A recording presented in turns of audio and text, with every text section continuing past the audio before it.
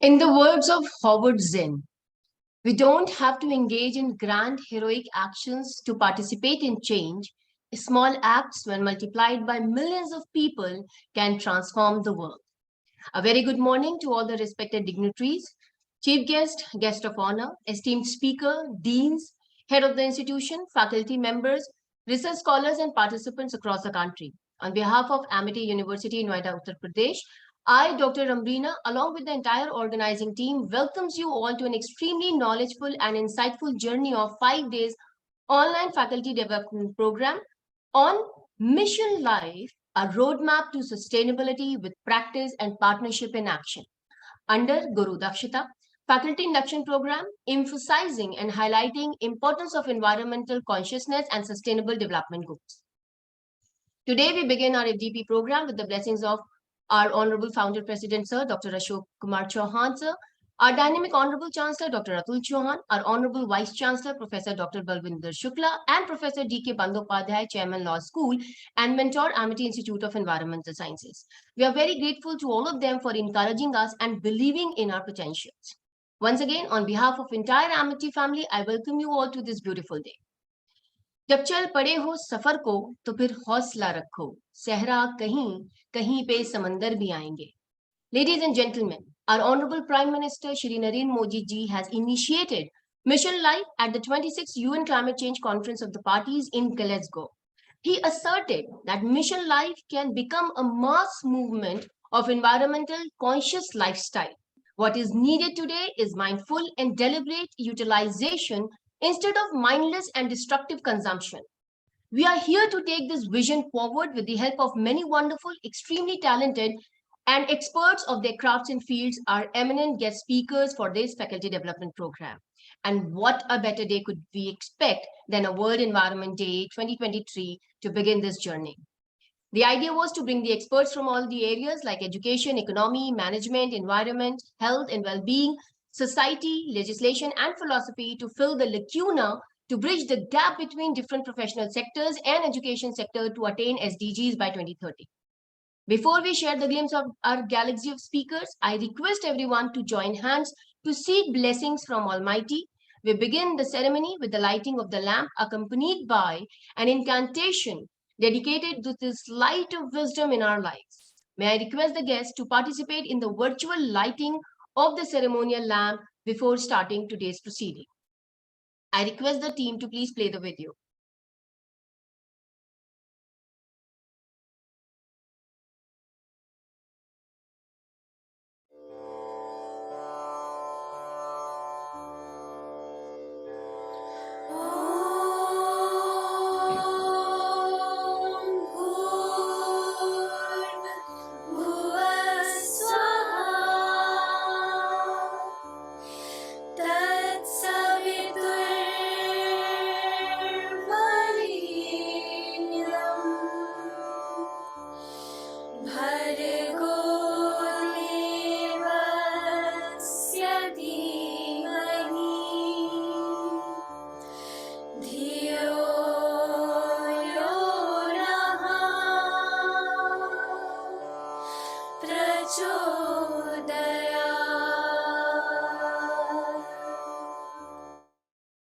Thank you so much. Thank you, sir. Thank you, ma'am.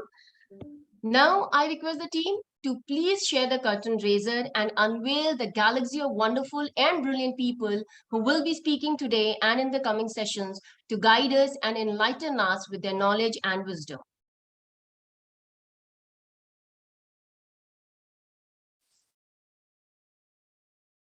Can we have the curtain raiser, please?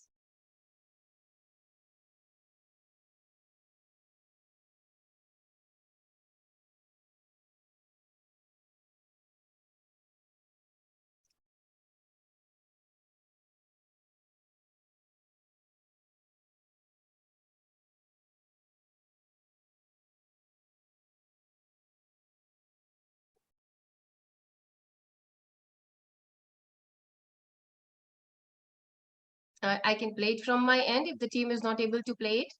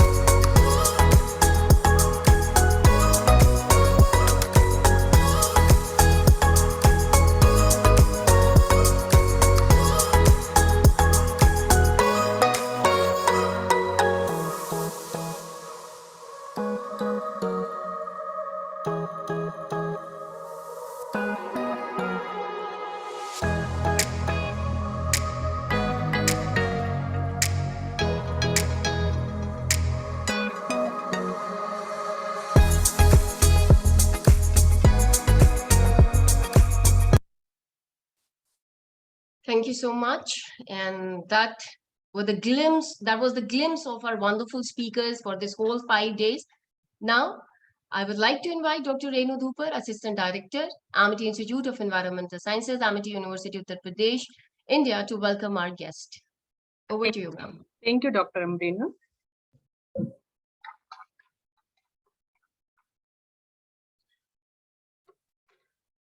Honorable Founder President Sir, Chancellor Sir, respected Vice Chancellor Madam, and respected Chief Guest, distinguished guest of honors, esteemed speakers and participants. Very good morning and namaskar to all of one present here, and happy Environment Day.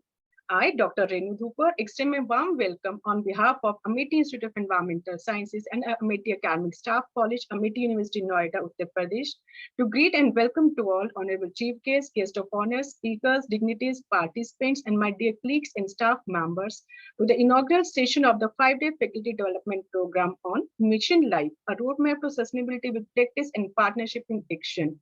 It is with great pleasure and excitement that I today stand before you as we embark on this transformative journey towards a sustainable future. Thank you all for taking out time and being present at this important event. Sustainability has become an urgent global imperative, necessitating our collective efforts and commitment. And as we witness the repercussions of the climate change, resource depletion, and social inequality, it is imperative that we as educators take the lead in equipping our students with the knowledge and skills to address these challenges head on. Our role extends beyond the classroom. We are entrusted with the responsibilities to create the importance of environment in our students and a deep sense of environmental stewardship, social responsibility, and economic consciousness. And to create this awareness among the youth, Amity Institute of Environmental Science and Amity Academic Staff College planned this 5-day faculty development program started from 5th June to 9 June 2023. First and foremost, I extend my deepest gratitude to our Honorable Founder President Sir, whose vision and foresight have laid the foundation for this transformative program. Your unwavering commitment to education and sustainability has inspired us all, and we are privileged to have your guidance and support in this endeavor. And today we are able to conduct this 5-day faculty development program only because of his constant moral support, blessing, and strength. He is a guiding force for us. I would like to welcome our Honorable Chancellor, Sir, and we are immensely grateful for his guidance and support, which have paved the way for initiatives like this faculty development program. And it is vision and leadership that has placed Amity University among the top universities in the world. I would like also to welcome my heartfelt gratitude to our respected Vice Chancellor, ma'am, for gracing this occasion with her presence.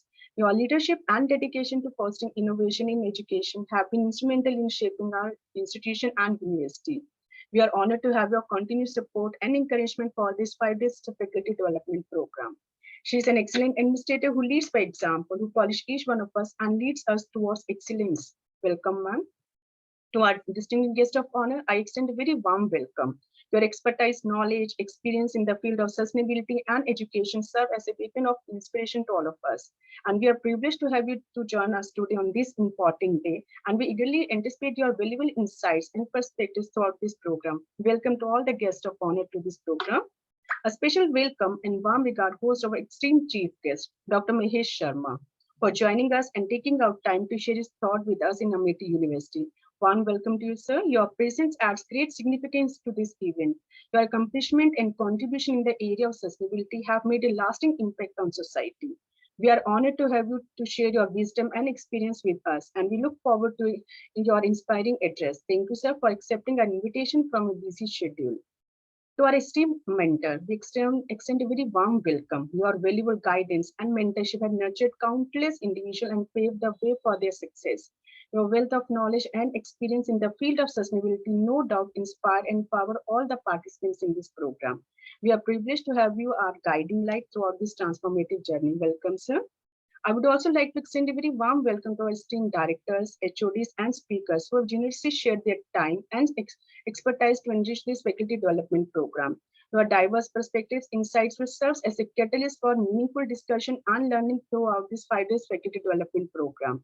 And we are grateful for your presence and eagerly await for your sessions. Last but not at least, a warm and heartfelt welcome to all the participants. Each one of you plays a very crucial role in making this program a big success.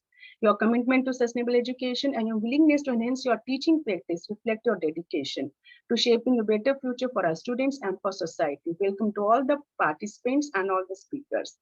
On behalf of the organizing committee, I extend a very heartfelt appreciation to everyone who has contributed to making this event possible, including the dedicated team members, sponsors, and volunteers. Without your tireless efforts and support, this program would not have been possible. In conclusion, I'm confident that this faculty development program will empower you to become agents of change, promoting sustainability within your institution and inspiring the next generation of responsible global citizens. Together, let us embark on this journey of sustainability guided by practice and partnership to create a roadmap for a better and more sustainable future. Thank you, and I wish you all a very fruitful experience throughout this faculty development program. Dhanyavad. Over to Dr. Marina Sadar Khan. Thank you, ma'am, for indeed a very warm welcome to extended to our chief guest, guest of honor, and the eminent speakers and all the participants across the country. Now, moving ahead, I would like to invite Dr. S.P. Singh, sir, Head of Natural Resource and Environmental Science Domain, Director, Amity School of Natural Resources and Sustainable Development, and Amity Institute of Geoinformatics and Remote Sensing for the opening remarks. S.P. Singh, sir, over to you. Thank you very much, Dr. Amrina, to give an opportunity for the opening remarks. At the outset, I would like to congratulate all the faculty of environment science who has very keenly and promptly taking this is very important program, and that program is going to be started on the day of Environment Day of 5th June, which is very, very important for all of us. And these faculty development programs, I was going through your detailed programs. It is very much unique and very much different whatever you have done in the past. Number one, how it is different from that you have taken various themes. Earlier, we used to make themes by the different department of the Amity University, but this is very heartening to know that this time you are doing with collaboration with different organizations from the country, like this Indian Pollution Control Association, New Delhi, and the others is Environmental Consumer Protection Foundation, India, and others. By doing so, I hope there will be a more enrichment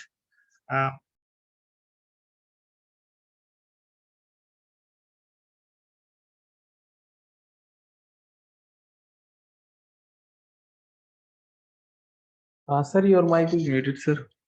Please unmute, sir. Sorry. So let me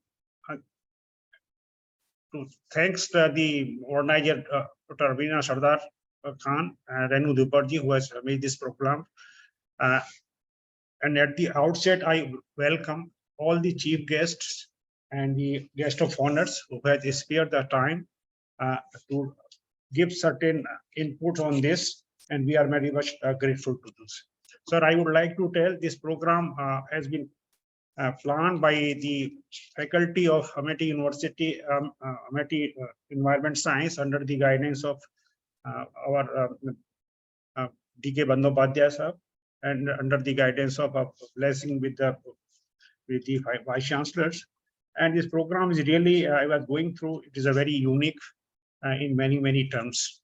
And the most important part that this program this time is being organized by the collaboration of various different organizations of the country, like this Indian Pollution Control Association, New Delhi, and the Environmental and Consumer Protection Foundation, India, and many others. I'm sure the diversity of resource person which has been selected for these programs are very much outstanding, and they are giving their deliberation on different topics. And I believe by their deliberations, the faculty and the participants may be able to gather new innovations related to the sustainability with practice and partnership in actions. Sustainability has become a very important task and very difficult to achieve it. This is really is easy to say a sustainability, but how we achieve the sustainability is a very difficult task. But it is not impossible to do that. But this only requires innovations, latest technology, and the understanding of this. The programs like this certainly will provide good interaction and good information to the faculty. They can update their knowledge, and they also try to innovate in the future programs. I'm very much grateful to all the guest of honors, Dr. P.K. Rajput sir, Dr. Anishul Rahman sir, and Dr. Deepak Ramesh God sir, that they have spared their time to come this faculty development programs. Through the deliberation of our guest honors and all that, possibly we may able to get more that how we can improve in future more faculty development programs. The NREC domain very regularly is organizing the faculty development program, and we understand the environment is very, very important as a subjects, not only the NRES or entire all the department of the MIT University, and all the faculty, maybe in the engineering department, maybe a design, should have a fundamental knowledge of the environment, and they develop kind of feeling among the students that they should take a priority whenever they are going to develop any kind of innovations. They should see whether they are not harming our environment, or whatever program they are doing, it should be a sustainable basis. So therefore, such type of programs will certainly imbibe the feeling among all the students, faculty, that when we are doing anything, we should not harm our environment. And I'm very glad that this program is being started today with Environment Day, for which in the entire country a lot of awareness program on Environment Day is happening.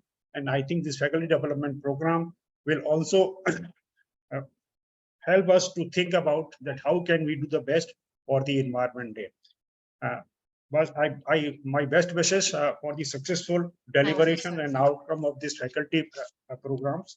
With these words, thank you very much again to all of you. Thank you very much. Thank you so much, sir, for your opening remarks and for appreciating our efforts. The idea is to bring the people from the different sectors and domains so that they can share their knowledge and wisdom and help us to develop this roadmap for sustainability with practice and partnership in action. Thank you so much. Moving on. I now humbly request and invite our Vice Chancellor, Ma'am, Professor Dr. Balwinder Shukla, Vice Chancellor, Amity University, Uttar Pradesh, India, to address the gathering. Ladies and gentlemen, Professor Dr. Balwinder Shukla is a PhD from Queen's University, United Kingdom. She has over 3 decades of rich scholarly experience in industry and academia. Dr. Shukla is Professor of Entrepreneurship, Leadership and IT and the Vice Chancellor of Amity University, Uttar Pradesh. She has been one of the key team members, spearheading and instrumental in the exponential growth of Amity Group engaged in higher education. Ma'am, who has been our guiding light and a source of continuous inspiration, is an excellent administrator who leads by example. A moment with her is a moment of getting inspired, getting motivated, and getting thrilled by her untiring enthusiasm and dedication towards the betterment of university and society. She is a goldsmith who polishes each one of us and leads us towards excellence. Ladies and gentlemen, she is an epitome of love, passion, and compassion. And now, with all due respect, I request ma'am to say a few words to the audience.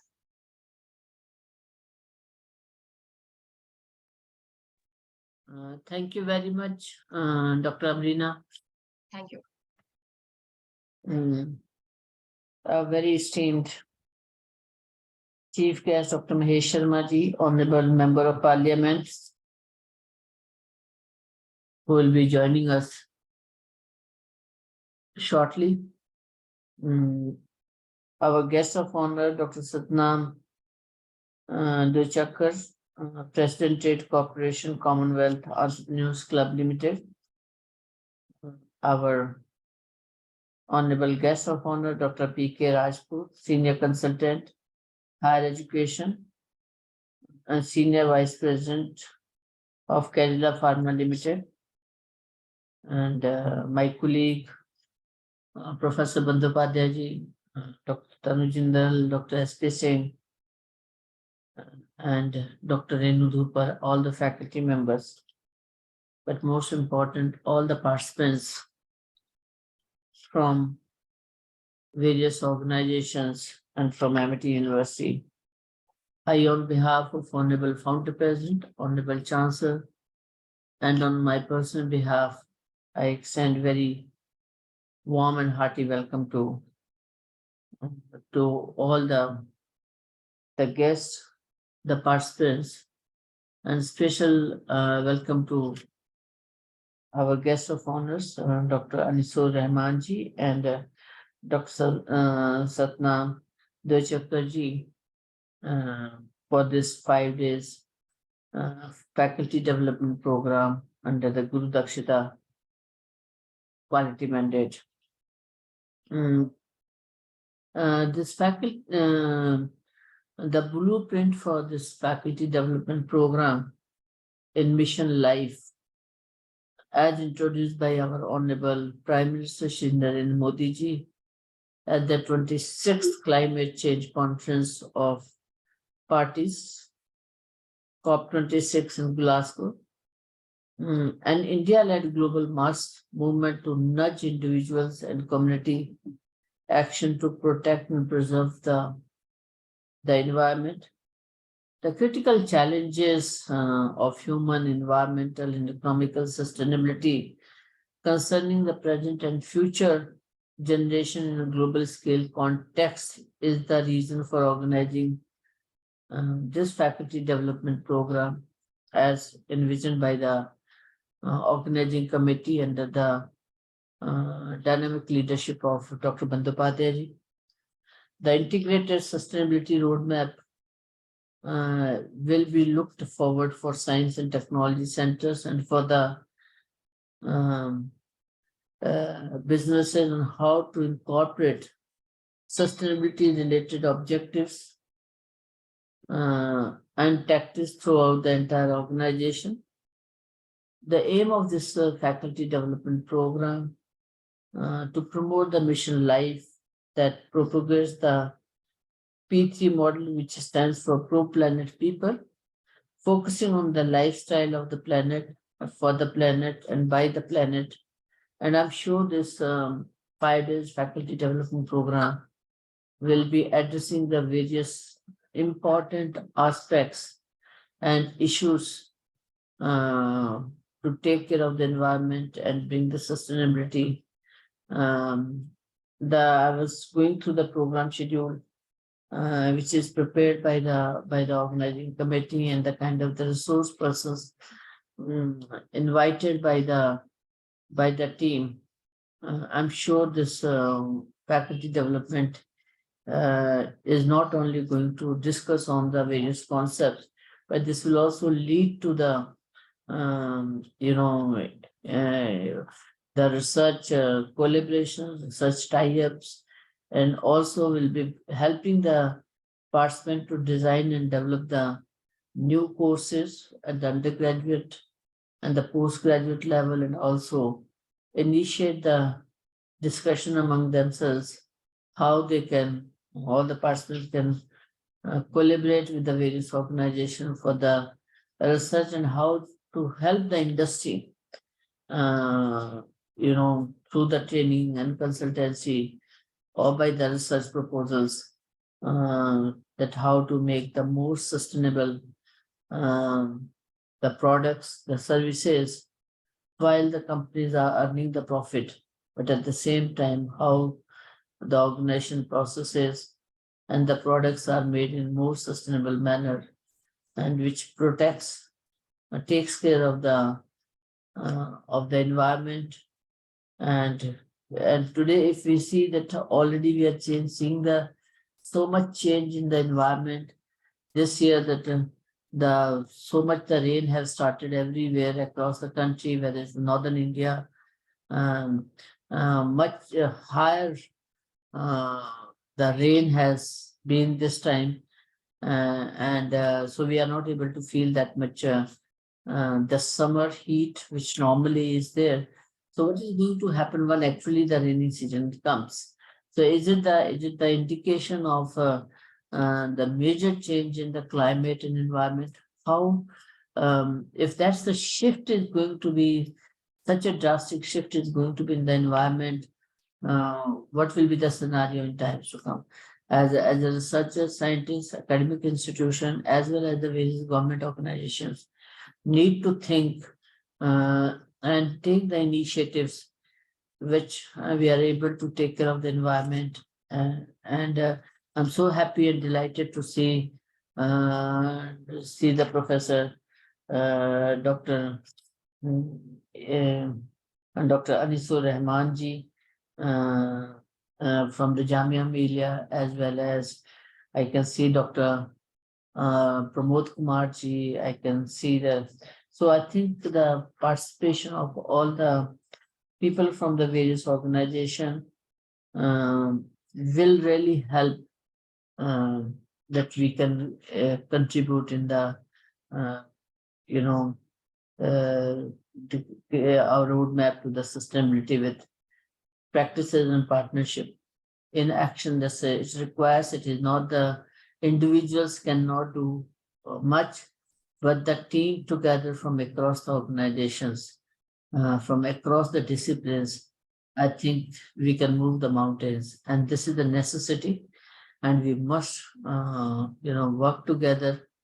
And as it's always, the research has to be for the benefit of the society. Research has to be for the benefit of the industry. Research has to be for benefit of the in the nation building. But this is the one area which requires, for the whole world, not only for one nation, but for whole world. And therefore, we need to see that how we can collaborate, not within the country, but the outside of the country. And we have the cross-border research. And therefore, the faculty development becomes extremely important. And doing at this moment in the month of June, it gives sufficient time to us to design and develop the new course also, which can be introduced from the next academic year under the NEP 2020. And as per the UGC quality mandate, environmental sustainability is very, very important. So therefore, this course can also be offered as a minor to all the students of undergraduate and the postgraduate level.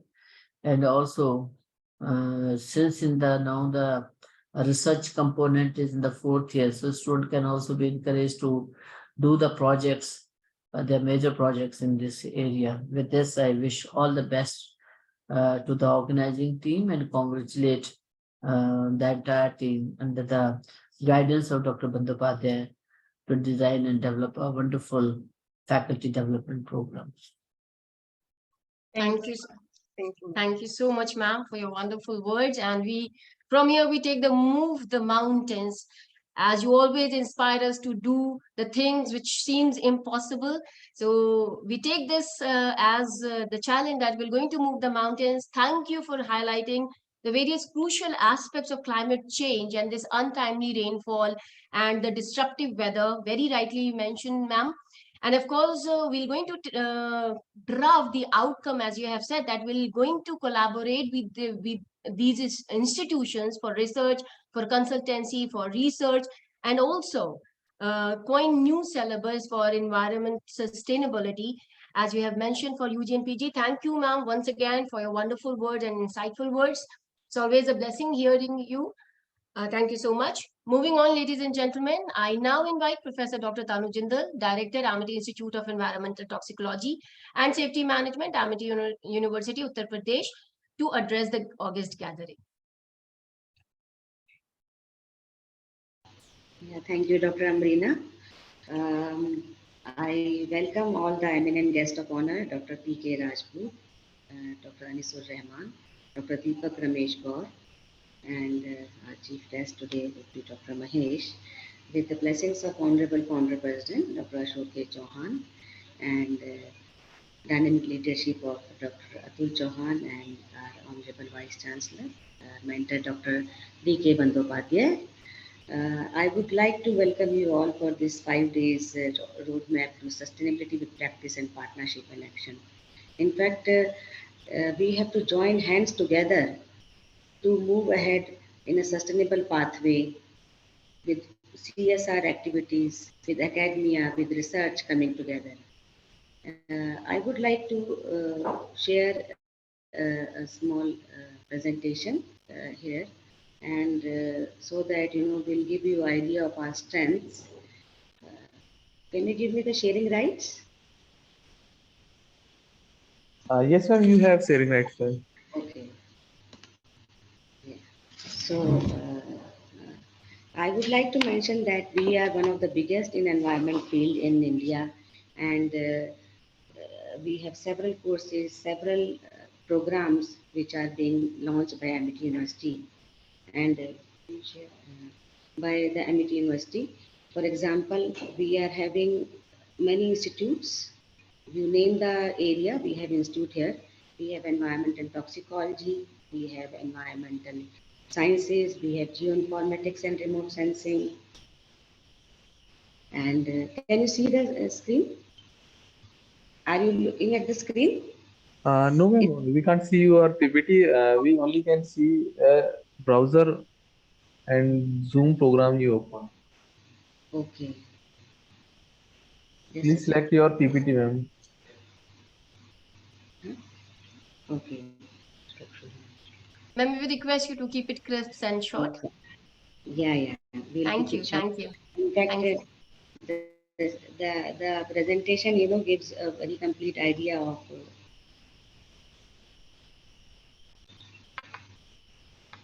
It gives a very good idea. Can you see this now? No, ma'am. Please share your screen, ma'am. Okay. So, as I said, Amity University has several departments.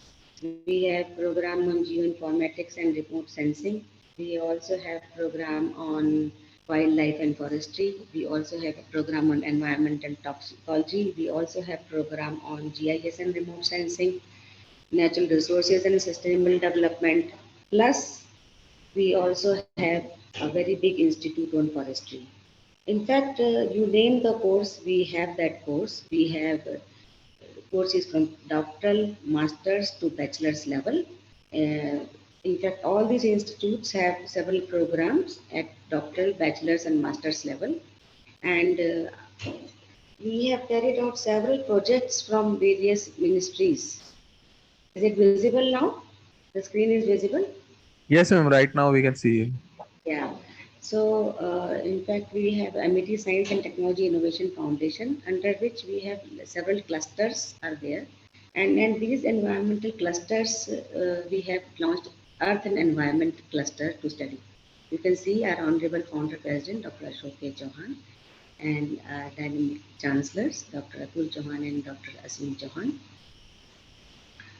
So in this cluster, we have the scope of studies in environmental pollution, climate change, ecosystem, agriculture, public health. And this cluster works in all the MD 18 campuses, and we handpick the faculty for doing research in the leading areas of sustainability, forestry, wildlife, and social sciences. So this has several groups where faculty are working day and night to do research in the areas of their expertise. As you said, partnership and practices. So this is the example of partnership and practices in different clusters, form of different Amity campuses. We also have CSIR collaborations with the zonal centers in CSIR and at Amity University, and we have handpicked the faculty from different campuses wherein they are working in their expertise area of launching projects and research together.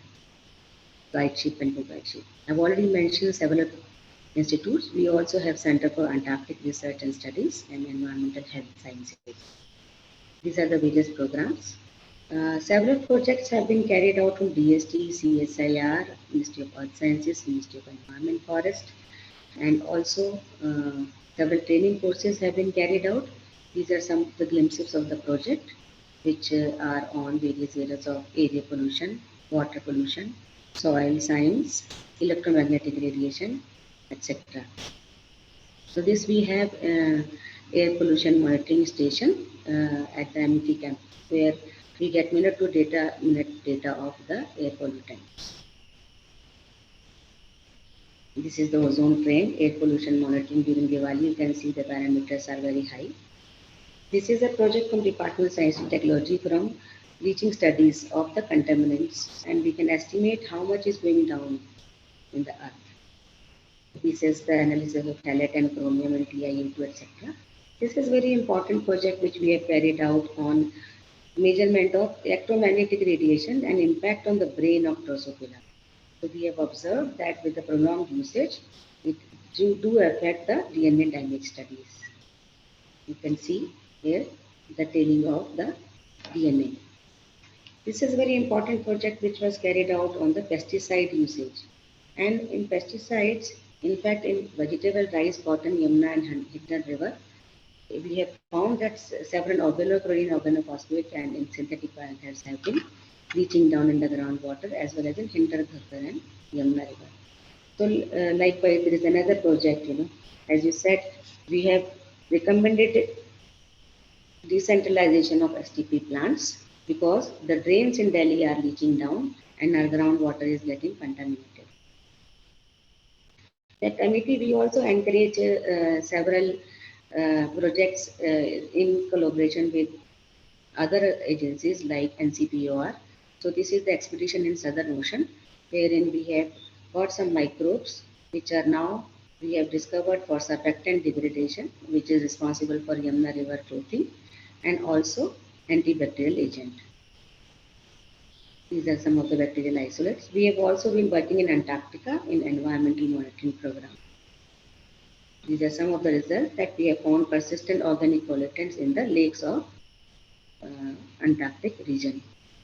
And in fact, we also keep doing large number of workshop seminars with the help of funding agencies, Ministry of Earth Sciences, and also many corporate agencies come together as if in this funding, as in this FDP program, we have various collaborators, so they also contribute to awareness programs.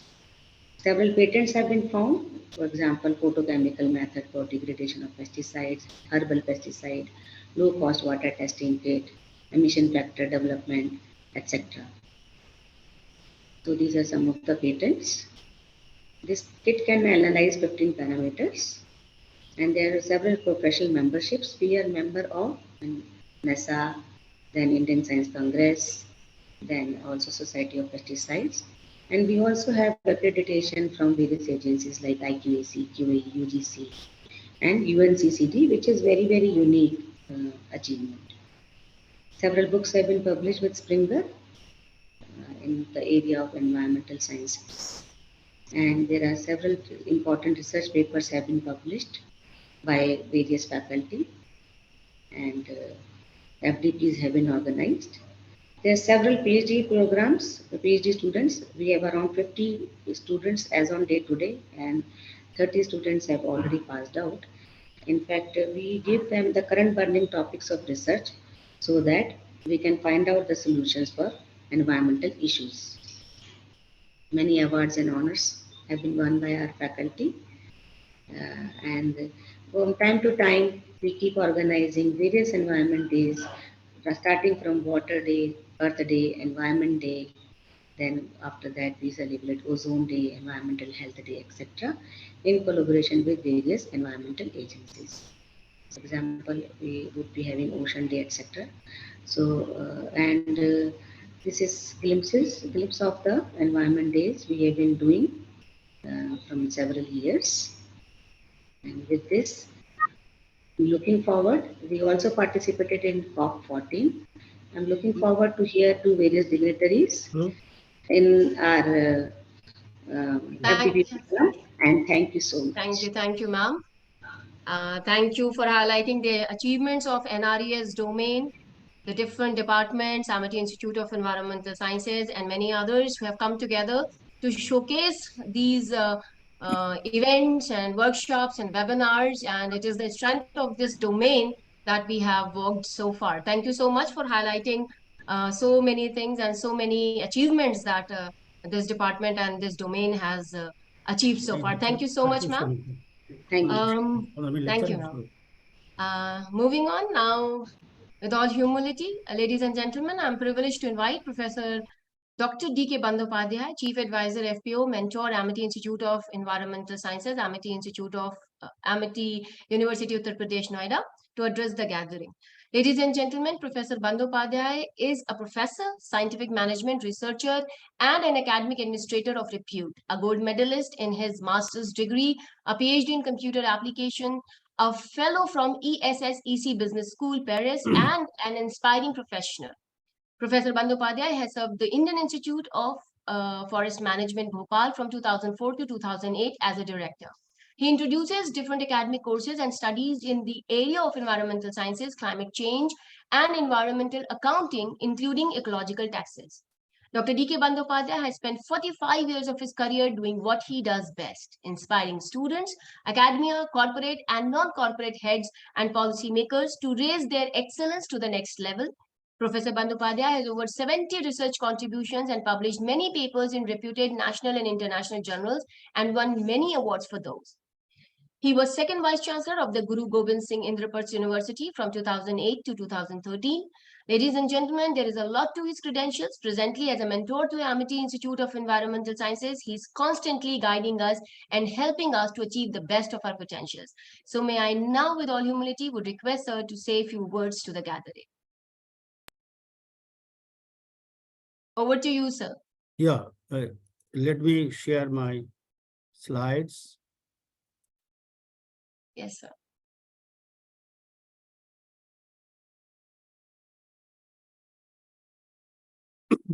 So at the outset, I welcome our honorable chief guest, Dr. Moez Sharmaji, who will be joining a bit late.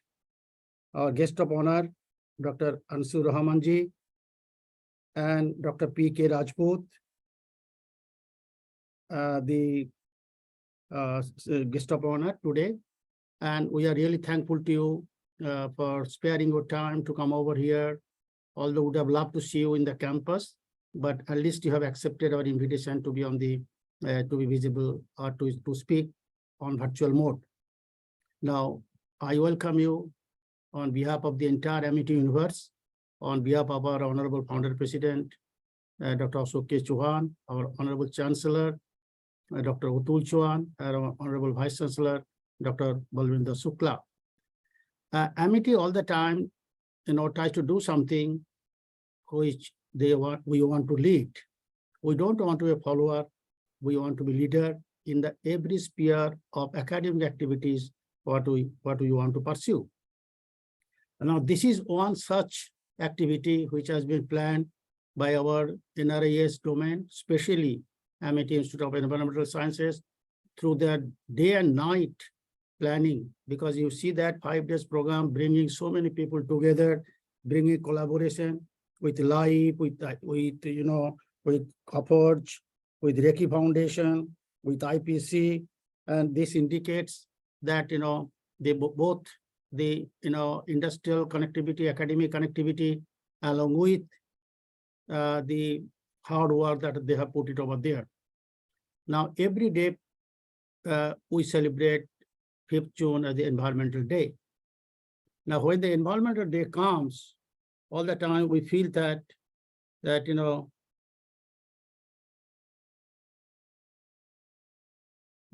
what is that? The status of environment today, what used to be status of environment yesterday? Has it improved? Has it just degraded? Or what is the thing that we should do it? So through this program, 5 days program, under the Guru DAKSHATA, under the quality mandate of UGC. So we wanted to kill many birds by one stone. We wanted to celebrate Environmental Day. We wanted to have this, Guru DAKSHATA with the 5 days faculty development program. We also wanted to bring so many people together to actually fulfill the requirement for the Sustainable Development Goal has prescribed to us. Now, Amity all the time thinks about that what is that environment when it comes to our mind. All the time we think that it's air, water, soil, plant, animal life. And it is a manifestation of our, also it is the manifestation of our emotions. This type of, deliberations gives us, two opportunity to heal the environment. One opportunity is that physically by what we do, and then emotionally who we are, how do we make ourselves peaceful, happy, contented, caring, and compassionate. These two important dimensions essentially will help us in healing the planet and subsequently to fulfill the Sustainable Development Goal. Now, Amity as a principle, they all the time talk about value education. This is the value, that what is that we can do, what we will do, and what is that what we are, who we are. And this actually gets percolated from the top and it goes down to the students level, that we are to not only, do the work for the nation building, but also integrate and transcultural quality education and to be the global front runner in value education. And this is the value we want to inculcate it in the mind of the student, that be a giver than the taker. And this Environment Day celebration, 100% actually amplify this concept of the value education that Amity Group is propagating. Now, our Honorable Chancellor also tells that we want to produce good individual who understand, with understanding and regard for human values, pride in their heritage and culture. So our heritage all the time was in terms of protecting the environment, but possibly in the milieu, we have lost somewhere. Now, Amity University, we remember it, and all the occasions, whenever we talk about environment, this value-based education, all the time, we actually, remind to all our stakeholders that it is that what we can give rather than what we can take from the mother planet. Now, if we just look at these 4 dimensions, the people dimensions, now we have to be determined, and gradually I try to come towards the Sustainable Development Goal. We have to be determined to end poverty and hunger in all their forms and dimensions, and to ensure that all human beings can fulfill their potential in dignity and equality and in healthy environment. And now this is most important thing when you consider the people dimension. If we cannot take the people dimensions totally, if we cannot fulfill their minimum basic requirement of the food, cloth, and shelter, then what sort of giving will be providing to our fellow citizens or fellow people, or of the whole planet? Now, if we talk about planet cannot be just a silent spectator. Planet has also its own emotions, its own values. So we have to be determined to protect the planet from degradation, including through sustainable consumption and production, sustainably managing its natural resources, and taking urgent action on climate change so that it can support the needs of the present and the future of this planet. Now, prosperity. We are not only talking about people and the planet, but we are also talking about prosperity. We are determined to ensure that all human beings can enjoy prosperous and fulfilling lives, and that economic, social, and technological progress occurs in harmony with nature. So we are not talking about create the technology which is going to be a bane, not a boon, which is going to destroy, like Neil Bohr, when his invention created the hydrogen bomb and destroyed the Hiroshima. He mentioned that, oh, what a great mistake that I committed. And Einstein also spoke in that same direction. So we like to have the technological progress which are going to create the prosperity among the people. Now, peace. We are determined to foster peaceful, just, and inclusive societies which are free from fear and violence. There can be no sustainable development without peace, and no peace without sustainable development. This is the most important dimension, that if there is no peace, forget about sustainable development. If no peace and without peace, no development can take place. So this peace, 5 P's, when we are talking about And another piece they have added this partnership. We are determined to mobilize the means required to implement this agenda through a revitalized global partnership for sustainable development based on a spirit of strength and global solidarity, focused in particular on the needs of the poorest and the most vulnerable. And this is the essence of development of the Sustainable Development Goal. These 6 Ps, when you talk about this, the 6 Ps, interestingly, very, very, very interesting that we can see what a great value that has been propagated over there. That, we talk about people, we talk about planet, we talk about prosperity, we talk about peace, we talk about partnership. These 6 Ps actually has made us or has made the world in terms of formulating the Sustainable Development Goal. And this encompasses, if you just look at 6, 7, 12, 13, and these are all talked about sustainable consumption and production, access to affordable, reliable, sustainable, modern energy for all. And this actually the way forward that has been given to us. And most important thing is 14 and 15, protect, restore, and promote sustainable use of terrestrial ecosystem, sustainable manage forests, combat desertification, and halt and reverse land degradation and halt biodiversity loss. Now the question is coming, what should be the way forward? And it is easy to say that we should do it, we must do it, we have to do it. Then there has to be some framework that has to be provided. Now, I have tried to give the 5 capital model, which is a very well-known economic model that has been worked out. And we have to do lots of research in those directions. As it's a faculty development program, I thought that I'll be presenting it with my thoughts that, by speaking something to achieve the sustainable goal does not work. We have to have a framework. This framework, which has been not mine for framework, it has been proposed by the UNDP itself, and then at least it gives us some directions. So the vision is developed by considering what an organization needs to do in order to maximize the value of each capital. 5 capitals, so what the organization must do to maximize the value of each capital.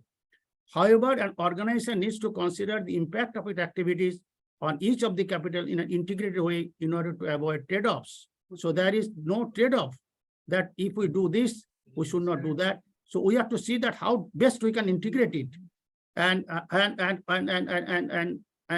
measure the impact. Using this model in this way for decision making can lead to more sustainable outcomes. Now, natural capital, all of us know that also sometimes referred as environmental or ecological capital, is the natural resources and processes need organization to produce the products and deliver the services. Now, this includes things that absorbs, utilize, and recycle waste. That's forest, oceans. There are resources, some of which are renewable, timber, grain, fish, water. Then whilst others are not, like fossil fuels.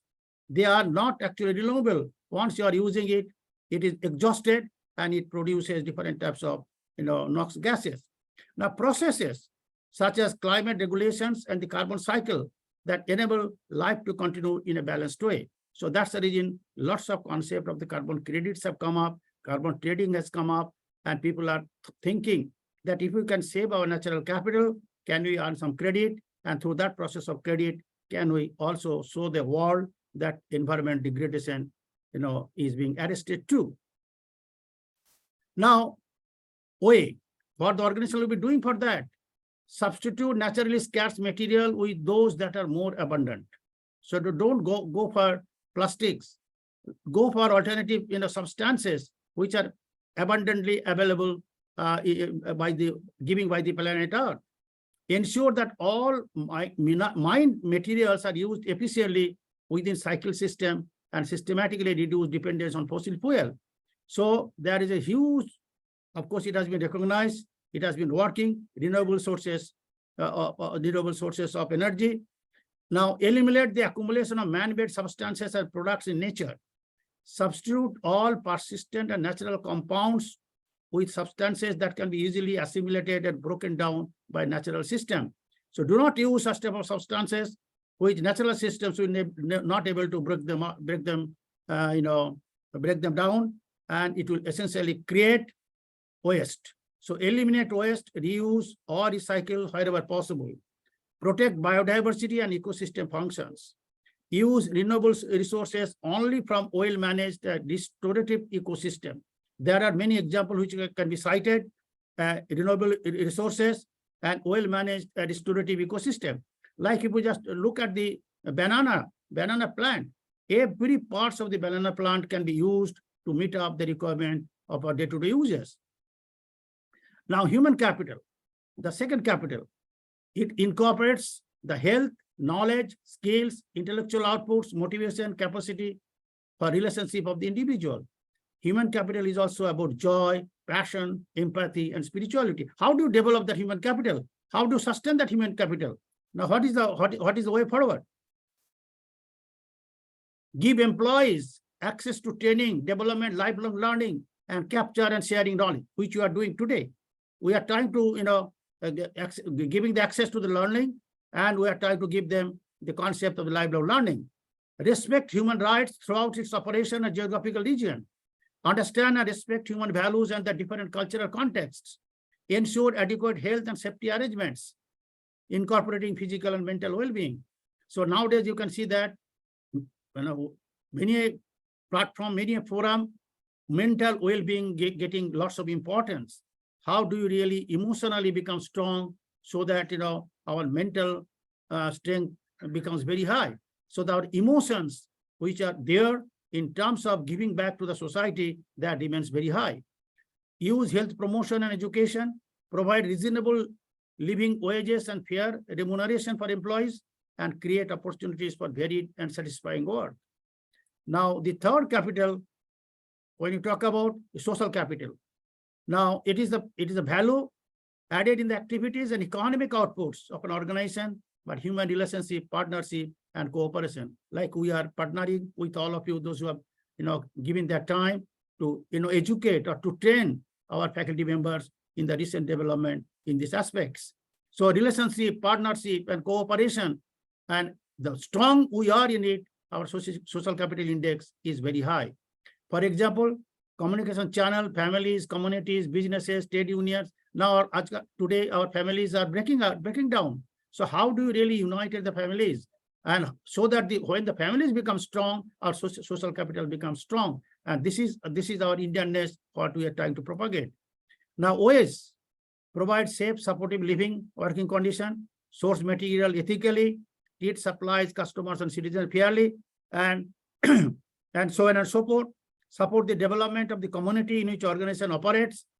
Like say in Amity University, every student they go to the community, and we have a program known as Community Outreach Program. They work with them, work with the guidance of an NGO to understand the problem and try to see based on their skill and knowledge whether their problem can be solved or not. So support the development of the community. Now contribute to open, transparent, and fair governance system. This is actually being talked about in greater way, but there is lots of opportunity in terms of working on it. Now manufacture capital. All said and done, whatever goods we are consuming, they are manufactured. Now, how do you really maintain the manufacture capital? Now, is a goods infrastructure owned instead of controlled by an organization that contribute to the production or service? Now, the main components include building, infrastructure, transport networks, communication, waste disposal system, and technology. So what the way organization can enhance the manufacturing capital? Using infrastructure, technology, and processes in a way that uses resources efficiently. So today we're talking about green buildings. Now, how do you really, because they say 34% of the pollution that comes only while constructing the buildings. Now, how do we use the different types of technology and processes to reduce or enhance our manufacturing capital? So modular manufacturing system, they are all already in place. Product to service shifts. For example, leasing products on a continual service contract rather than a sell and forget approach. Sell and forget, we just sell the product and we forget about. And we do not talk about that after the use of the product, can we take it back? Can we use it? So these concepts are coming up gradually, but there is lots of trust that we need to give for doing that. Zero waste and zero emission production system, industrial. So lots of researches are there. How do you really create zero waste? zero waste material, zero emissions production system. So if not zero, at least to try to reach to that minimal level. Industrial ecology. So industrial ecology is one of the important factors that are coming up on organization waste streams are another resources. So if the waste of one organization can be used at the input of the another organization, so that it is again getting recycled, improvements in product systems, sustainable construction technique, what I mentioned over there. Now, financial capital, and this financial capital like share, bonds, notes, and coin, it reflects the productive power of the other types of capital. If there is no finance, the other capital cannot work. So that's the reason when we are talking about the net emissions should be zero by 2030. Now shifted, goalpost shifted to 50. India is talking about 70. Now there is lots of researches are going on, researches are required to be done. Lots of infrastructure needs to be created. The money is needed. So that's the reason they say the developed countries must provide the fund to the developing country so that that developing country can invest that finance for the purpose of meeting up and enhancing those five capital. Now, this I already mentioned over here. Now, this is my views. I expressed it. I have tried to give a framework on sustainable management of the theme of this today's FDP roadmap on sustainability with practice and partnership. So this is one of the model that I this is not my model. This I picked up, and then I thought that let me share it too. Thank you very much. Thank you so much, sir. Indeed, it's always a pleasure listening to you. Your insightful words give us the way forward. And as you have mentioned that, of course, these 17 SDGs that are structured around the 5 pillars of the 2030 agenda: people, planet, prosperity, peace, and partnership. So you have well highlighted these 5 Ps and how these SDGs are intertwined framework instead of a group of solo goals. Thank you for that wonderful address, sir. And of course, this whole agenda of this FDP is that to bring the balance between these 5 Ps and support the progress of one another, fighting poverty, protecting planet, removing inequalities, bringing peace, and developing partnership. Thank you so much, sir. Thank you for your wonderful address. Thank you, Abrina. Thank you very much. Thank you, sir. Thank you. Ladies and gentlemen, moving on. Our first guest of honor for today, Dr. P.K. Rajput, Senior Consultant, Higher Education, Ahmedabad, Gujarat, India. Senior Vice President, Former Sales and Marketing, Kerala Pharma Limited, Ahmedabad, Gujarat, India. Ladies and gentlemen, I'm so privileged to invite sir. His MBA, PhD, FAST, FACT, MLESM, author with 12 honorary doctorate in various segments, and is a professor of practice. He has recently taken up this responsibility of professor of practice in a couple of institutions to bridge gap between industry and academia. He had very successfully handled the domestic business and international business of Kerala Pharmaceuticals, an Indian multinational leading pharmaceutical company in Ahmedabad, as Senior Vice President and Vertical Head based in Ahmedabad. He is a global speaker, international life coach, mentor, corporate trainer, educator, thought leader, author, change maker, chief guest, guest of honor, keynote speaker, moderator, and active panelist on numerous national and international forums and events. He had a rich experience of more than 40 plus years in the pharmaceutical and healthcare industry in sales and marketing, with great passion of education, a blend of business, building added with the strength of education based on skills and knowledge. A great passion with a motto is to give back to society as sharing is caring, through various ways to enhance learning, unlearning, and relearning, while enhancing the skill blend with the technological requirements, which is being filled with humanity, humility, and compassion as well. He strongly believes that till the breath is, learning is, which will always be shared to one and all to build a better humankind, to make nations shine. I now request Sir to address the gathering, but before that, we would like to felicitate Sir with a Tulsi sapling, a bond of friendship, growth, prosperity. Here myself is presenting a virtual Tulsi sapling to Sir. Sir, please accept this honor from us. Thank you so much. Thank you so much. Thank you so much. Over to you, sir. Thank you so much. Happy Environment Day. The Thank environment is where we all meet, where we all have a mutual interest. It is the one thing all of us share. Good morning. Assalamu alaikum to all my brothers and sisters, Mohammedan brothers and sisters, Muslim brothers and sisters. Jai Hind to all my army officers. Jai Hind, sir. Jai Hind, sir. Respected chief guest, who is about to come now, Dr. Mahesh Sharma, I'm very eager to listen him. Honorable Founder President, respected Chancellor Sir, respected SP Singh Sir, Vice Chancellor Dr. Shukla Ma'am, Professor Tarun Jindal Ma'am, Professor Bandyopadhyay Sir, the guest of honor who I can see, Professor Rahman Sir, the Director of Jamia Islamia, Dr. Deepak Sir, Founder and Chairman of Free Man and Mentor, Amity Institute of Environmental Sciences, AUUP, organizing Amity Academic Staff College and Amity Institute of Environmental Sciences, all the eminent speaker for 5 days, and all the wonderful participants across the nation, including Shri Rakesh Agarwal ji, who has introduced to me on this fabulous meeting. It's my great honor and pleasure to be invited as one of the contributors of this online August gathering of 5 days on the faculty development program, which we know about it, Mission Life, a roadmap to sustainability with practice and partnership in action. Definitely, the aim of this FDP of 5 days is to promote, which I was listening with all the chancellors, professors and all, the mission life that guides us on focusing on the lifestyle of the planet, for the planet and by the planet, which is well known as P3 model, to have a robust roadmap, including just now Professor Bandyopadhyay said about the 5 Ps, which is very well included in that how SDG 17 and this 5 P is going to take care.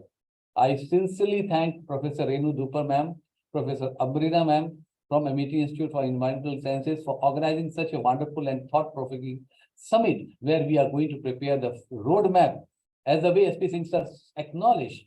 I too echo on this word to see that the great and the leading organization like IIT Roorkee, Terry University, the Environmental and Consumer Protection Foundation India, and Indian Pollution Control Association are taking up the great initiative that contributes to the nation as a great capacity building project while focusing and integrating environmental, social, human, and economical goals for the sustainable lifestyles and policies. As we are aware, that Mission Life was launched in India by respected Prime Minister with the support of the Union Ministry of Environment, Forest and Climate Change, and Niti Aayog based on the lifestyle environment movement. And we are also aware that these wonderful actions on the Mission Life are listed under 7 categories: energy saving, water saving, reduced use of single-use plastic, sustainable food system, waste reduction, adopting a healthy lifestyle, and e-waste handling. And the movement aims to promote eco-friendly practices among the individual and the communities across that create the demand for the sustainable product and services and enable the market to respond to the demand. Seeing the dire need of the environment, because today we are celebrating, everywhere we are talking about it, but it is not a one-day celebration. It has to be 365 days in a year. Today, there is a real serious call of the hour for all of us to come together, unite together, and take this lifestyle of environment forward as a campaign. That's why this 5 days extensive summit is being organized by Amity Group while preparing a roadmap to the sustainability by integrating the principles of sustainable development goals, because 2030, it is just 7 years ahead for us. So we have to work on it, and while thinking that NEP 2020 in the mind, and thus moving the mountain as our respected Professor Sharma ma'am's vision is, and what she is doing it also, and today we are going to see, and in the coming 5 days, the roadmap will be ready further ahead. This could involve developing the various strategies where most of the different speakers on the different streams they are coming, they are going to speak on that, they are going to show the vision, mission, they are saying that what MIT groups of the institution, they are doing it to reduce the carbon emissions, adopt renewable energy, promote sustainable lifestyle, and encourage the sustainable consumption and the production practices. Additionally, Mission Life will collaborate with the other organizations, which we are doing it also. And today the 5 organizations are there. Government stakeholders will be there to help and support. And thus it is going to be overall aligning the Mission Life with a roadmap to sustainability, which require making a sustainable core part of this mission. Definitely, I'm sure, and we all are sure, this can become a mass movement towards an environmentally conscious lifestyle, because 5 days, so many people, so many eminent speakers, distinguished speakers are going to speak, and the people are going to listen. It is going to change the entire thinking process and also going to build the process. It is true, as per Professor Bandyopadhyay again, that Amity leads. Yes, I too agree with it, and will be leading in the coming time with this epoch meeting of the 5 days, which Professor Amrina, you have arranged along with all the eminent personalities. I personally wish a great success at this summit, and are pretty sure that these 5 days of the value-added conference with a clarion call on the mission life, whose deliberation and action points will definitely translate the vision of life into a measurable impact, evaluate and understand the status and the future potential of our great country, India, based on SDG 17 and best practices. We all will be able to create the true value across 5 stages of sustainability integration, with the objective to mobilize at least 1 billion Indians, because we have a big population, and other global citizens as well, to take individual and the collective action for protecting and conserving the environment by the coming time. Last but not the least, for the sustainability is not just a destination. It is a journey that requires consistent action, progression, collaboration, and the partnership among all the stakeholders. So let us commit, and today in the 5 days, we all are going to commit to practice the sustainable habit today for a better tomorrow. And we are going to propagate it as well and work together to build a brighter and a more resilient future. With this, once again, I thank all the illustrious personalities, organizers, and Amity University for inviting me on such an important mission, which has been led by our respected Prime Minister, and Amity is really leading across the nation, across the world. Thank you so much. Jai Hind, Jai Bharat. Thank you, sir. Thank you. Jai Hind, Jai Bharat, sir. And all these efforts are to make Bharat a wonderful country for all of us. Thank you so much for that wonderful, insightful deliberation, and for highlighting the importance of mission lifestyle, how it is important to change the mindset, to inculcate this mindset, not in academia industries, but also to the common people, and reach out to them, because then only that 5 Ps can be achieved. Thank you so much for highlighting this, for letting us know and understand that how the environment is related with the Indian culture and the living tradition, and how we were so inherently sustainable, and how this mission lifestyle would going to take us back to that sustainability. Thank you for letting us know the importance of conserving our precious natural resources and living in harmony with nature, and emphasizing on the the values and the morals that we have as Indians, and how these individual efforts that we are doing would take this as a channel towards sustainability and coming together into a global mass movement and a positive behavior change. Thank you so much, sir. And it's been a privilege for me also to part of this wonderful group, ECPFO, and knowing all of you, Rakesh, Aap, and everybody, Prashar sir, and every wonderful people that we have in this NGO. Thank you so much, sir. And now we will move to our Ji, sir, Ji, bilkul. Actually, he actually hit the nail. Yes, hit sir. the nail. And it's really, really, really highly appreciable. So it indicates the type of, abstract level of thinking or thought processes. Thank you, sir. Thank you very much, Pramod Kumar ji. Thank you. Sir, I'm blessed. Thank you so much, sir. Thank you so much. Thank you, sir. Once again. Ladies and gentlemen, our second guest of honor for today is Dr. Anisur Rahman, sir, Professor and Director, UGC Human Resource Development Center, Jamia Millia Islamia, New Delhi. Ladies and gentlemen, we are so fortunate to have Anisur Rahman, sir, with us today. He's currently Professor and Director, UGC Human Resource Development Center, Jamia Millia Islamia, New Delhi. He holds masters in 2 disciplines, economics from Aligarh Muslim University, as well as sociology, MPhil and PhD from JNU. Before he joined Jamia Millia Islamia in 1999, he worked at the Institute of Applied Manpower Research Planning Commission and Government of India.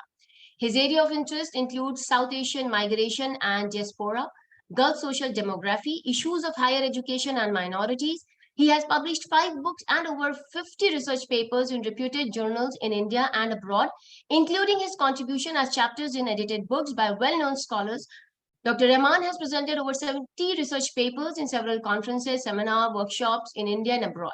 He has visited several countries like USA, UK, France, Germany, Netherlands, Sweden, Denmark, Hong Kong, Saudi Arabia, and UAE. He visited Paris, France under Indo-French Social Scientist Exchange Program thrice for research in 2010, 2013, and 2015. He has delivered over 100 invited talks at different institutions of higher learning in India and abroad. He is also a member of several academic committees, bodies, and editorial boards. So with all humility, sir, now I would request him to say a few words to the gathering, but as a tradition, before I invite him, we would like to felicitate you with the Tulsi sapling. So please accept the Tulsi sapling. Dr. Renu Dupar, Assistant Director, AMT Institute of Environmental Sciences, is presenting you a virtual sapling as the sign of prosperity, growth, and long-term relationship. So please accept. Thank you, Dr. Ambrina, for having given me this wonderful chance to become the part of this great event being organized by a great institution of higher learning, Amity University. So, Honorable Chief Guest of this function, Dr. Mahesh Sharma ji, respected Honorable Vice Chancellor, distinguished delegates, distinguished faculty members who are going to attend this wonderful program, 5-day wonderful program. So thank you so much indeed for having given this wonderful chance to share my thoughts, especially on the very important theme that is mission life, a roadmap to sustainability with action. So that is very, very important. I'm very happy to know that academic staff college is the part of the MIT University. As of now, I get to know that only 66 HRDC, which was called earlier academic staff college, were working under different university of higher learning in our own country, apart from Malviya Mission Center. So in all, 110 centers are working in our own country to impart the training to the faculty members who are working in different university and the colleges. And we know the status of higher education in our own country. Where do we stand and how we are going to catch up with the fast changing scenario of the world. So I'm very happy to know that Academic Staff College, MIT University is also organizing a variety of programs. One of the program is this one is relating to environment. So I think for the last 20 years, I have been dealing with the then Academic Staff College, which is now called UGC, Human Resource Development Center. So very soon we have got 25 courses which are going to address, which are going to be organized during this 2023 or 24. So thank you so much indeed for having provided this wonderful opportunity. So I'm going to share some of the very important concerns relating to environment. As we all know that many challenges are there. So it was rightly pointed out by Dr. Bandyopadhyay that he has discussed about 5 P's. That is very, very important. It's also an eye opener for all of us. So how we are going to work in this direction so that we create the sustainable kind of environment, sustainable kind of things at the global level, as we all know that about the Millennium Development Goals. So with the help of that Millennium Development, we achieved a lot. But again, there's a need to work in this direction. So now 17 goals are there, and these are all goals are interrelated to each other. So very important thing that has been given, the sustainable development, not only development, not rapid development or overpopulation. So here I would like to talk one thing which is very, very important, that is population. So how population is rising very rapidly. I think this population or growth of population is going to be, I think it is related to environmental concern. If we will be able to manage the population at the global level, at the national level, I think we are going to work and we are going to achieve some of the very important, I think, goals, and we are going to meet the goals of this all these 17 goals. So here it's very important that, as we all know, now we are going to touch about 8 billion population. Very soon, I think we have already achieved, we have already reached that target and that much. So how we are going to manage the population? So population, even in our own country, we know that we have replaced now China. So how we are going to manage our own population?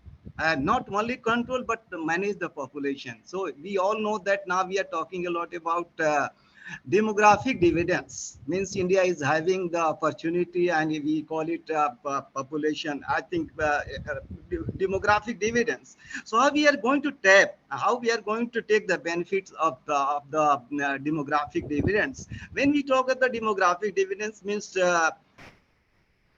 saying something. Yes.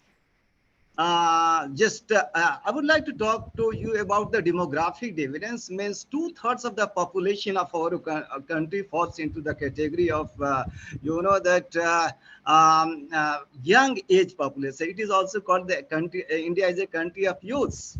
It means if we are going to walk, and if we have a very good kind of population, I think we will manage our population in the proper way. So then we will do something in this direction. So why I am saying that India is a country of youth everywhere, because if you see the migration from our own country, so Indian migrant workers who are working in different parts, so they are estimated to be 18 million. So it's a huge number, and they are remitting a lot of remittances to our own country. So it's very important that how we are going to manage our population, how we are going to transform or translate this population into a human resource. As we often say that whether population or the growth of population is a boon or bane. So if we will be able to translate this population into the human resource, it will become the boon for any nation. So India is having a good opportunity. So what we need to have a good kind of what we call it population policy, so that we will translate this population the human resource development. So I think higher education is one of the very important area. There's a need to work in this direction so that we could take our country move forward. So here it's also very important to talk about National Education Policy 2020. So everything is given over here. And here one thing I would like to flag it is that in this national education policy, lot of what we call it emphasis has been given on the aspects of the training. Means how we can train our faculty so that they could take our higher education at the high pedestal. And we all know the higher education is related to development. So there's a direct relation between higher education or the status of higher education with the development. So there's a need to work in this direction. And we also know that where do we stand in terms of the gross enrollment ratio. So here, I think we need in this national, by 2035, we need to make our our gross enrollment ratio double. So it's very important to work in this direction as how to do it. I think the role of the teachers are going to be very, very important. So there's a need to take into the consideration of the importance of training. And here MET University also taken the lead. So like MET University, there's a need on the part of other academic institutions to participate in this direction, so that we will be able to impart the training to the faculty. And here one thing I would like to tell, only 100 centers are there. So 100 centers are not good enough to cater the needs of the professional requirement of the faculty in our own country. More than 15 lakh teachers are there. They need the training. So it's very important. And here there are something which are very important, like environmental concern, gender issue. and many more disaster management. So there's a need to address these all issues with the help of the academic institutions. Then we will be able to meet the challenges which is being created by this pandemic and contemporary scenario. I think you have taken a good kind of initiative to organize the program, 5-day program, especially on this issue. I am sure that participants are going to be benefited, and they will work in this direction to address the challenges, means environmental concern, because the role of the teachers, you know, that multiplier, means if one teacher is being trained, he or she is going to have the multiplier kind of things in there, because he or she is going to address 100 and more than 100 students one at a time. So here it's very important to take this environmental concern in a big way. I think a lot has been said, and 5 days program are going to be very beneficial for the teachers. So this kind of program should be organized on the regular basis, so that our teachers, our faculty members could be sensitized in this direction. So I should not speak much, because many speakers are still there, and we are, I think, delaying. I think we are going on a little bit delayed. So thank you so much indeed for having provided this kind of opportunity to share my thoughts. I'm sure, and I wish you all the very best for your wonderful program and all the faculty. Thank you so much. Thank you so much, sir, for your wonderful deliberation. Indeed, an academician, a teacher, and a professor would definitely understand that academic is the only way to stir through the population mind with the mind of youngsters and mind of not lot of people, because the kind of ethics that the teachers and the gurus that we have in this country have actually paved a path to the success and the history of this country. So thank you so much for highlighting the importance, and thank you so much for emphasizing that how the academics understand sustainability within their own discipline and groom it according to their field, and how teacher education academics embed sustainability education in learning and teaching and give it to future generation. You have mentioned 4 distinct approaches that need to be taken forward from here, like embedding sustainable education widely across the curriculum areas, courses, and institution through a dedicated compulsory courses, through the competent courses, or to the various subjects also. So thank you for your wonderful lecture and for letting the faculties to understand that how they can incorporate sustainable tools and can pass it on to the younger generations. Yes, we are a country of youth, as you have mentioned, and we will try our best to inculcate this compassion and humanism and environmentalism in the youth of this country to the common mass, so that they can take it forward from here. Thank you so much, Anisu sir, for gracing the occasion. Thank you so much. Okay, so ladies and gentlemen, we are moving to our next guest of honor for today, Dr. Deepak Ramesh Gaur, also popularly known as Tree Man, founder and chairman of Gift a Tree Network. Ladies and gentlemen, Dr. Ramesh Gaur had enough experience of building impressions out of innovative work or expressions. He worked in advertising world for years and enlightened our broadcasters many brands. Journey called Life was highly successful as media planner, buyer, ad guru, event planner, coordinator, strategic planner, and marketer.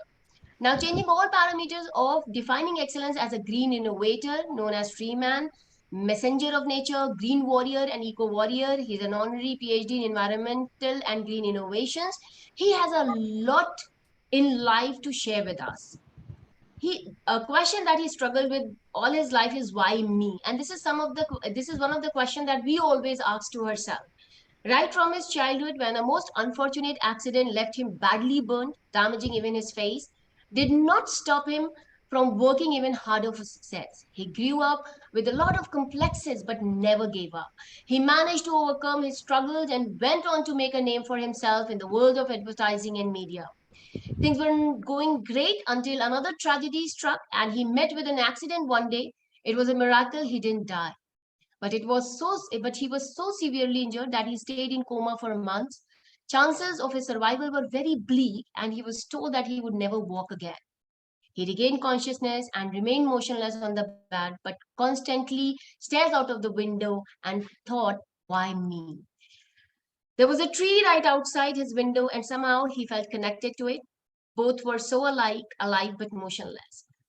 And then thereafter, he started thinking that how to get back into the life. And today he is here with us to share his journey of life and how, with all the struggles, this planet and his life has come together and giving us a thought that even with so many restrictions and resistance, how one can, walk forward and look at the future with such a bright smile. He has planted over 1 million trees right now, and he smiles back to the people when they called him as a tree man. He's very inspiring, and we are very fortunate to have him here today.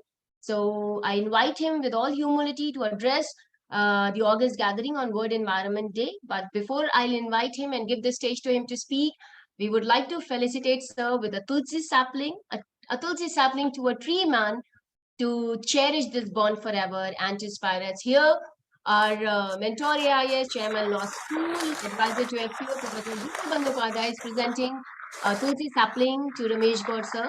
So please accept our courtesy and love. Thank you, sir. Ramesh sir, over to you.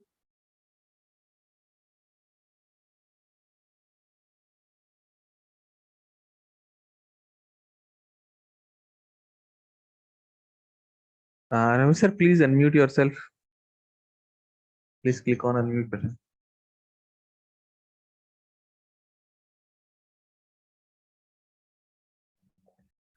Done?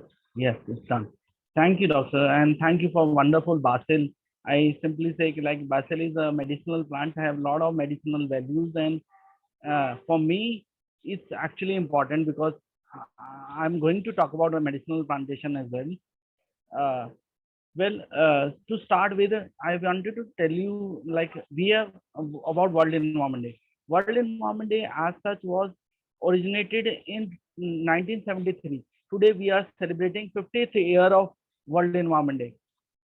एक बात ये है, and then different is like World Environment Day. The first World Environment Day was started with the theme was that one world, and I'm proud and I'm so blessed that I'm sitting in a country which speaks about one world, one family. So one family, yes, world is one family only, and as far as nature is concerned, it makes sense. May one thing, I'm not that much compatible in digital world. Let's see, when Dr. spoke about Dr. Alvina spoke about, I spent good time in coma. It was above 60 days around. So that coma was the time when I was on ventilator. So ventilator destroyed my vocal abilities and all maybe. और वैसे भी एक बहुत छोटी सी बात जो मैं आप लोग बच्चे मतलब ऑडियंस और इफ स्टूडेंट्स आर देयर तो स्टूडेंट्स को डेफिनेटली बोलूंगा कि let your work speak your word. So I keep doing my work, and that work made me tree man. Just ordinary, I'm just an ordinary fellow, but I'm carrying extra tree with me. So that extra tree made me extraordinary. That is tree man. So I believe. अब मैं अपनी narration पे start करूंगा. सबसे पहले हम लोग आज वर्ल्ड एनवायरनमेंट डे पे खड़े हैं, तो वर्ल्ड एनवायरनमेंट पे बहुत बड़ी बात हम में से हर एक को समझनी चाहिए, जो कि एक आई थिंक पोएटिक कह लो या इट्स जस्ट थॉट प्रोसेस और illusion.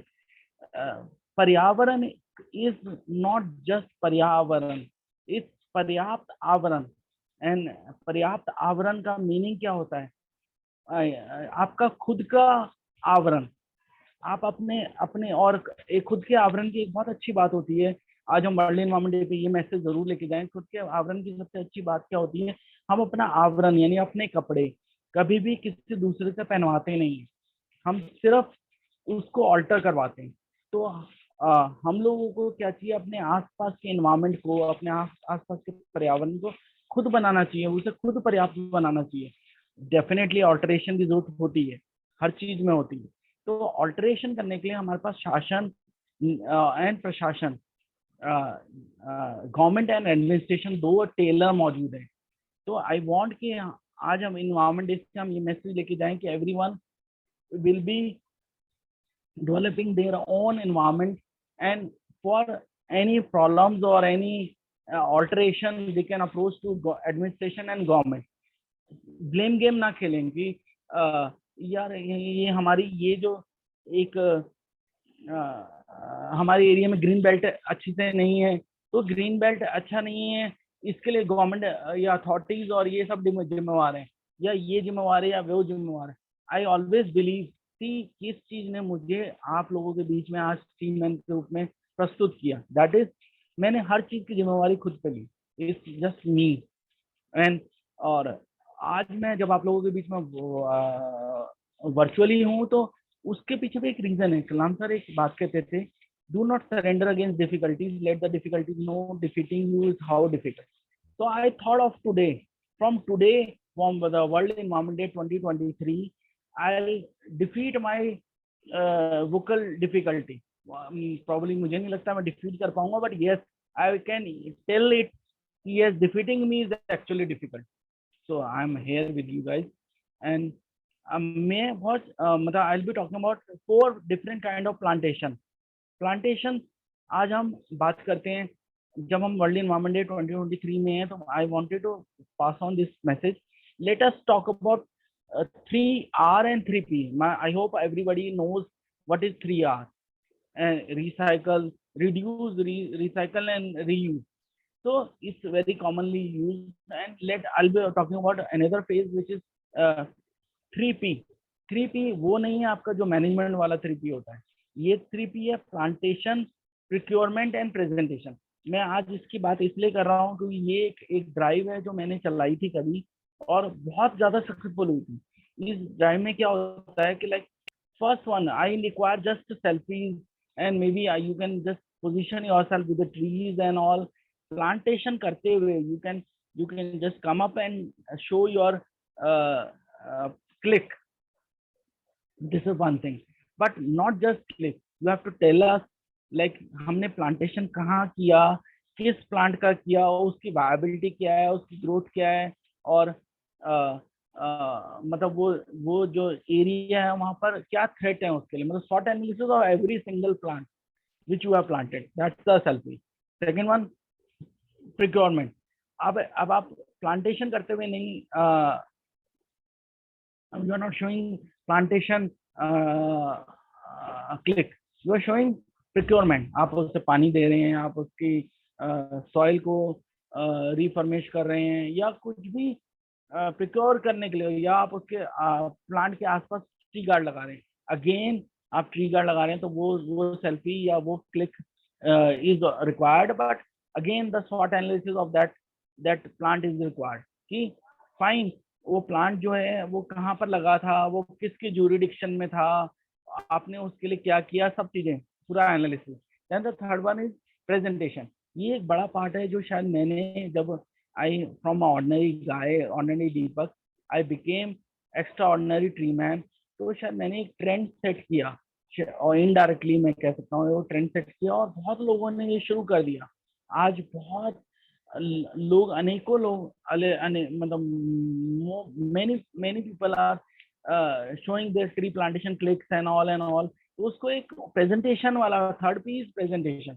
You are all management student, you can understand कि मैनेजमेंट में प्रेजेंटेशन कितने मायने रखती है। तो मैं प्रेजेंटेशन, ओके फाइन, आप प्रेजेंटेशन दिखाइए ना मुझे किसी भी ट्री के साथ, बहुत आर्टिस्टिक क्लिक, या किसी भी प्लांटेशन या किसी भी कंजर्वेटिव ड्राइव के साथ आपने बड़े स्टाइलिश क्लिक्स दे दीजिए, बट क्लिक अगर आप देंगे तो भी you have to bring in the short analysis कि ये प्लांट मैंने कौन से प्लांट के साथ क्लिक लिया है, कौन सी चीज किस जगह पे था, उसके आसपास क्या उसको मतलब वो सर्वाइवल चांसेस क्या है, या कौन सी ऐसी चीज है जो जिससे उस प्लांट को थ्रेट हो सकता है, प्लांट है या ट्री है। तो अल्टीमेटली इन सब चीजों से क्या हुआ, आपने ultimately you came closer to nature. So this was my purpose. Now I'll be talking about the concept of IDA. I hope all of you can actually understand कि आइडा में मैं बात करूंगा सिर्फ पहले एक ही, that is awareness. I am with you guys, I am standing here, और मैं वर्चुअली अगर आया हूँ, पहली बार आया हूँ, तो I am just thinking of first A, that is awareness. मैं अवेयरनेस आपके लिए क्रिएट करूंगा कि ये 4 पैरामीटर जो मैंने प्लांटेशन के 4 फॉर्मेट्स बनाए हैं, वो फॉर्मेट क्यों जरूरी है. And I am be talking about only about the plant which can be used in your house, with your home, or mostly are indoor, or you can say at your table. So those plantations and those plants can be very handy for you guys. और वो एक जो concept है, मैं first A की बात कर रहा हूँ, I am creating awareness of those things. और उसके बाद मैं उसका जो लास्ट है, आइडा का लास्ट है, ठीक है, दैट इज एक्शन. एक्शन मैं एक्सपेक्ट करूंगा आप लोगों में से सबसे. हर एक whoever is listening me can just bring in the action, because I was known to produce the actions only. I was talking initially like it was the first ever event of my life, but after of my green life actually. Not I'm not talking about the life which I spend in the advertising line or brand building exercises and all, but being a green crusader or tree man और green warrior और environment day hero and so many जो भी titles मिले, I have taken all the titles, all the opportunities and responsibilities, and actually मैं उस responsibility को निभा रहा हूँ. तो वो सब I just wanted to tell you कि like उसका last one is action. और शायद मैंने आज तक 2010 में जब मेरे को पहला 2012 में जब मुझे सितंबर 20 सर की तरफ से पहला ट्री मिला, तब से लेके आज तक शायद मुझे याद नहीं मैंने कोई भी एनवायरनमेंट डे, अर्थ डे या कोई भी special auspicious day without tree plantation observe किया, या कोई भी प्रोग्राम मैंने आज तक विदाउट ट्री प्लांटेशन या ट्री गिफ्ट के बगैर ऑब्जर्व किया. This was the first one. And idea इसमें सिर्फ आइडिया है कि when I am talking about social media, digital world, so it's a best way to create awareness. So अब मैं आप लोगों के बीच में real time awareness create करूँगा, and you will be coming back to me by bringing in action. I'll be love to join you guys in the physical tree plantations and you can say physical activities. I'll be talking about the first one is medicinal plantation. आज हम लोगों ने pandemic की वजह से बहुत severe casualties देखी, और हम लोग पहली बार समझ पाए मेडिसिनल ट्री प्लांटेशन की वैल्यू. मेडिसिनल ट्री प्लांटेशन में हम बहुत कॉमनली जैसे कफ एंड कोल्ड के लिए हम सोचते हैं that is tulsi, hibiscus, oh no tulsi, basil. So I say कि tulsi, amla, turmeric, mint, giloy, these are the plants which you can plant at your home. और फिर मैं दूसरा बात करूँगा फूड के लिए. एक्चुअली एक due to this war between countries और जो भी इन्वायरमेंटल डिसऑर्डर्स, क्लाइमेट चेंज, और जिस तरह से जो भी हमें सीमिंगली थ्रेट लग रही है, दैट इज फूड क्राइसिस. और आने वाले टाइम में फूड क्राइसिस होगा, आई एम श्योर. बिकॉज अगर आप ये सोचते हो कि अगर आप ऐसे रेशियो कैलकुलेट करो कि पॉपुलेशन ऑफ इंडिया वो एक्चुअली कीप ग्रोइंग है, वो कुछ परसेंट बढ़ ही रही है हर साल, but you know this year our production cost came down because of uneven environmental rains और एनवायरमेंटल डिसबैलेंसेस. जो भी हुआ वो सब हमारा सब कुछ प्रोडक्शन एक्चुअली डाउन हुआ है, क्रॉप्स और फार्मिंग डाउन हुई. तो अब जब ये कंडीशन है तो I was in another university last year in on earth day. That was physical programme, मेरे लिए बहुत कंपैटिबल था और कंफर्टेबल था. तो उसमें I spoke about this thing कि लाइक हम उस पुराने टाइम में जाते हैं. इंडिया एक चीज करता था जो एक ट्रेडिंग का एक तरीका था, that was barter deal. I am growing potato and you are growing tomato, fine, take 2 kgs of potato from me and give me just 1 kg of tomato. So that is barter deal. तो ऐसा होता था, तो क्या हम वो चीज फिर से ला सकते हैं? तो मैं चाहता हूँ हर एक student, especially me, because at the end on the another university where I was doing a program there, उधर भी I was just thought of कि let every student do this, do something. अपने घर में कुछ उगा लो, कुछ बना लो, कुछ कोई प्लांटेशन, कोई फूड प्लांटेशन, कोई भी, और इंडोर आउटडोर बहुत सारे फूड प्लांटेशन है जो कि फूड के प्रोडक्ट्स हैं जो कि आप अपने घर में कर सकते हो, लगा सकते हो। तो वो फूड प्लांटेशन हो गया।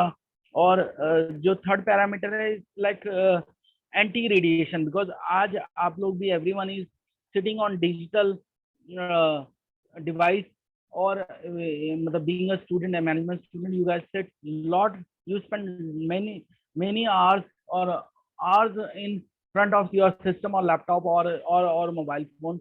So I suggest there are several electromagnetic waves, plants which can absorb your electromagnetic wave, like aloe vera, cactus family, rubber plant, and you can say or any plant which have fluid in with fluid flows in that plant is it actually consumes your uh, electromagnetic radiation. And the last one is pollution, smog, और हम बहुत सारी चीजें अभी सुन, ये words actually मुझे नहीं याद है, कभी जब मैं आप लोगों की स्टेज में था, कॉलेज में, स्कूल में, मैंने कभी सुना नहीं था कि ऐसा भी कुछ होता है। मेरे को नहीं पता था AQI भी कोई प्रोडक्ट होता है, या AQI भी कोई चीज होती है, ठीक है, या कोई प्रॉब्लम होती है, या कोई थ्रेट होती है। अब each and every one of us knows what is AQI and what is smog और ये these were the things. So लेकिन हम लोग इसको भी डिफेंड कर सकते हैं अपने घरों में। मैं चाहता हूँ हर एक घर में इंडिविजुअल, मतलब इंडोर में एटलीस्ट एरिका पाम, palms की various varieties, chamdora palm on your table, or you can say rubber plant, peace lily plant, a beautiful plant. You can keep it in your table and actually get rid of such bad AQI, or this is required. Maybe ये 4 parameter जो मैंने अभी discuss किए, मैं चाहता हूँ कि ये 4 प्लांटेशन ड्राइव रेगुलर हो। I talking about hashtag, I have created a hashtag which is hashtag pollution quit India campaign. हम लोग सब मिलके क्या कर सकते हैं? हम लोग एक बार 1942 में एक भारत छोड़ो आंदोलन शुरू हुआ था, क्विट इंडिया मूवमेंट। वो क्विट इंडिया मूवमेंट में एक आगे एक वर्ड था विच इज ब्रिटिशर्स, अंग्रेजों, बट वो वर्ड साइलेंट था तो वो दिखता नहीं था, इट्स क्विट इंडिया ओनली। तो वो क्विट इंडिया था 1942 में शुरू हुआ, और एक कंटिन्यूसली एफर्ट की वजह से पूरा नेशन जब एक साथ हुआ, तो शायद 1947 तक वो स्टेज आई जब अंग्रेज एक बार, ब्रिटिशर्स एक बार सोच पाए कि yes we have to leave India. Now आज हम लोग एक और गुलामी, और you can say we are under the cages of another you can say evil, and that evil is मैं ब्रिटिशर्स को evil नहीं कहूँगा, लेकिन हाँ अगर मैं पोल्यूशन की बात करूँगा तो डेफिनेटली इट्स evil। तो हम इस evil के कब्जे में हैं, बट तो क्या हम लोग सब मिलके एक बार साथ नहीं आ सकते? क्या हम लोग सब मिलकर ईच एंड एवरी ऐसे 130 और 135, 150 जो भी हमारी देश की पॉपुलेशन है CR, तो वो हम लोग सब एक साथ आ जाएं, सबके सब एक साथ आ जाएं। और I was in some channel and I given this statement कि एक्चुअली नहीं रिक्वायर्ड है, आज टाइम नहीं है कि कुछ लोग, हम जैसे लोग, या और जो ग्रेट इन्वायरमेंटलिस्ट हैं, या all the honourable speakers and all faculties and all the big names, ठीक है, वो कुछ लोग हैं, वो कुछ बहुत करें ऐसा नहीं चाहिए, लेकिन हाँ बहुत कुछ करें। Each and every one do something that's actually make बहुत कुछ change to the entire environment, और दिस इज एक्चुअली रिक्वायर्ड। मैं चाहता हूँ हर एक individual should come up and do something, just something. बहुत कुछ करने की जरूरत नहीं है, कुछ करो वो बहुत कुछ अपने आप बन जाएगा. और I was when initially I was called, probably I told like I'll be more happy to answer questions of the participant, because due to this vocal difficulty I stopped talking, maybe narrating. मेरे लिए words को assemble करना बहुत मुश्किल हो जाता है, और मैंने जो किया है मेरे को वो भी डिफाइन करना बहुत मुश्किल हो जाता है. मैं बहुत मुश्किल से बता पाता हूँ. तो I will happy if the students or the audience come up with their questions, and I'll be happy to answer them.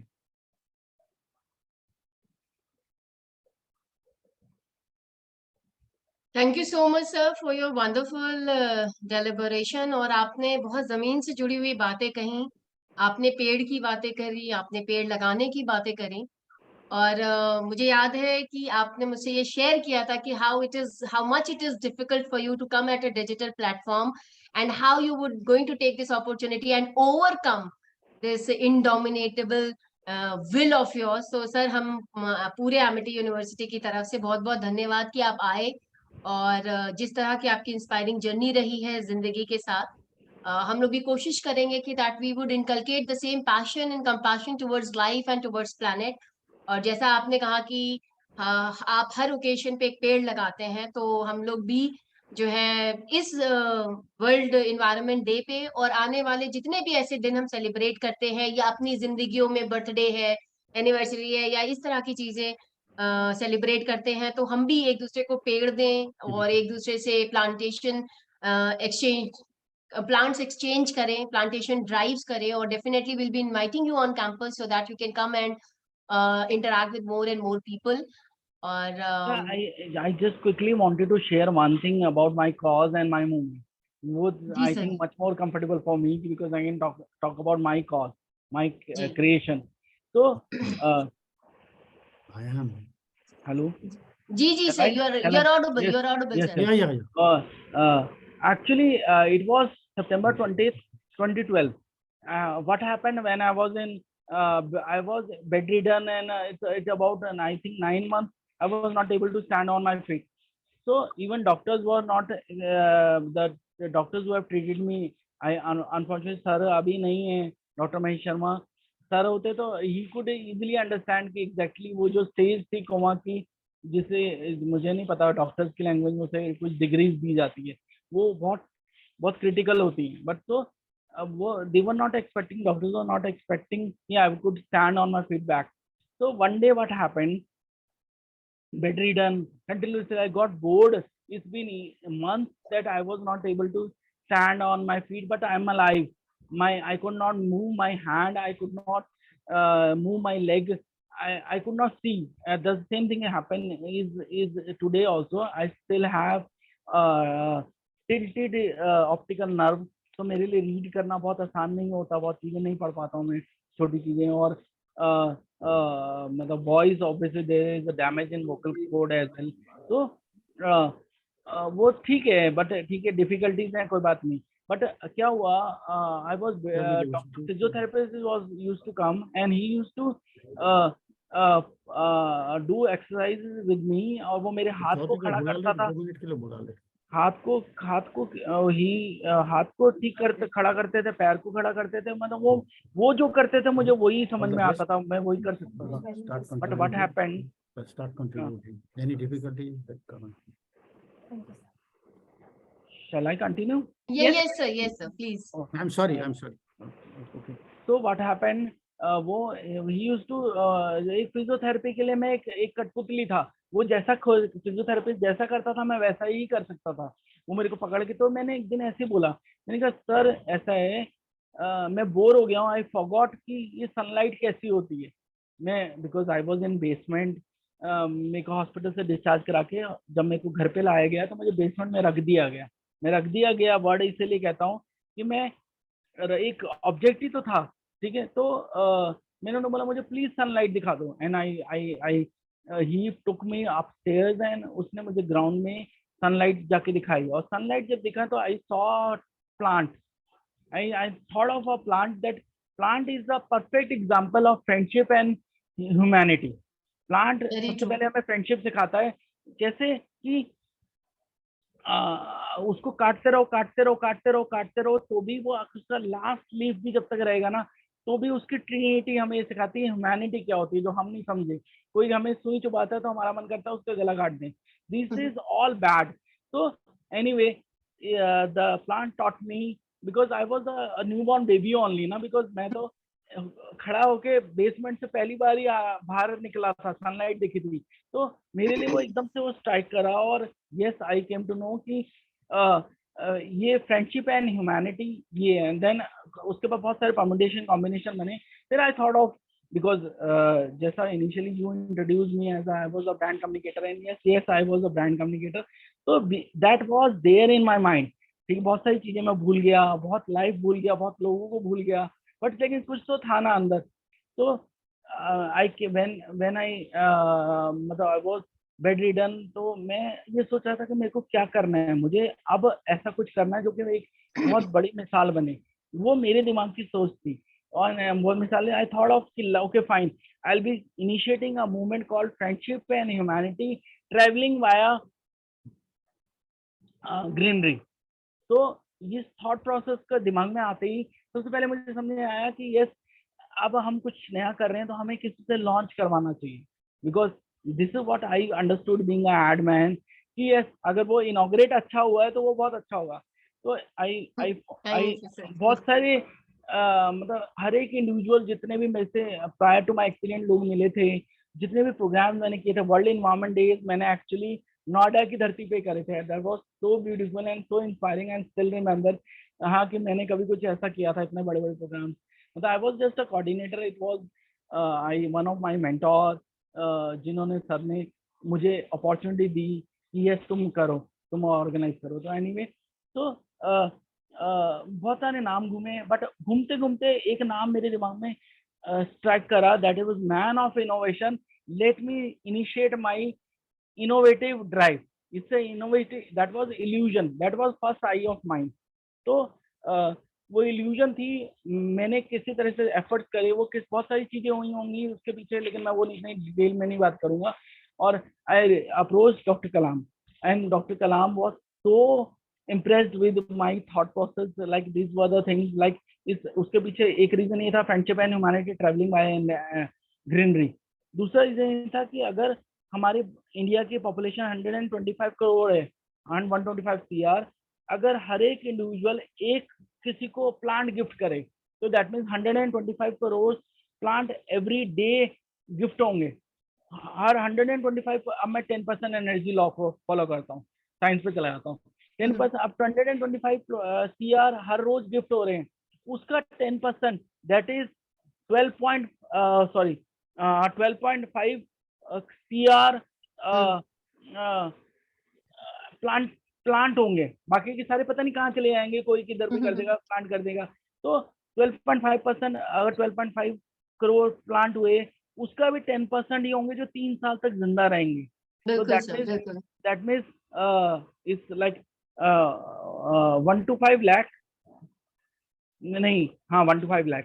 तो उसका भी 10%, उसमें से भी जो प्लांट होंगे, कोई कैटल उसको खा जाएगी, कहीं वो उनको उन प्लांट्स को पानी नहीं मिलेगा, बहुत सारे रीजन हो जाएंगे. उसका भी 10% होंगे जो सरवाइव करेंगे.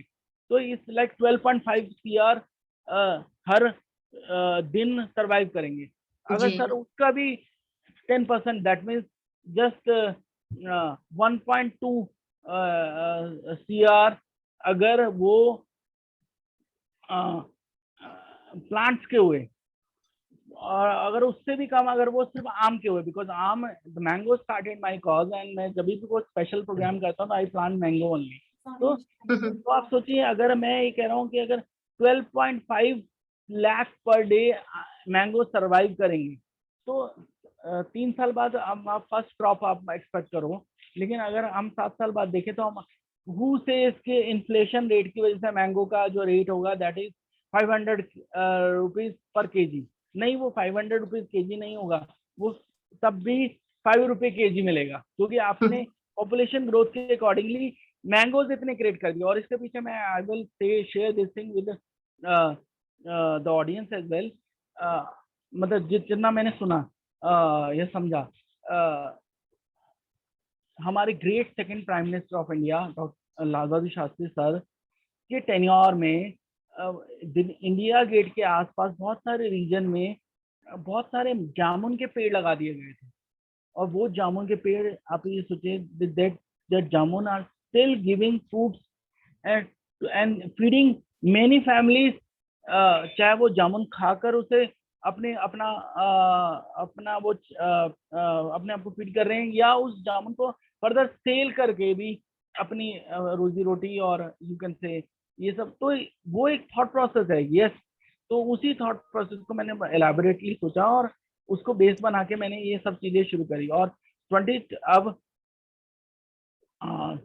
क्या हुआ, लाइक 20 सितंबर सर ने के एंड से मुझे फाइनली कॉल आता है उनके ऑफिस से। उन्होंने मेरे को जून में पहले अपॉइंटमेंट दी थी, दैट वाज 3 जून ऑनली, ठीक है, एंड 2012 में। और मैंने उनको जाके सबको एक्सप्लेन किया था, उन्हें बहुत अच्छा लगा था। ही सेड कि I will be launching it, but फिर कुछ भी हुआ और वो डिले होता गया। और फाइनली 20 सितंबर की से एक दिन पहले मुझे कॉल आता है कि सर ने तुम्हें कल बुलाया है। तो अब किया था 22 of September, I was going to admit in hospital again for my maxillofacial surgery. तो मेरे को पहले से पता था, और उस मैक्सिलोफेशियल सर्जरी में एक इनडायरेक्ट थ्रेट तो था ही। और वो हमेशा, अगर डॉक्टर महेश शर्मा सर अगर होते तो ही कुड इजीली अंडरस्टैंड कि मेरा एक थ्रेट हमेशा के लिए रहेगा कि मेरे को कभी भी एनेस्थीसिया दिया जाएगा तो वो मेरे ब्रेन के लिए वो मतलब डॉक्टर्स के व्यूज ये कहते हैं कि एनेस्थीसिया देकर हम सुला सकते हैं, जगेगा कि नहीं जगेगा ये थोड़ा सा एक हिच रहेगा, बिकॉज ब्रेन में ऐसे डैमेजेस हैं। तो एनीवे तो ये मेरे लिए एक प्रॉब्लम थी कि शायद हो सकता है मैं वापसी ना करूं 20 सितंबर को। मैं 20 उसके बाद ये जो मूवमेंट शुरू हुई इसको कभी आगे देख ना पाऊं। बट मेरे को लगा कि नहीं, मेरे को हारने की आदत नहीं थी। मेरे को इमीडिएटली ये लगा कि I have to change it. मैंने इमीडिएटली सोचा कि I think Dr. Gaur, yes sir, you yourself have created an example, and really you are a true ambassador of lifestyle for environment, and popularly coined by our Prime Minister Life. You are shown lifestyle, and you are really ambassador of life, and your efforts and other things are really to be appreciable, highly appreciable. I think your thought processes are so noble, and it should inspire the younger generation that donate a plant, so that if we donate a plant, that's slogan, and really if we can do it in a mass movement, we'll be able to achieve a lot. And also Ramanji, really very good. After a long time, I think you could recollect me. I met you sometimes, and after a long time I saw you. I think that's great. Thank you, sir, or thank you for sharing your journey and thought process with us. And we'll definitely take it forward from here. We will definitely, bring it in our lifestyle, that we start sharing plants with one another, and we can start, gifting plants to one another. And that 10% rule that you have already explained so very well, that even if 1% would survive, that could make the difference, that could break the change. Thank you so much, sir, for being here with us. Thank you so much. Thank you for giving me chance. Like I'm not aware कि मैं मतलब बोल पाया हूँ सही कि नहीं. It's like that. But yes, I tried, because God, I always say God has given me many reasons to cry. I could ignore that and I could still try, and this is one of my try only.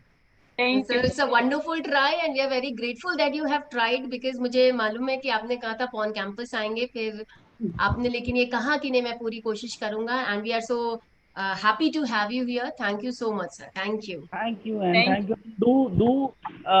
Please do forward my all.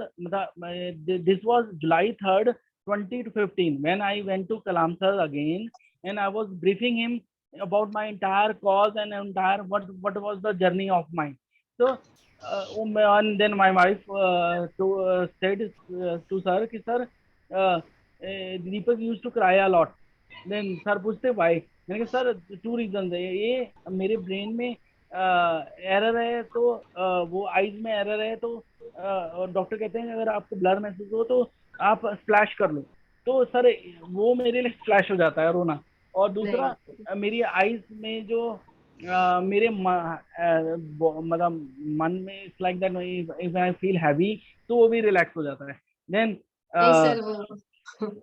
तो वो it's inspiring and ऐसा it's बहुत very कुछ है। तो मैं आपको बताऊंगा कि I just told him sir दुनिया को ग्रीनरी, ये बात बहुत क्लियर है जो आप स्टूडेंट को खासकर समझनी चाहिए। सबको ग्रीनरी ग्रीन में दिखती है, मुझे ग्रीनरी वो 7 कलर्स में दिखती है। पर उसके पीछे रीजन क्या है कि कोई चीज हमें ग्रीन इसलिए दिखती है कि it is also having all 7 colours but it observing 6 colours and reflecting 1। I know how to reflect all 7 colours. तो मेरे 7 डिफरेंट सीरीज हैं, प्लांटेशन और ग्रीन ड्राइव्स को लेकर सीरीज हैं बहुत सारी। और आज हम वर्ल्ड इन्वायरमेंट डे बोल रहे हैं, तो वर्ल्ड इन्वायरमेंट डे को और अपने देश को हम 75th ईयर ऑफ इंडिपेंडेंस है, तो आज मैं बोलता हूँ एक लास्ट मैसेज जरूर मैं देना चाहूंगा हर एक स्टूडेंट को और हर एक इंडिविजुअल को जो भी यहाँ पर हैं। 15 अगस्त और 26 जनवरी जैसे स्पेशियस डेज को आप लोग सेलिब्रेट करते हैं फ्लैग लगाकर, फ्लैग फहराकर और बहुत सारी चीजें करके। मैं कहता हूँ मैं पता है सिर्फ ऐसा क्यों करते हो, बिकॉज हम लोग जब गुलाम थे ना, तो गुलाम हमारी धरती थी, वो धरती जो आज भी है वो तब भी थी, वो आज भी है। तो धरती को तो तुम्हें गिफ्ट तो देना चाहिए ना, कोई गिफ्ट तो देना चाहिए। I started this movement called one colour of mind all 7 colours, that is freedom change. आप धरती को आजादी के दिन को सेलिब्रेट करो, लेकिन एक पेड़ लगा के करो, क्यों? बिकॉज धरती माँ को आप सिवाय पेड़ के कोई गिफ्ट नहीं दे सकते हो, और आपका फर्ज बनता है कि you have to come up and gift something to the mother India. Sure, sir. We take it from here from you that we will definitely be doing this, as I've been repeating myself that this is and as Bandhupadhyay sir has said that it's a very noble thing that you're doing, and we'll take it from here. Thank you so much, sir. Thank you. And I'll be remembering it so it's for long, because I have just started and like I'll be running soon. Yeah, thank you so much. Thank you, I sir. just crawled here. And moving on, yes, Renu ma'am, you're saying something? We are already. I'm just convey my thanks to Deepak sir for gracing this occasion. Thank you so much, sir. Really, your life is full of inspiration for us, and no doubt we will definitely come to know that our small initiative make a change in environment. I think it will be great if I can just come up and interact with students, because surely, sir, I can bring in all the knowledge of the advertising. Yes, sir. Please go ahead with the vote of thanks. Yes, sir. Sir, just to inform all the audience and all the participants that are here, that our chief guest, Honorable Dr. Mahesh Sharma, MP Noida, Government of India, he's not able to join us because of some emergency at home. And so he has to leave, but he has extended his blessings and a lot of support and encouragement to us to take this further. So moving on to the vote of thanks.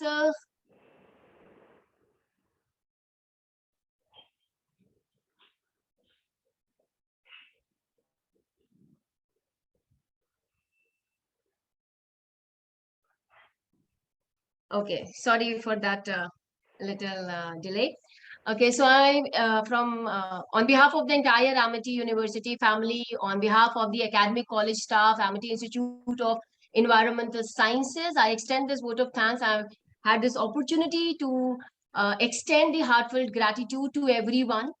And to start with, I extend my heartfelt gratitude to our Honorable Founder President, Sir, Dr. Ashok K. Chauhan, our Honorable Chancellor, Dr. Atul Chauhan, our Vice Chancellor, Ma'am, Dr. Professor Balwinder Shukla, Dr. D.K. Bandyopadhyay, for trusting us, for encouraging us, and for allowing us to convert our thought into this whole wonderful event, for letting us explore our potential. So very heartful gratitude to sir and everyone.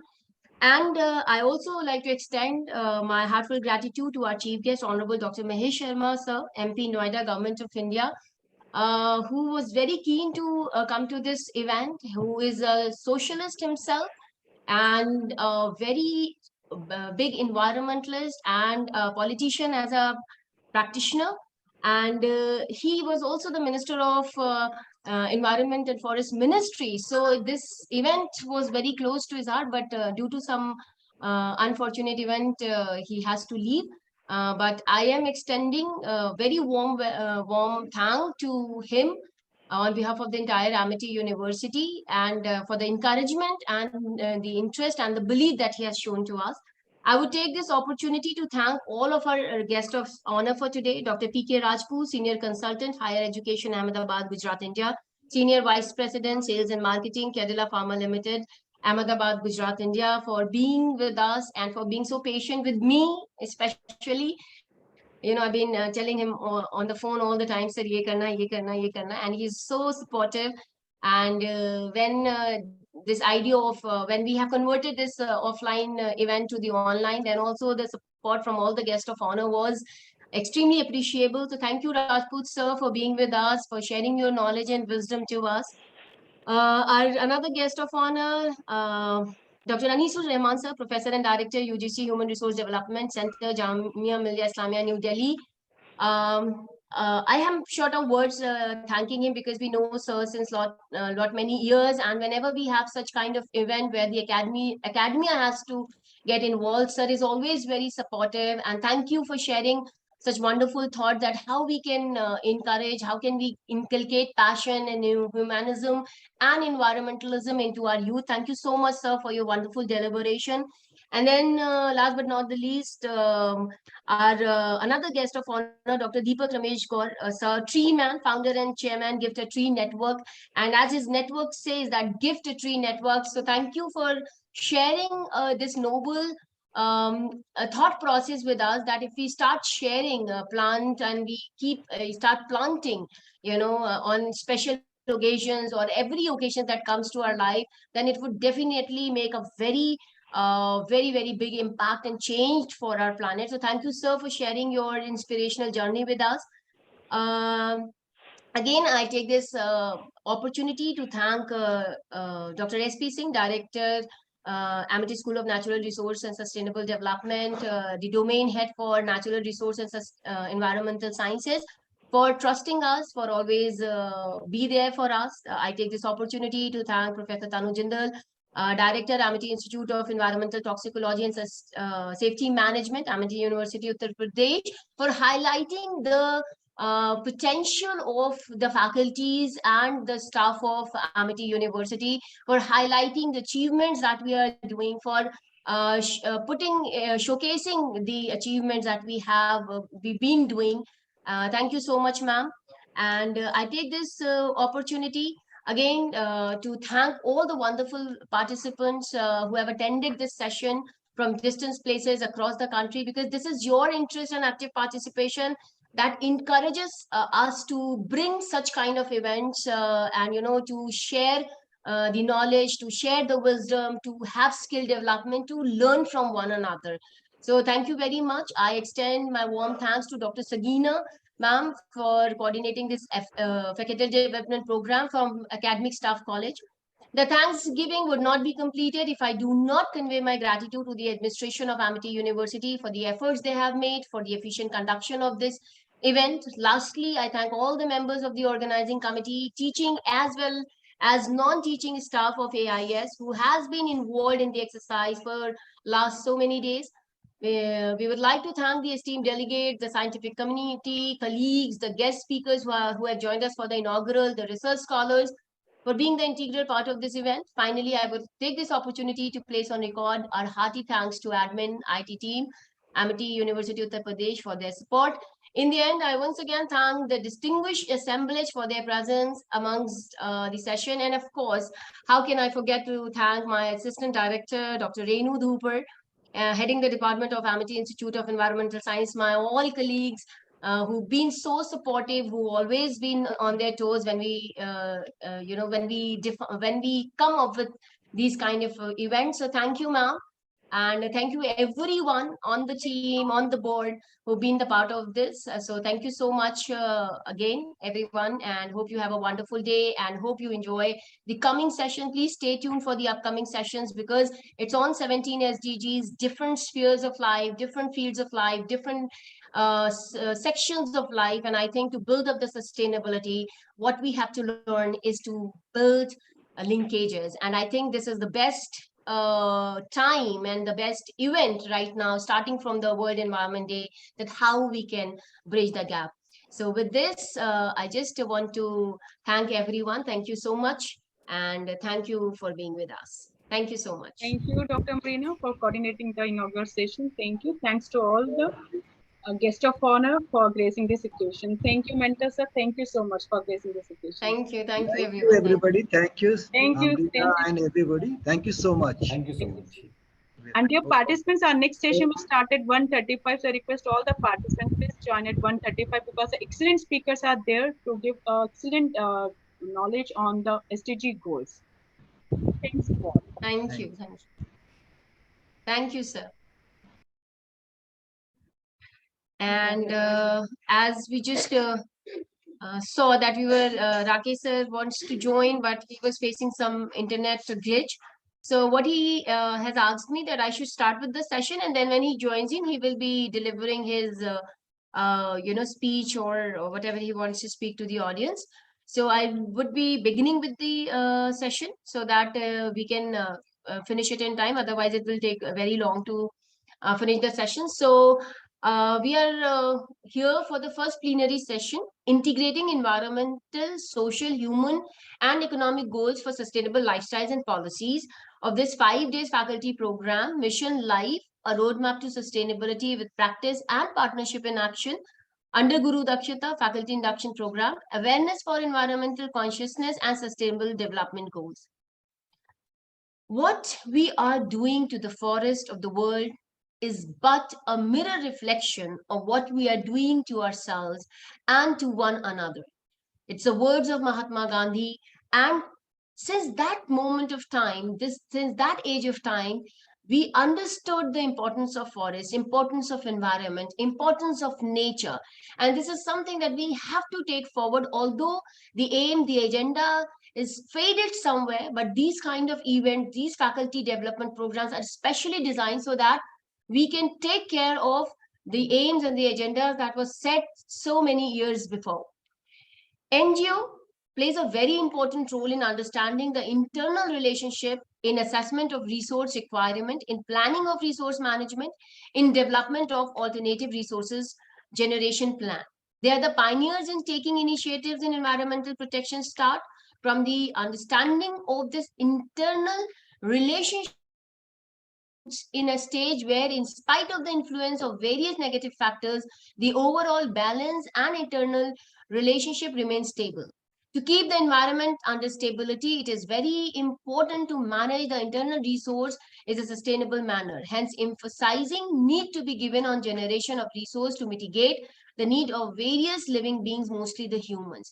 We have excellent speakers for this session. They are motivators, they are educators, they are TED Talk people, and here they are with us to create influence on the young minds, on the young faculties, so that these things can be carried forward through the academics and can reach out to the maximum people. This faculty development program is sponsored by one of a very renowned NGO, the Environmental and Consumer Protection Foundation India.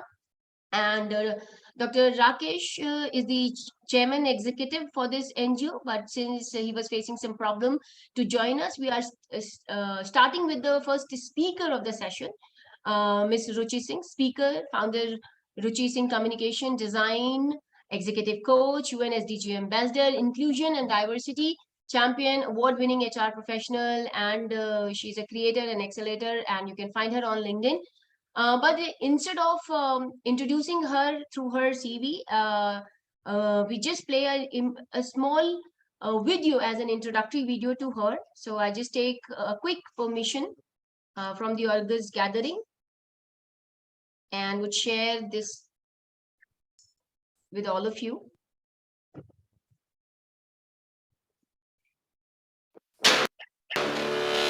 All of us have the power to be our own destiny creators.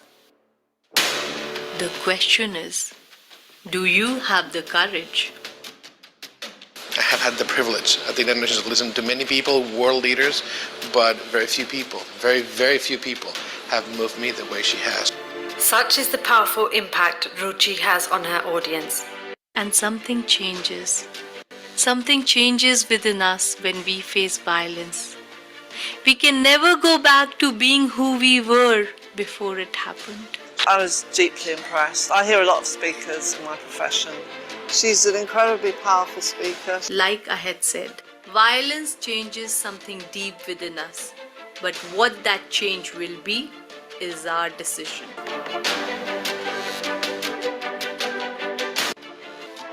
As an award-winning HR leader, Ruchi brings immense knowledge to the stage. Redefine what success means to you, and you do not have to play by someone else's rules. You have the choice of creating your own rules and play to your strengths.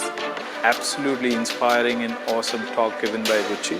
She spoke about how failure is essential for us to lead to success. Ruchi is a fantastic storyteller and a master of communication. Use the power of your voice to amaze, inspire, and transform this world. For communication is not a soft skill. It is a power skill. However, it is an incredible story of courage and leadership shown during extreme circumstances which make her keynotes extremely inspiring. Without courage, there is no change. There is no innovation, and definitely there is no empowerment. She was an outstanding speaker. It's cliche to say that I laughed and I cried, but it's true. If I was God, believe me, I'll be so busy suing people for defamation.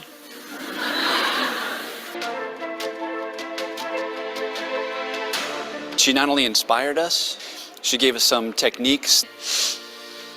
And breathe out. 2 more to go. Breathe in, breathe out, relax.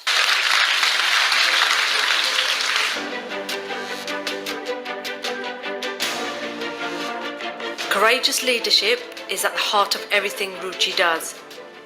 She brings this to her talk show, Ruchi Singh Talk, to where she provides a safe platform to have uncomfortable but important discussions.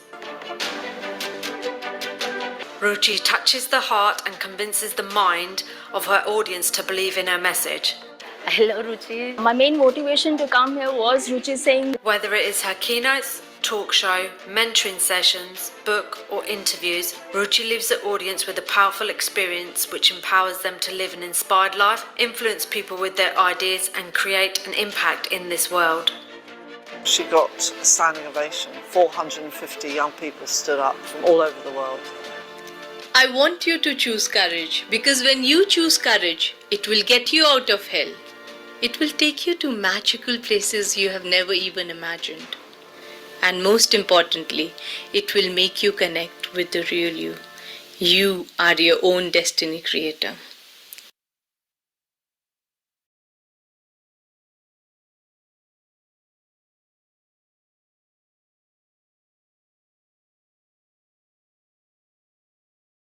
So that was a little bit of a wonderful speaker that we have today on board for this particular theme, integrating environmental, social, human, and economic goal for sustainable lifestyle and policies. And I'm very fortunate because Ms. Ruchi is just sitting next to me, and I'll be handing over my laptop and platform to her so that the audience can interact to her. If you want to write something, then please do write in the chat box so that ma'am can reply to your queries. Okay, so ma'am, please.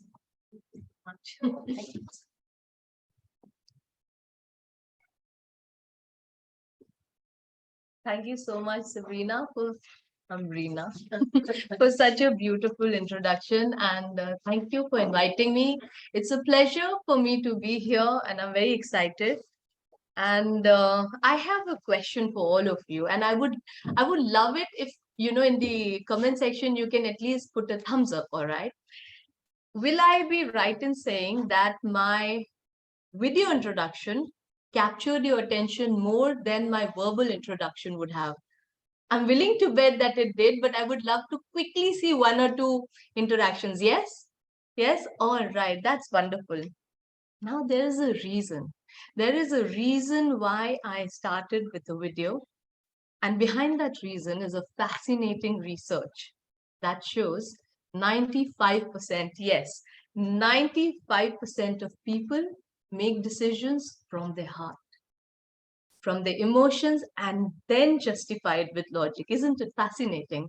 And that makes video one of the most powerful mediums to talk to the heart of your audience. Now, why is that?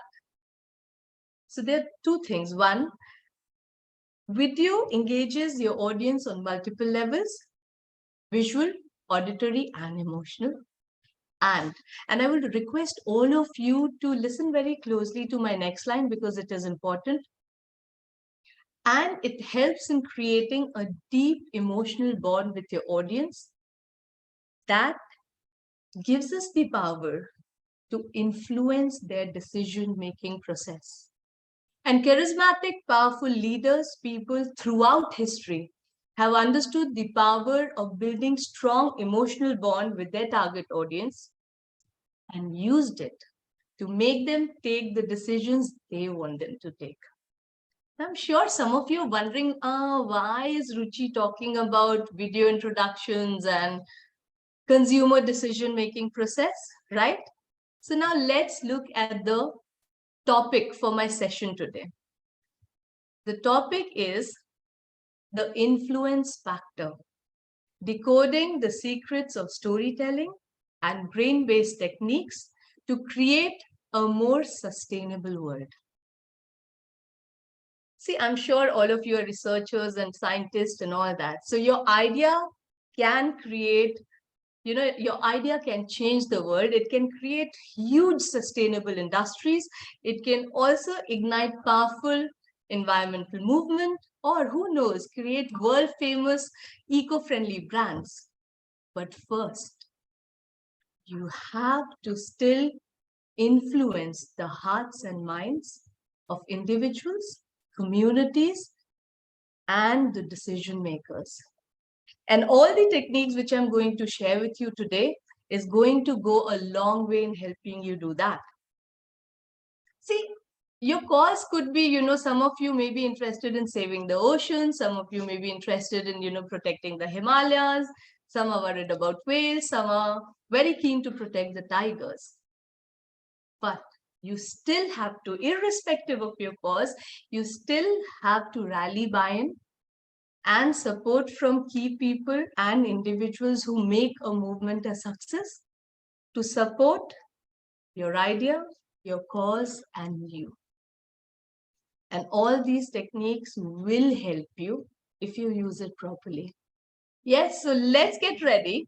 Fasten your seatbelts, open your mind, and let's go ahead and learn these techniques to create a more sustainable and greener world. So is everyone ready? Can I have a yes? Because if you're not ready, what's the point? Is everyone ready to learn these techniques? Come on, people, give me a yes. All right. Now, brain is a very fascinating thing. And what will happen if I told you that there is a technique? There is a technique by which you can actually sync your brain with that of your audience. And I'm not talking about a sci-fi movie. It happens in reality. And neuroscience has proven it. So there was a very astounding research that was done by Professor Yuri Hassan and his colleagues at Princeton. And for this research, they chose a graduate student, Miss Lauren Silbert, to share a story about her personal life. And she talked about her experience of going to her prom. But this was a speech with a difference. While Lauren was speaking, the scientist was scanning her brains and that of her audience. And what they found was truly groundbreaking. They found that when Lauren Silbert had activity in her frontal cortex, so did that of her audiences. When her insula lit up, so did theirs. So in simple words, by sharing a simple story, Lauren was able to generate the same neural activity as she was having in her brain in that of her audiences.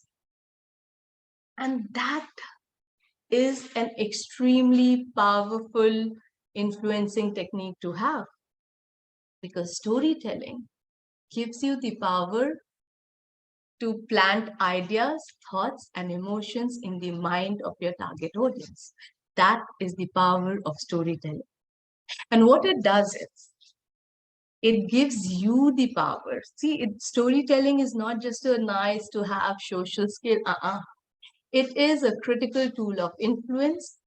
It gives you the power to create a stronger emotional bond with your target audience, and it helps you make them care about whatever you want them to care about. So remember, if you want to protect the whales, go ahead, but make the audience care about protecting the whale as well. So that's the power of storytelling. And personally, I can vouch for the power of storytelling. Storytelling has played a critical role in my professional success, but even more importantly, it has given me the power to find meaning and purpose in my life. See, when I said I'm very happy to be here, I meant it. Those were not empty words, because I almost died. Our life is made up of millions of moments, but then comes that one moment that has the power to define the rest of our life. Just one sec. I get distracted if I'm speaking. Yeah.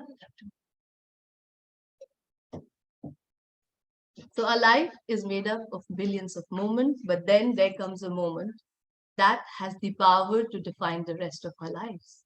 And for me, that moment came when one night, my husband, now my ex, came home drunk, kept a butcher's knife at my throat, threatened to kill me. And that forced me to ask some very hard questions of myself. One was, have I taken birth to just be a statistic of domestic violence? And my answer was no. I, Ruchi Singh, refuse to be just a statistic of domestic violence. And my next question was something which kept pestering and never left me. It was, what if I had died that night? What would have been the value of my life? Because the only way we add value to our life is when we add value to other people's life. And that answer turned my life around. I gave a voice to myself, and in the process, I gave a voice to millions of women, children, and men, a voice whose pain needs to be heard. Within 2 years of giving my first speech on this particular topic, I was invited by the United Nations Bangkok to give a keynote. Today, I'm an international keynote speaker. I'm an executive leadership and communication coach, United Nations SDG ambassador, and an award-winning HR person. And now I help other leaders reach their maximum potential through my unique life perspectives and, of course, my professional expertise. And my personal leadership story, which usually people hide because they think, what will the world say? It has been covered internationally through podcasts, through video interviews, through articles. I have written an international business bestselling, Growth Hacking 2, and God has been very kind. My work has been recognized through various prestigious awards and accolades, the latest one being the 2023 Power Woman Award given by G20 in collaboration with Digital Vision India and Global Economic Forum. And the important thing is that every time I share a story, I touch a life, I start discussions and change in the right direction. And all of this would not have been possible at such a scale or this quickly if it had not been for the power of storytelling. And most importantly, now when I die, my answer to myself would be, my life had meaning. It did add value to other people's life. And that is why I am so passionate. I'm very passionate. This is not just a speech topic for me, which I have Googled. I have lived it and I have experienced the success. And that is why I'm so passionate to share this power with everyone. Because a story can go where logic and data is denied admission, our hearts. And why is that important? I have shared that.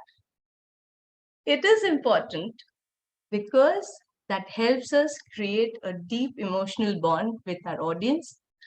And then they help us in our meaningful cause. And that is why I thought, let me share this with all of you, because all of you are working on a very important mission. Now you may ask me, hey Ruchi, you do have a powerful personal story, so it worked. But does it work for, say, climate change or big corporate brands? So what do you think the answer would be? The answer is yes, don't get worried. And you don't have to take my word for it. Let me share a story, all right? And I request Professor Amrina to start that video for me. Okay, absolutely.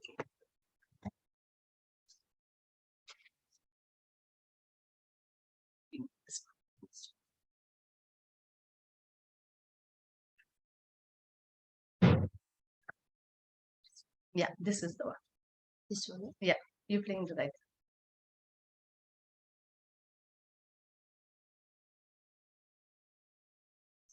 Yeah.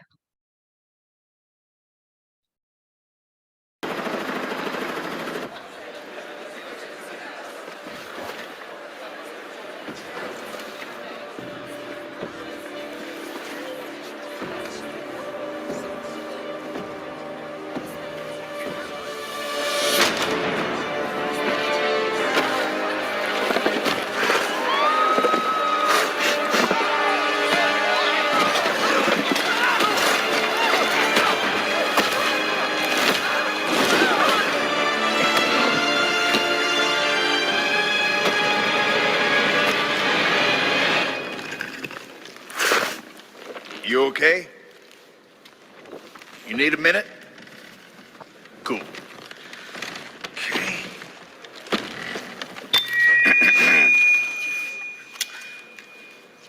Listen up, people. I know a thing or two about extinction.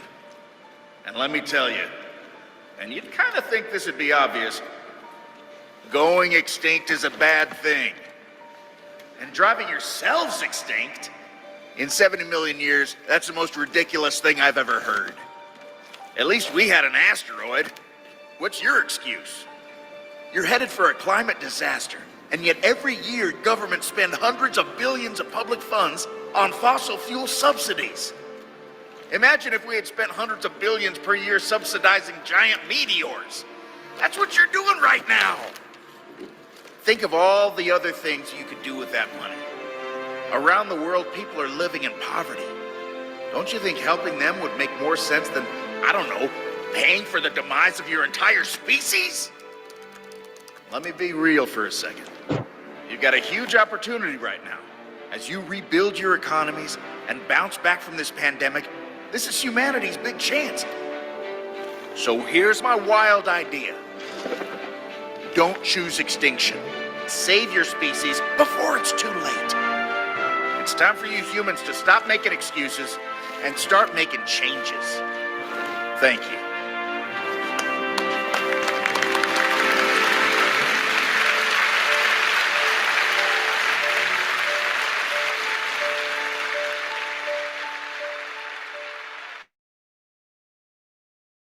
Isn't it powerful? I mean, I could see Professor Ambrina's reaction. She was totally gripped. So this is one of the most gripping video, at least I have seen, on climate change, right? Yes, And absolutely. yes, and so do a lot of other people.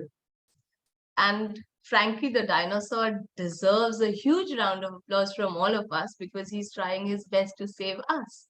Now, I love this video and Professor Amrina loved this video, and it seems a lot of people feel the same way. Don't Choose Extinction is a prime example of the power of storytelling to influence real change. Yes, this campaign is the most successful campaign in the history of UNDP, captivating billions and billions of people all over the world. With a staggering 1.5 billion, yes, you heard me right, 1.5 billion social media impressions, its powerful message has resonated worldwide. The media coverage covered 98 countries, where this video sparked discussions and start of meaningful change. But hey, it does not end. The impact of this video does not end just at social media engagement. It again created history at COP26, where for the first time, a declaration was passed to end fossil fuel subsidies. This is a tangible proof of the real difference storytelling can do to drive meaningful change. Now, you may have a question, right? So is just any story good enough, or is there a secret? Well, there is a secret. And since I'm so nice, I'm going to unveil that secret for you and make it less of a mystery. Now, a lot of people mistakenly believe that all they have to do is put emotions, and that's it. That's taken care of a influential storytelling. But like I said, mistakenly believe for the emotions to touch the heart of your target audience, it has to be conveyed through a very well-crafted story structure. And the UNDP video does both brilliantly. Like, it's a huge round of applause to their creative team. They have used a whole range of emotions to captivate us, and they have used a very well-crafted story structure, which I'll be getting to in a moment.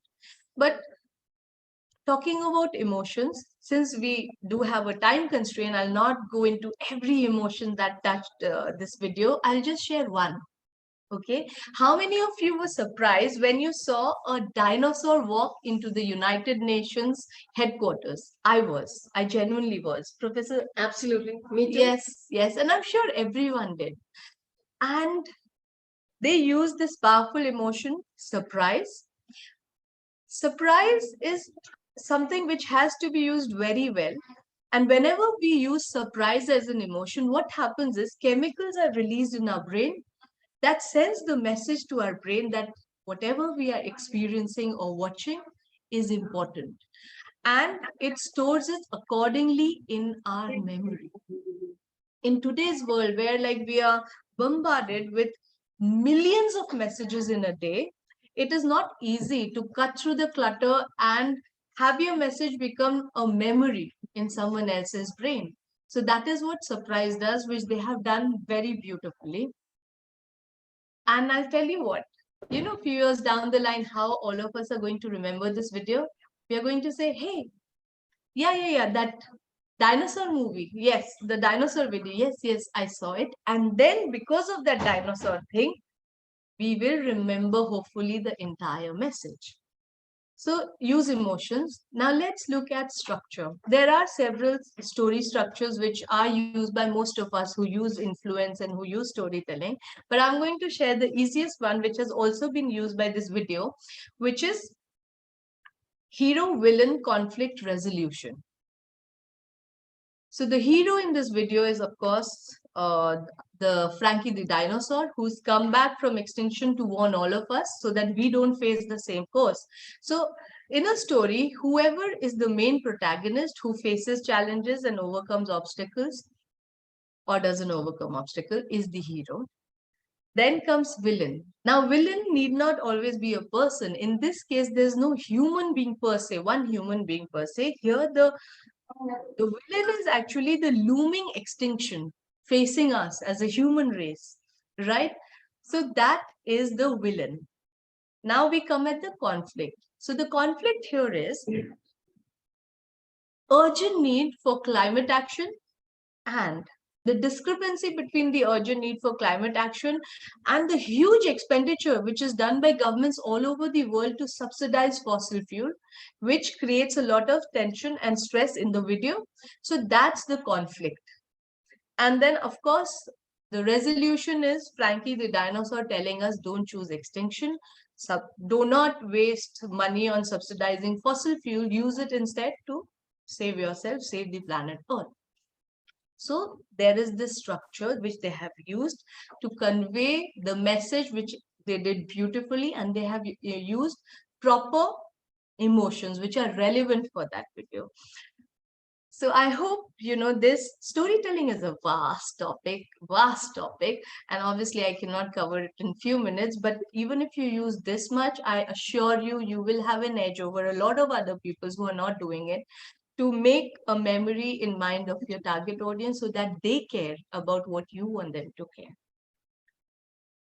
So now I have shared one brain-based technique with all of you as promised. Now, shall we move to the next one? Professor, at least, I have a live audience. That's making it so easy for me. Okay, so the next brain-based technique is called framing. And framing is, I'll tell you, I'll need this, but later. Okay. Yes. So the next brain-based technique is framing. What is framing? Framing is the act of strategically sharing information that helps in shaping perceptions and in driving decisions. Now let's assume, although most of us have had lunch, but let's assume that we've gone out to have lunch, and then you're just about to order and you see this yummy pizza, and I'll request all of you to watch these two slides very carefully. So the slide, so the first one, and then we'll share the second. Is it getting shared? No, not yet. It just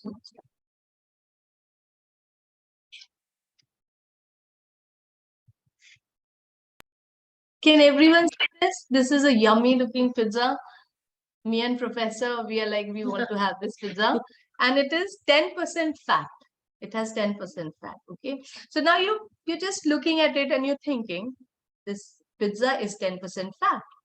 But then comes the waiter and he gives you another option, which can, yeah. So now if you see, this is the exact same pizza and it says 90% fat free, right? Very true. It is the same product and both statements are essentially sharing the same information, 10% fat, 90% fat free. But all of you, even now, would have experienced this thing that you have found one option more appealing than another. It could be either. I'm not saying one option is appealing, but you have found one option more appealing than other. Your brain has found that, right? So that is the power of framing. It is fascinating how a simple shift in framing can actually dramatically influence our perception about the same product. So if you use information strategically, you have the power to influence people and guide them to take the decisions you want them to take and actually leave an impact. With skillful framing, you can actually decide how your target audience will think, feel, and take decisions on a particular product. It is a very powerful tool which is used for immense good. But like all powerful tools, the same thing is used very frequently to spread disinformation and propaganda. It sounds like a very tiny term, framing. So I don't have to say this with this esteemed panel of speakers and the audience, that we have to use all these things with ethics. All right, so go ahead and use this to frame your message in a way that appeals more to your target audience. So for the same thing, they find it more attractive. Now with this, I want to share a superpower with all of you. So would you, is everyone interested to know a superpower, to have a superpower? Absolutely. Yes, yes. All right. So I'm going to share a superpower which is quite often overlooked, but it is a very critical tool of influence. And luckily for us, we have a person amongst us who has this superpower. So I am going, can I spotlight someone? Yes, I think. Okay, so I don't know if I can spotlight someone here or not, but I am talking about none other than Rakesh Agarwal ji. Can you wave, sir? Okay, so now I'm sure a lot of people speaker panel at least knows Mr. Rakesh Agarwal well, right? So you will agree with me, and I'm sure Professor, you will agree with me that whenever Rakesh ji makes a suggestion or a request, we are more inclined to say yes. We want to say yes to him. Sometimes we may not be able to, but we want to say yes. Now, one important thing to keep in mind is for most of us, he does not hold any official authority over all of us, but still we want to say yes. So what is the superpower he has? And that is a very important power, all right? All these powerful leaders have it. This is quite a simple, seemingly simple, but a very incredibly impactful thing. It is likability. See, it sounds like a very simple word, likability, but by his likability, he exerts tremendous influence over us, which we do not even realize. So whenever you like someone, yes, so Rakesh ji, you're on spotlight. So see, this is a person who has this superpower, likability. So whenever we know someone who is likable, that person exerts unseen influence over us. And they have the power to drive us to take decisions in such powerful ways that we may not even be aware of it, that they have done it. Now, that is the power of likability, and it's a very important tool of influence. Now, you may have a very valid question. Like, I'm sure Rakesh is one of those rare people whom everyone likes. Okay, but so suppose if I'm not likable, can I be more likable? That can be a very valid question. So are we just born likable, or can we become likable? Is the question. Okay. I will solve the suspense. Yes, we can become more likable, and there are a lot of techniques, but I'm going to share 4 top techniques which a person or a brand, not only human beings, but corporate brands use it to become more appealing and more likable to their target audience. And why? Because we want to influence them, and since we are all nice people, we want to influence them for good. Okay, so now there are 4 techniques, and all of them have solid research over it. Okay, so the first one is similarity. We are more inclined to like people who have similar interests, background, and experiences like us. People in the audience who are looking for love, I have good news for all of you. So now there was this amazing research which was done, and that covered 421 million people, 421 million people who were looking for prospective partners. And it was found that people who are similar to each other have a very significantly higher chance of ending up together to find the other person potentially a romantic partner. So I've done the good deed for the day. I've shared this. Use it if you need to. So similarity. All right. Now the second one is familiarity. And of course, familiarity, if it is always, if someone, if you get familiar with someone where every time there's been a negative incident, then of course they will think negatively about it. But if you do the opposite, that's very powerful. If you notice, a lot of ads, they keep repeating very frequently, which sometimes we don't understand why they are doing it. They understand the brain of us, which we may not understand. They are breeding familiarity to increase the likability. Now, the same thing, we move to the third one, association. Again, we take the example of ads. If you see, whenever ads are very frequently repeated, they are usually done in very high ticket events where they are paying heavy amount, millions, like an IPL match, World Cup football, or election, whatever. is relevant to their target audience, and then they will keep on repeating it frequently with these events. They are using the power of association. Every person we associate with has an halo effect, or the event we are associated with has an halo effect.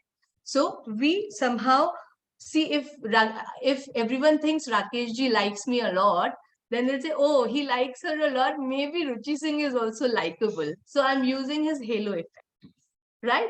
So that way, they use that. So our parents, when they told us that do not hang out with certain people because you're known with the, the kind of people you hang out with, they were right.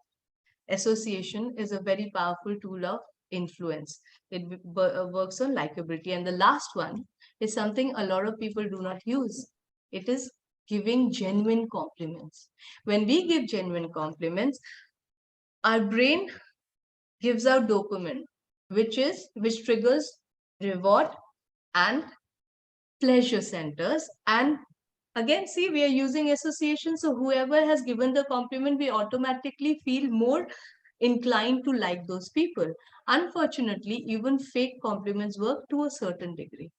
So these are the 4 techniques. So I hope all of you use this and become, all of you are likables, but use it to become more likable. All right. So now with this, I would like to end with a very powerful technique, but give me a moment. I have a bad throat. If we want, we can, So, no. We don't need anything. Okay. Just, like, Rakesh, you would be feeling uncomfortable. Okay.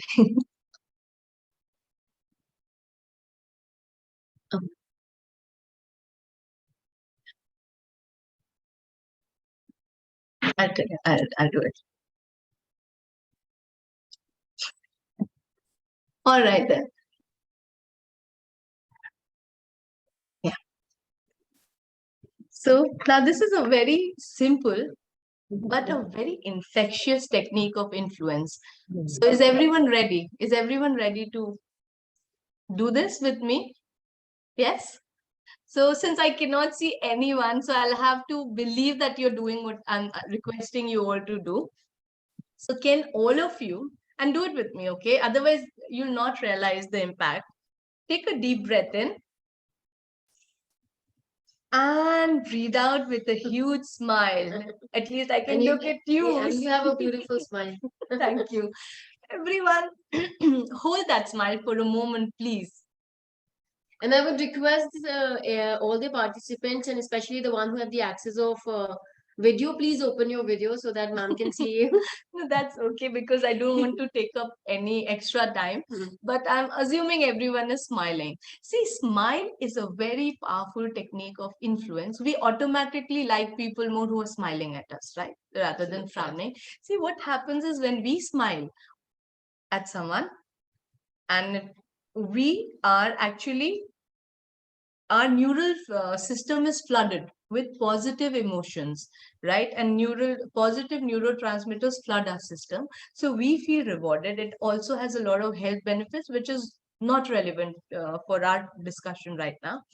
And when we smile at others, due to something called mirror neurons, they also feel rewarded. So it's a very powerful technique of influence. I wish I had more time to get deeper into all these, but these techniques, if everyone uses it, I can assure you it will take you ahead with your cause. And the cause all of you are working on is very important. Like, I have my own cause and you guys have your own. So I want to wish you all very success of this. So I have shared actually 4 powerful and helpful tools of influence, with the hope and wish that all of you get immense success in whatever your cause is. For whenever a good cause succeeds, it is a triumph for entire humanity, shaping a better world for ourselves and rest of the world.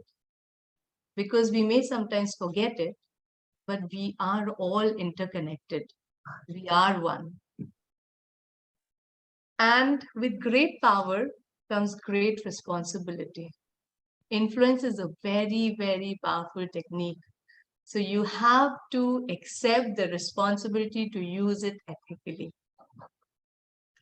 True influence lies in your meaningful legacy, the good work you leave behind. That is true influence. So go ahead and unleash the power of influence, because you have the power to influence destinies of other people, to transform communities, and leave an indelible mark on this world.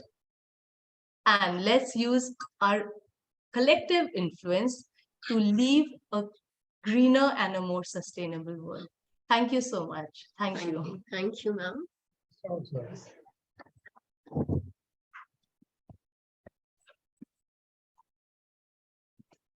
Okay, so I have quickly exchanged the, the place, but I am very sure that I would not be able to take the place of the work that ma'am is doing, because the aura that she was speaking about, the the whole atmosphere, the ambience, and this positivity she's radiating out. And I'm so thankful, Ruchi ma'am, for taking out time and coming to that university, because she's on vacation. Yes. She's not carrying her laptop, so she said that she want a place to deliver the lecture, and we invited her. She traveled all through. She came here.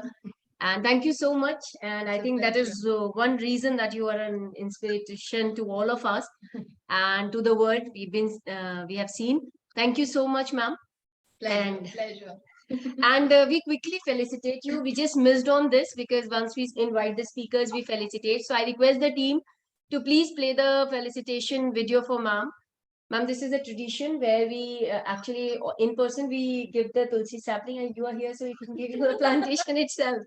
Okay, so here we are like, okay, I am virtually felicitating you with the Tulsi sapling, a bond of togetherness and prosperity. But since you are here, we'll give you. Thank you so much. Thank you. Okay, so we quickly move to the next speaker. We have our next speaker for this session, Dr. Rabia Bhatia, an edu model, founder and director, Ed Web Studio Channel, global leader, top 200 biggest voices in leadership, mentor at Niti Aayog, G20 speaker, author, SDG ambassador, skill trainer, showstopper, and brand ambassador. Be the change to bring the change. Her motto: human revolution is the key to achieve your goal and to attain successful and happy life. Provide corporate trainings, mentoring sessions for life skill topics, soft skills, interview skills, career counseling, counseling sessions, and important of sports value education is the work she is doing. She's experienced senior brand and communications professional, mentor, HR professional, and recruiter with a demonstrated history of working in the various domains and reputed school and MNCs, alongside successfully completed her DOE and Macmillan Education Project of Spoken English Trainer in 2019. Having spent 25 years as a working professional, she has had an enriching experience of working on and understanding varied industries, and would like to proceed further on this path and work on more projects that will give her a chance to employ his knowledge to achieve good results, and also give her an opportunity to explore new avenues. Expertise in operation management, brand management, and communication expert, collateral management, content, training, customer service and HR operation, policies and procedures, and performance manager.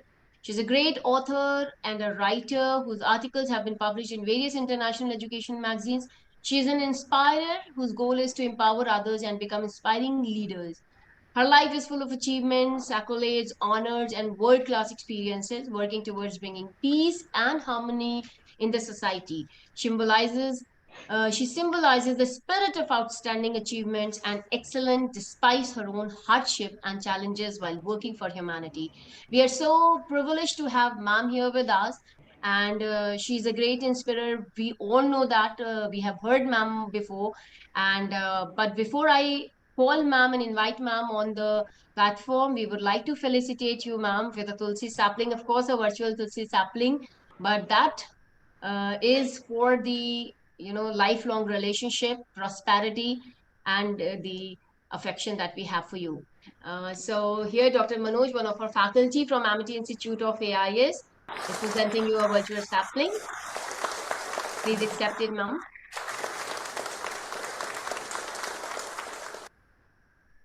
Thank you, ma'am. Over to you. Thank you so much, Dr. Amrina. That was, oh my God, I just kept on hearing, listening. You did not stop actually. But that was a huge introduction. And I'm really thankful and grateful to you for inviting me again to talk about my favorite topic, that is the sustainability. It's our privilege to hear you, and you've been always so supportive and encouraging. Thank you for that. Thank you. No, Dr. Reena, I think Rakesh sir, we have met personally also, if he remembers me actually. Yes, we have met at one of the event, and Dr. Ruchi has played one of the dinosaur video, which I actually had a chance to, see the live video in one of the live event actually, offline. And that was a remarkable event. And that, yes, that video actually, hi Dr. Ruchi. So it was great listening to you. So few of the things I could correlate actually with you, for the influence and the change in yourself, because you, for me, my motto is, as Dr. Ambrina already said, be the change to bring the change, right? So till the time we don't change ourselves, we cannot change our surroundings, we cannot change our society, we cannot change our community actually. And I've heard Rakesh sir also listen. I have heard Rakesh sir at one of the events, and I got deeply connected to him actually. Believe me, sustainability, when it comes to me, it's all about the mindsets. It's all about the collaboration. It's all about the happiness, that is spreading happiness. And it doesn't come, it doesn't come from outside. Somebody has to take a step ahead, basically. One person can bring a change. We all have heard, might have heard that, dialogue of, I don't remember that particular actor, कि एक मछली पूरे तालाब को गंदा कर देती है. So for me, I think एक मछली पूरे तालाब को अच्छा भी कर सकती है. It's all about one person taking a step into the right direction. Uh, I had a very, heavy heart when I read about the train accident which has happened in Orissa. So many things are coming up, opening up, that it was a pre-planned. It was a pre-planned. Whom to blame? We don't know actually. I mean, I cannot comment on that in the open forum actually. But this is what I'm saying, that yes, one person can make the life of others beautiful also, and one person is the person who can actually make the world a dirty place to live in actually. So it all depends upon us, be it Dr. Ambrina, be it Rakesa, be it Ruchi, be it me actually. And when we think about sustainability living, sustainable world, it first starts from you yourself, how you are going to help the other person. We all expect the help from the other people, that how this person is going to help me, so that I can, have a better life, I can have better earnings, I can have better opportunity. But are you also ready to help that person in return? How do we get that collaboration into picture? How will we get that peace and happiness into picture when the other person is just giving, and we are just expecting without giving that person in return? No, there's no doubt there are people who gives you everything without expecting anything from you. But isn't it our responsibility to give back to that person also something? So because he's already giving you so much, and he doesn't expect or expects, irrelevant of that, we need to give him something so that he can also have a sustainable living. I have been, mentoring a lot many students, lot many professionals to understand the concept of change. The change doesn't come from outside. If we keep on blaming others, if we keep on blaming or hurting others, you won't have a sustainability. we will not have a sustainable world. We will not have a sustainable houses. As I said, the change starts from you yourself. Our house is the best place to, you know, show that change to the society, to the community. First, our houses comes into picture where we are actually spending our day and night. Second, our offices, then our community, then our society, and then the whole world actually. So first, we need to change ourselves. We need to change our mindsets. What has happened in this Odisha train accident? So many lives have gone. So many lives have gone.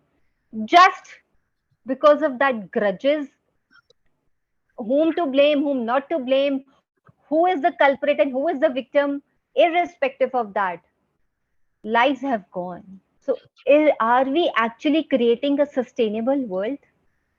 We think of not, hurting the animals. We are not. We think of stop, cutting the trees and doing a fire thing to in the jungles.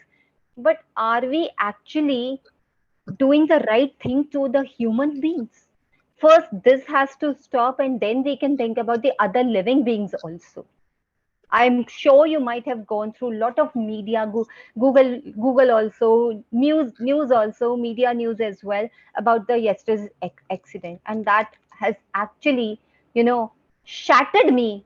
And I have actually, I'm still have goosebumps when I was reading that news actually. So what are we doing about it? Are we ready to take a step ahead? Are we ready to talk about it? We talk about the influence. We talk about the sustainability living. We talk about the jobs. We talk about the employability. We talk about earnings. But how is it affecting the world outside? It is only helping we as in me to grow. What about the rest of the world? I couldn't save those 300 lives, isn't it? I could not do anything about it because I did not know. I am still working in my own comfort zone. I'm not stepping out in that world to see actually what that real world talks about. What is happening in the real world?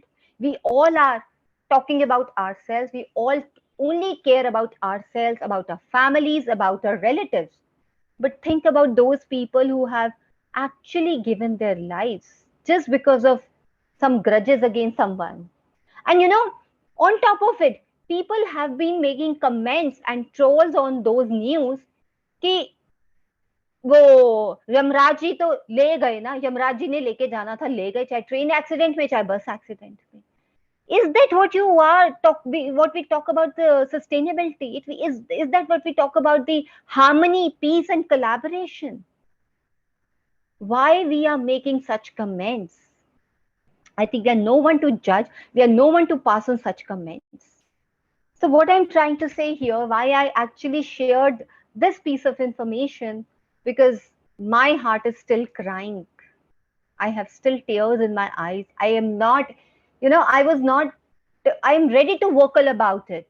And I don't scare for anybody. To be honest, Dr. Amrina, Rakesh sir, I have seen so much in my life, so many setbacks, so many ups and downs. Yes, we all have seen the politics in our offices, probably in our families also. There are so many family problems we share, the relationships problem in the family.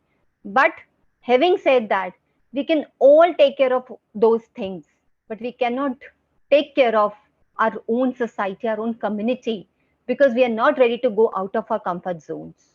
We are ready to grow ourselves, but we are not ready to be vocal about what has gone wrong in this incident. If one person can be vocal, I think the whole community will become vocal about it. I'll share another scenario about it, and that actually shaked me because I was shaken. And yes, I am proud of those people who actually brought a change. I won't here, share anybody. I will only talk about my own mentees who actually worked hard to bring a change. Very renowned university, having a vivas happening in the campus, and there was an external coming in, There were students in the class, or it was about 40 to 45 odd students, odd number. And that person he holded a RCI license also, and very well in psychology field. He was a lecturer in psychology with one of the another renowned university. So it was like since 5 years he was coming to this university for the Viva as an external. Now, let me just share the incident with you. What he was asking, he was actually, while doing the Viva, he was actually harassing the girl students. Believe me. And this is a real scenario. This is a real incident I'm sharing. He started harassing the girl students. 3 to 4 girls went inside and came outside while having tears in their eyes. Now, yes, we all have, it's a co-ed college. So the boys were there, and the boy students raised up the question, why are they crying? Whosoever girl has gone inside for her Viva, they are coming out with tears in their eyes. And they are actually warning the other girls not to go inside for their Viva. Now, how do they brought a change? They all provoked against that external, and they raised their voices, they raised their hands, they got into unity, and they went to the HOD that we are not sitting for the Viva unless and until this external is thrown out of the campus. And believe me, all the student community, they raised this issue on the social media, though later on they were being asked to remove this because of the university pressure. But why I shared this with you, this actually brought a change. The whole incident, the voice of the students brought a change. The external was thrown out of the campus. The external was thrown out of the other university where he was working, plus his RCI license was cancelled also. So now he is jobless. He is not working with anybody, and the proper action has been taken against him. Why I shared this scenario? We all talk about bringing a change. So think about these students. The unity brought a change actually. 1 or 2 students raised their voices and they actually brought a change. They stopped violence happening in their own campus, and the students Viva was again taken, and they all have cleared that Viva. This is what I'm trying to say. We are actually all mentors, we are all educators. So if we, share and if we talk about these things with our students and we guide them in the right way, we can actually bring a positive change in our societies. And the youth can become better leaders than us. So I think these two incidents talks about sustainability, peace, happiness, collaboration. This is what is called collaboration. And this is what is called communication. There was no communication gap between the students. Immediately the action was taken. Immediately the students went to their HODs and the faculties. And the whole scenario brought a change in the campus where students were happy and actually cleared their Vivas. This is what I'm trying to say. If we really want to see a beautiful society, beautiful environment, we have to go out of our comfort zones, change yourself to bring a change in the society. Take necessary action, raise your voices against negativity. Only then we'll be able to bring a change. I don't, Dr. Amrina, I don't never speak from any presentations. I never show any videos because I believe sharing the real life experiences can only bring a positive change in the society, can actually change our mindsets also. Yes, So ma'am. that we should change. From first, we need to change, and then we can think about changing the society. That is all what is I have to say today, because bringing a change, positive environment, happiness, peace, collaboration. Yes, I'm working towards another. I will share about myself. Now, earlier I was only working in a collaborative mode, in the sense I was collaborating with the other organizations to help them in their growth. I now have started working as a, middle person to combine two organizations so that not only me can be benefited, but those two organizations can also be benefited. And so now it's the three people. We are getting benefited. We all three are getting growth, and we all three are growing and in the collaborative mode and bringing a change to the society, because three organizations, when we work together, we create more job employment opportunities, and we create more better leaders also, future leaders also. So I think working in a collaboration doesn't only mean to work for yourself, but to work for the society, real society actually, to help the youth, to help the unemployed people who are actually facing so many problems post pandemic. We can actually help them in training them and in helping them. Probably we can help them with a little bit of kind of stipends, not always a kind of proper monthly income, but yes, their skill set will be more developed, and at least they know the value of money as well. So very important to understand the value of money as well, especially for the freshers and the youth also. So this is all I would like to have to say today, that work in a collaborative mode where you can benefit others also, and not only thinking about your own benefit, but as many people as you can. Support them. Thank you, Dr. Amrina. I just wanted to share all these things. I hope I Thank could you. make sense and I could, live up to your expectations. And thank you to Absolutely. the audience for listening me so patiently. Absolutely, ma'am. And I must say that whenever you speak from your heart, and that is the most beautiful part of your personality, that you speak your heart out, whether anybody likes it, doesn't like it. It's just that believing in yourself is something that we have always learned from you. And it's always a great pleasure having you on the board. And we definitely would want to invite you on campus so you can interact more with the students and the faculty members, and as you always say that be the change you want to see the into the world.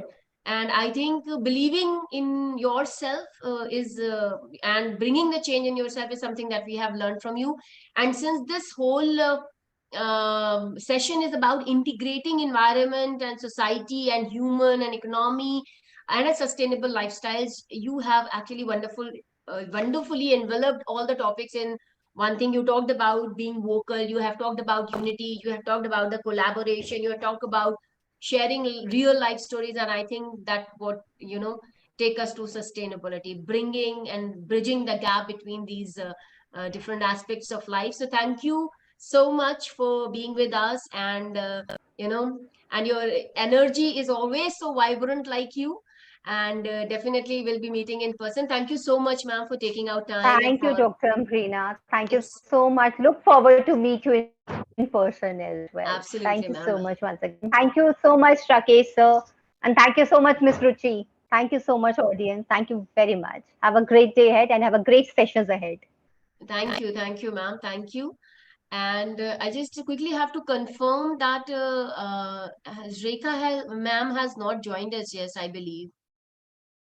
Mm.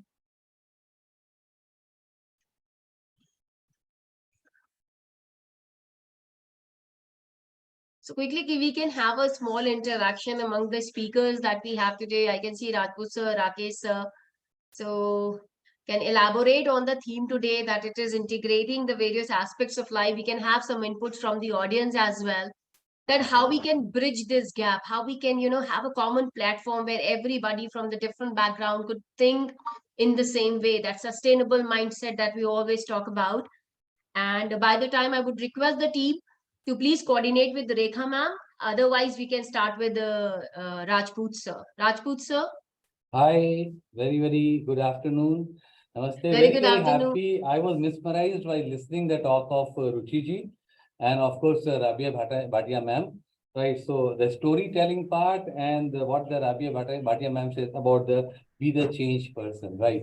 So this is not the first time I'm listening her. I'm listening her multiple times. And it was fortunate of me to meet her at one of the conference, that I will able to interact with her so well. So today, whatever she has spoken or what Ruchi ji has spoken, this is the need or the hour, right? And I'm very happy to see Rakesh sir here. And my gratitude to Rakesh sir once again, and gratitude to Rabia ji, Dr. Rabia, and Ruchi ji also. So these are the, see, different life stories, because every person is a story. Let me tell you, every person is a story.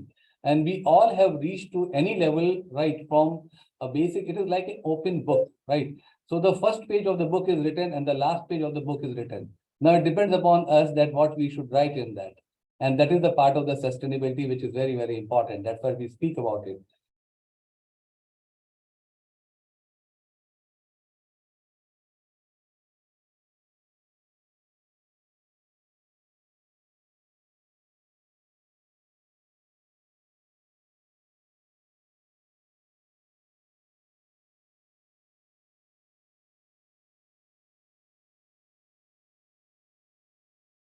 Yes, I was waiting for you.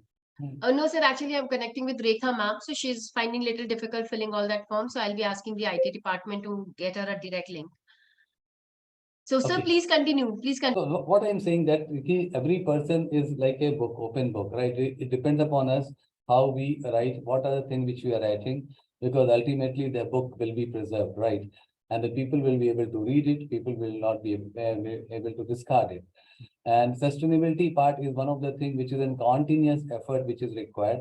And that is the reason we are talking about different part. And today I was very happy when we spoke on the different mission life, which is a very, very important goal of our respected Prime Minister, how we can make the difference, how the senior professors have added the life in that, it is really very important. So that is all about it, because we keep on learning from each other, and there are various ways of learning. And I'm sure a lot of the senior people who have joined here, they have a lot of the learning aspect which we can learn even from them. But coming to back, if you allow me, then I can start my presentation, because I have my presentation on SDG. So, or if still the time is there, I will wait for my time. And if Rakesh sir is available, then Rakesh sir can speak here, and I will be a silent listener, because I always say I am a shameless learner and a generous giver.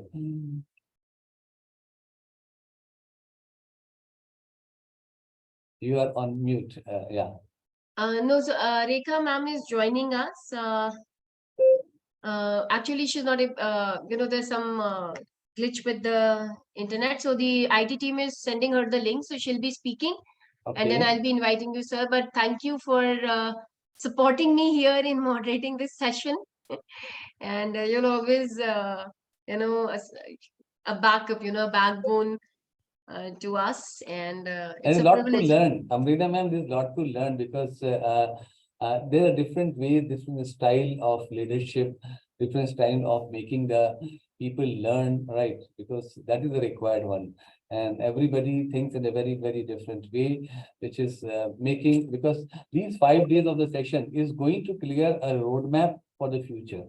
See, I personally think about it, that what today the Vice Chancellor, she spoke about it, right, Madam Shukla, right? And all the Dr. Singh also, that in this 5 days, we have to have the brains which are here. It is not the brain who speak, the brain who are listening also, they all have the brain. And when we correlate and coordinate, right, and collaborate, we'll be able to give a complete roadmap which is going to help for the future.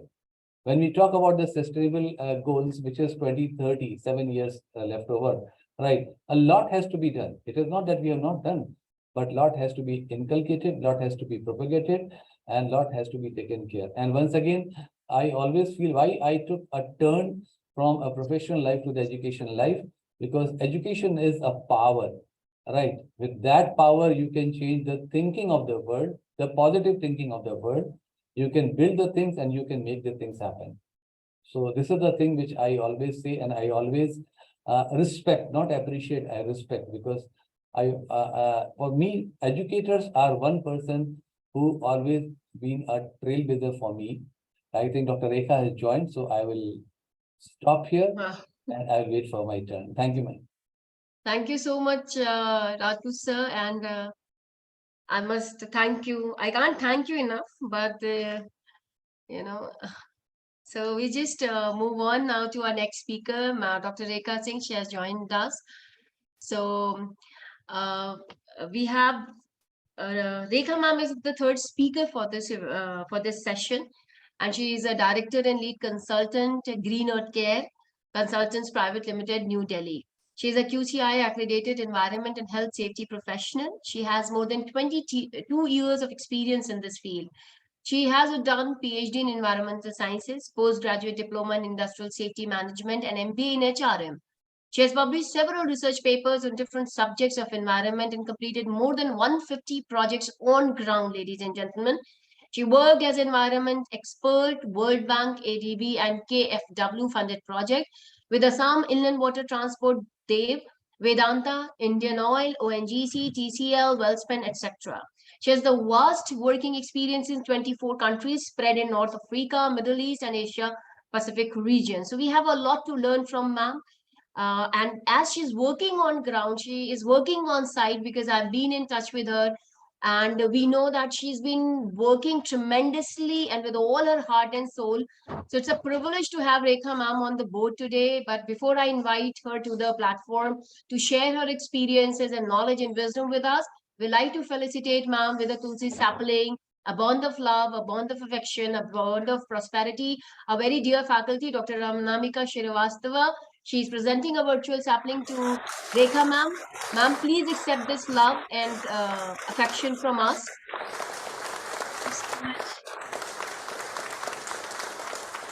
Over to you, ma'am. Thank you. Good afternoon, ladies and gentlemen. Wishing you all a green and plastic-free world on this World Environment Day. Shall I present to share? Yes, ma'am. You please share.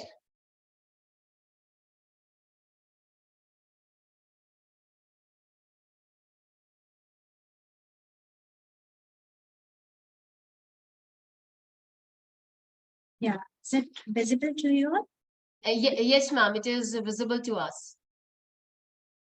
You all are already lecturers, so I should not say this is my session to you. Actually, this will be a discussion session. I would like to you all to interact, and we'll have something. So whatever you are doing in your individual life, it can be best practices for others. So this will be a discussion session. You all may request you to unmute yourself because we will be discussing in next 20-25 minutes.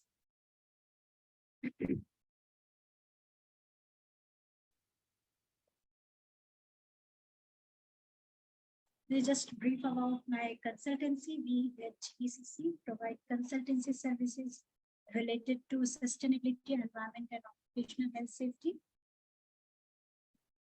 So let's start our discussion.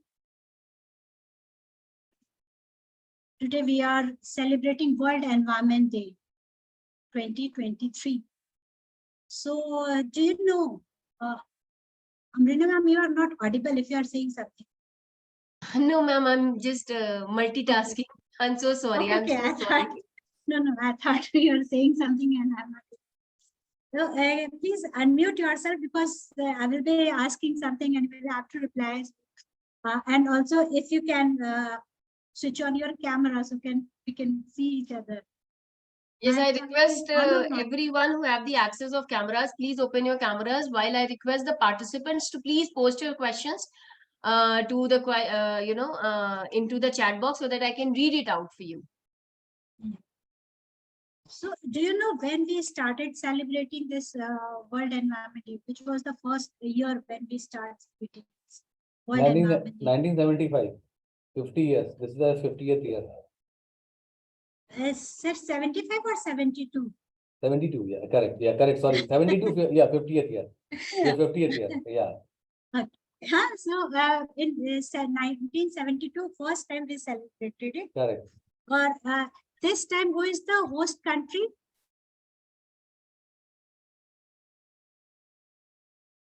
Who is the host country this year? Ivory Coast. Rakesh Prashar sir has, texted नहीं, Ivory. unmute कर लीजिए, कोई भी बोल सकते हो. Unmute yourself so that we can enjoy seeing it. Actually, the access of mic and camera is with the speakers or the organizers. Okay. Was not knowing. But they can always write in chat box. They can always write in chat box and make it interactive. I'll be their voice. Oh, great. Yeah. I can see it. Every coast it is, right? Yeah. Rakesh sir is always right. मुस्कुराहट भी आ गई, देखो Rakesh sir मुस्कुराते हैं. Yeah. Rakesh sir नमस्कार sir.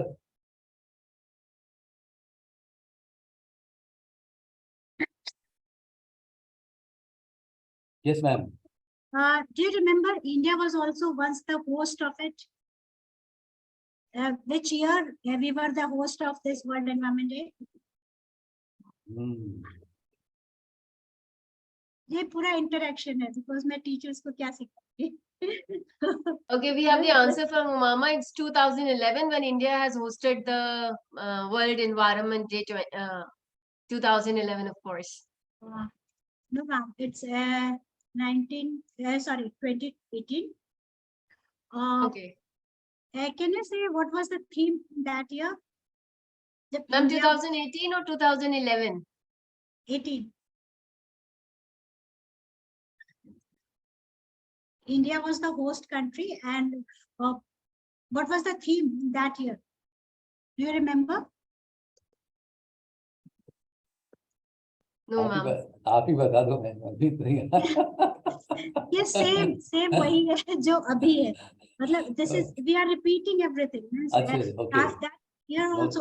इसीलिए मैंने पूछा कि जो अभी है उस समय भी same था, solution to plastic pollution. Yes, correct. So now after it's around 5 years, we are on the same theme. So is it depressing? 5 साल बाद भी हम same theme को celebrate कर रहे हैं, इसको ही करना चाह रहे, because we have not achieved anything. This is the fact and figures. 400 million tons of plastic every year, plastic waste is being generated. And only less than 10% is being recycled. And around 19 to 23 million tons of the plastic waste end up in lakes and rivers and seas. So this is really a depressing figure. After 5 years, we are repeating the same theme because we have not achieved our target. So we are repeating it. We have to achieve it.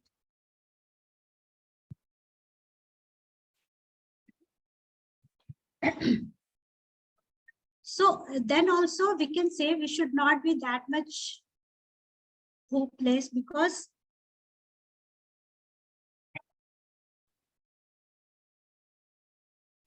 we have technology and we are gradually modifying ourselves, developing. So this year we will be showcasing countries, business, and individual, how we are learning to use material more sustainably, offering that one day plastic pollution will be a history. Ma'am, can I add one thing here, if you don't mind? Yeah, Rekha ma'am. Please. You said that after 5 years, we are repeating the same thing. Correct? Agree. Fully agree. But when you go to mathematical or statistical data, you will find that our population has increased.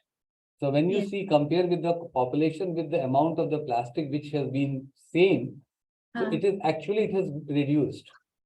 So I see in the different side that the awareness is coming up. Today we are 140 crore population. When you talk about that, it was 115 crore. So 25 crore we have added in 5 years of the time, ma'am. Right? Okay. So sorry, 20 crore we have added. 120 it was, right? So in spite of seeing that thing, that awareness is coming up and people, they are reducing it. But yes, what you said correct, that the extent it has to be reduced, it has to be more deeper and on a more faster way. But awareness is there. That is the reason that data is same, but people are increasing, population increasing, and uses of plastics are also increasing. Now the degradable plastics has come, which is helping all. Yes, people, this is the fact that Yeah. we are learning to use material more sustainability and offering hope that one day our world will be pollution, plastic pollution free. So this is the hope, because we are progressing, but the present fact is we are recycling less than 10% of the total plastic. This is also the Agreed.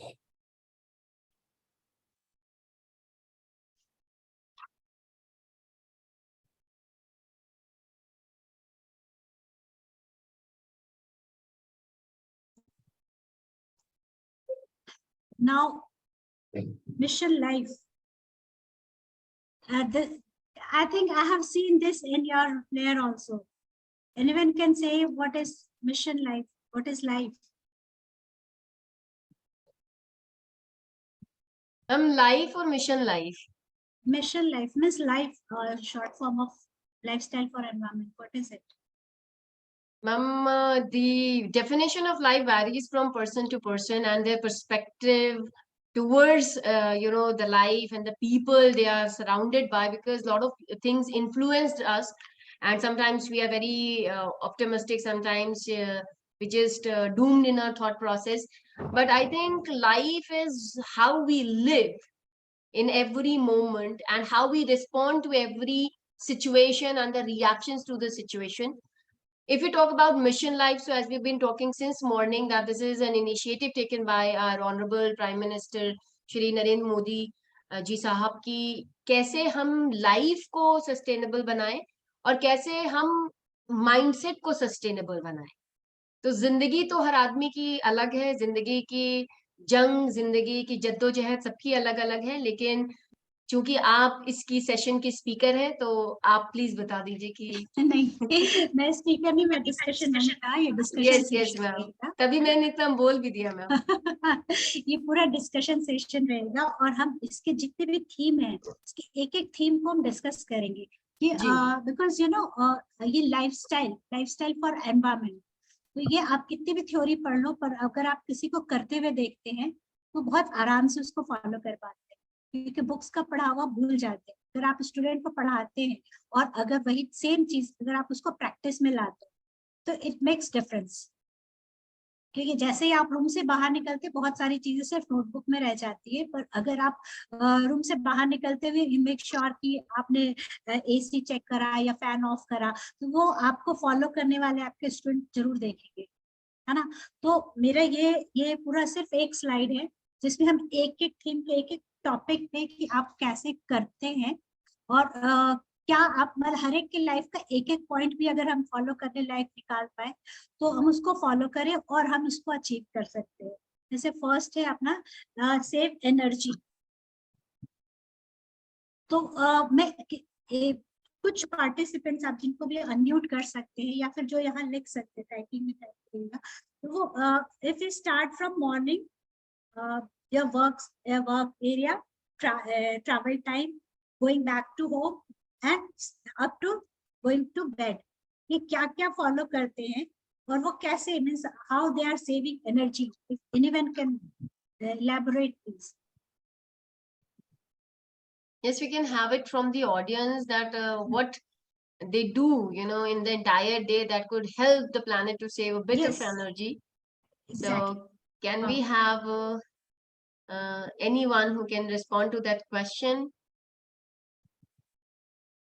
Otherwise, switching off lights, while walking out, this is one of the very common practice that we do. And this is something that we tell our students also, like when you are walking out of the classroom, make sure that you switch off the lights, switch off the ACs and, fans, so that, the little energy can be conserved.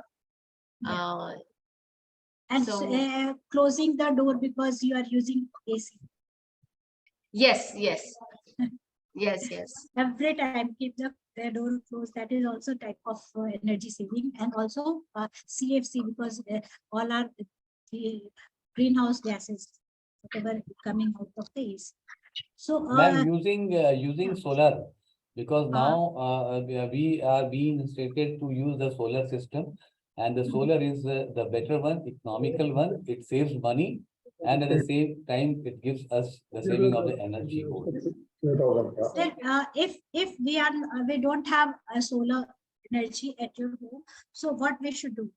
Like आप morning से उठते क्या क्या करते हैं so that Okay. if तो you morning can से नहीं, मैंने आपको दोपहर के बाद शाम को ऑफिस के आने के बाद की बात बोल दी, क्योंकि सोलर लाइट लगी हुई है आपके बाहर, राइट? तो full day solar is going to absorb the thing, and so solar light is going to give you the night, which this light in the night, right? And sharing with the vehicles, right? Go with the colleagues, right? These are the things are there. And another thing for the housewives or the people who cook the food, right? To cook the food when it is required, again, because if you are using the heater or electricity multiple times, if you are recooking, it means again you are making it hot and all, so it is going to take the energy part. So these are the small steps are there which has to be taken, which is going to help a lot of us. Yeah, in fact, जैसे हम fridge से बाहर निकालते सामान और तुरंत गर्म करने करते, तो it waste your electricity if you are using hot plate, otherwise waste your gas also. 100% right. Fridge से निकाल कर थोड़ी देर रख दीजिए तब आप use. Correct, very correct. small tips, but you can save energy. So energy is not only form of electricity. When you are traveling, so if you are using metro, if we are talking about Delhi NCR, and if you are using metro or any other public transport, Yeah, correct. Convenient, convenience. yeah, correct. Convenient public transport, which you should not be putting here, correct. Yes, yes. And what else we can do to reduce energy?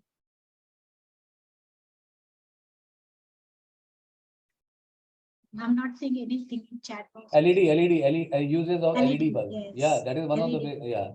So don't use other LED ones. nowadays, LED Yeah. is very common. So in LED place has of to be tube used, light, correct. LED is energy saving tech. Best because most of the time we use electricity or in the form of light. What else we can do to save energy?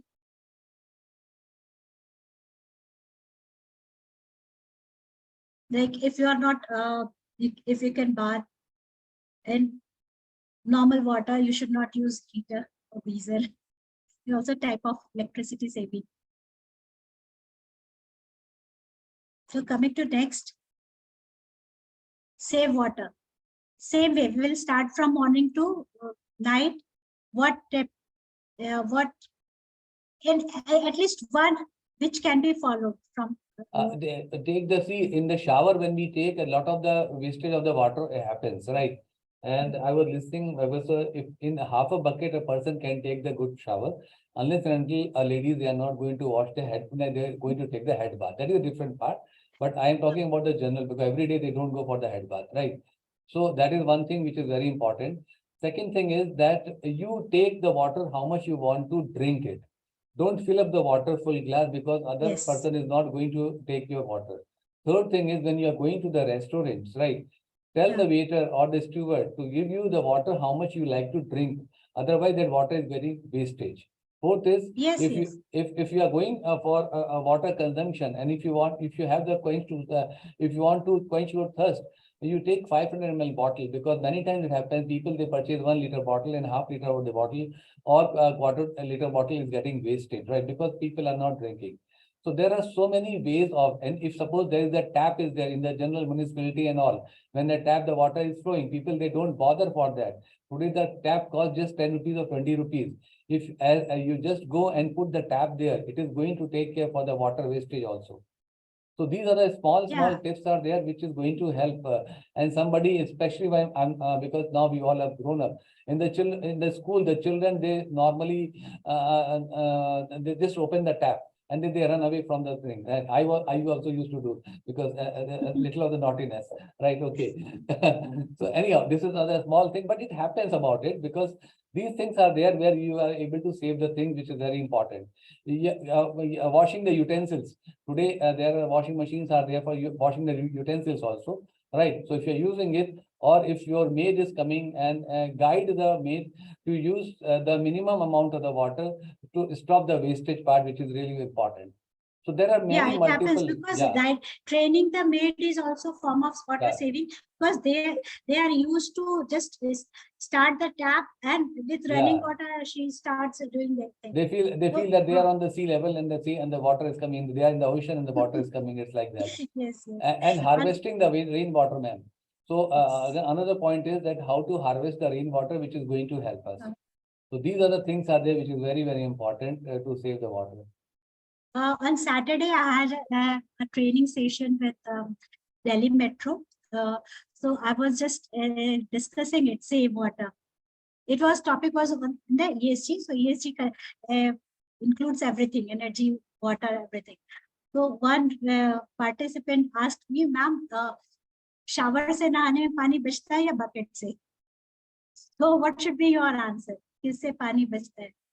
मैंने बताया ना, bucket से बचता है. Shower में because तो see, there मुझे हाँ, मुझे ये बोलिए. लगा कि ये बिल्कुल आपका एटीट्यूड है कि अगर आप शावर के नीचे आप 30 मिनट्स तक खड़े रहते हैं तो कोई बचत नहीं है, और बाल्टी से भी अगर आप एक बाल्टी में नहा लेते हैं तो बचत है, अदरवाइज आप 10 बाल्टी से नहाते तो ये बिल्कुल आप पर डिपेंड करता है कि आप उसको कैसे यूज करते हैं. No, ma'am, शावर से है let ना. me tell you, when you go to the hotel, because there is a combined system is there. So in the morning time, when you want to have the hot water, I'm talking about the winter days, the hotel people will say they open the tap for 10 minutes, 5 minutes all the time. Then only the hot water is going to come. It's a complete sheer wastage of that thing. When you go for a shower, right? When you go for a shower, you start enjoying that shower on that, right? And anything which you enjoy, it long lasts. It is very, very true, right? So that is the thing which is very important. Yes. Yeah. So unless until somebody has to be on very much on the time, so people will finish it in 1 or 2 minutes of time, fast shower, and let us go there. So that is there. So life should be in your mind. Then only you can achieve. Correct. Every time, whatever you are doing, you should remember that whatever you do, there is carbon footprint for it. Right? Of course, water footprint. Either you are destroying water environment or the emitting something in air. So you should take reduce your carbon footprint and reduce your water footprint. अब Then only we can have Rajshree स्नान नहीं करना चाहिए. People they love to go for the bathtub and then see how many amount of liter of the water people they waste, because after going to the bathtub again they take the shower and all. So see, we cannot stop, but that is very important to make the people understand about it. And also, sir, the lifestyle that we have adopted in society is now we have these swimming pools in most of the society. I think somehow if we talk about saving water, so this is also one way, or somehow I don't know where the water is coming from when we are refilling the swimming pools again and again. But as you have said that, if you started enjoying something, it will going to be long lasting. And I think somehow the sustainable mindset need to be there. If I'm using something, back of my mind, it should be there ki if I'm going to waste it, it is not affecting me, but it will going to affect 100 of individuals, who will going to pay the price of the wastage I'm doing. So let's stop wasting. So as save energy, if I'm sitting in a well lit ventilated room and I don't need rods, then I should not be switch on the electricity light. And same goes the water. Same goes. Yeah, if you stop water in a glass in dining table, get half fill. If they require, they will fill it. And one best thing I have seen in last visit to Amity, you served water not in plastic bottle but in glass bottle. Yes, I really appreciate that. Thank you, ma'am. Otherwise, with every conference, we have lots of wastage form of plastic. Very true, ma'am. So next is plastic. So what type of single-use plastic you are using in your daily life? The single-use plastic is always used in the garbage bag, right? Which is a degradable one. That is only one thing which otherwise start discarding whatever the plastic which you see, start discarding. Carry your own shopping bag, right? Wherever you are going, there is no harm. There is a beautiful shopping bags has come. Purchase a nice cloth bag. which is very good, and carry it there. So that's all we say. And Miss, I just want to put it here in our car. We have kept two shopping bags. So wherever we go, either we require or not, but that 2 shopping bags are permanently there. The big bags are there. Whatever we want to purchase, tell. And you said no to the vendors also. No, don't sell these things, and don't inculcate and don't say, I require this thing. No, absolutely no. Say no there itself, and say no, I have brought my own bag. We can connect plastic and water in one way that just you were saying, sir, that if you require small bottle, why you are purchasing 1 liter bottle? So here that time you were saying to save water, but I would like to add here that why to purchase this plastic bottle also. We can carry our own water bottle with us, and most of the area I have started saying that they have water ATM if they require. So I used to carry my bottle with me. So that is true, ma'am. That is very, very true.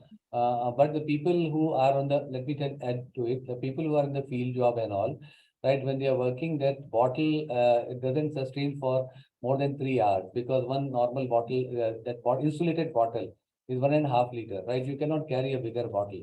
So sometimes for the convenience part, they go and they take some cool water, which is there. But whatever you said, whenever you're coming to the office, whenever you're going there or somewhere else, let us carry, when you're going for the picnic along with the family, right? Yes. Carry that, which is going to help, which is going to really help. If you have some function, you have the bigger containers.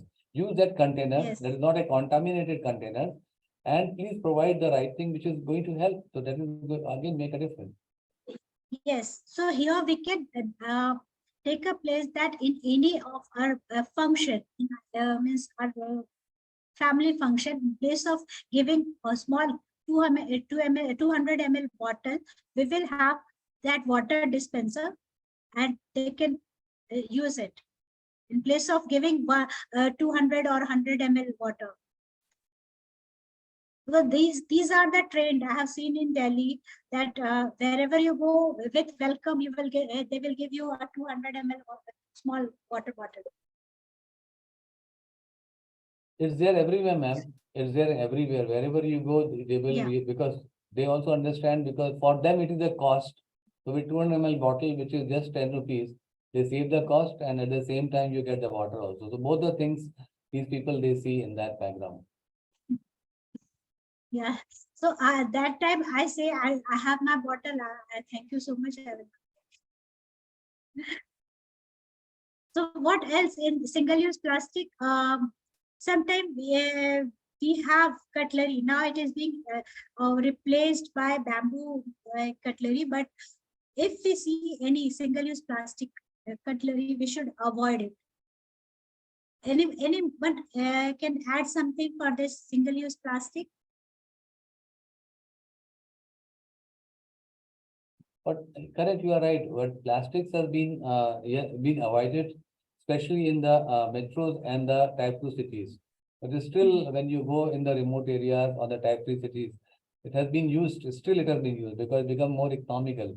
So gradually, this sensation is coming to the public, and probably how the things from metro to semi-metro it has gone.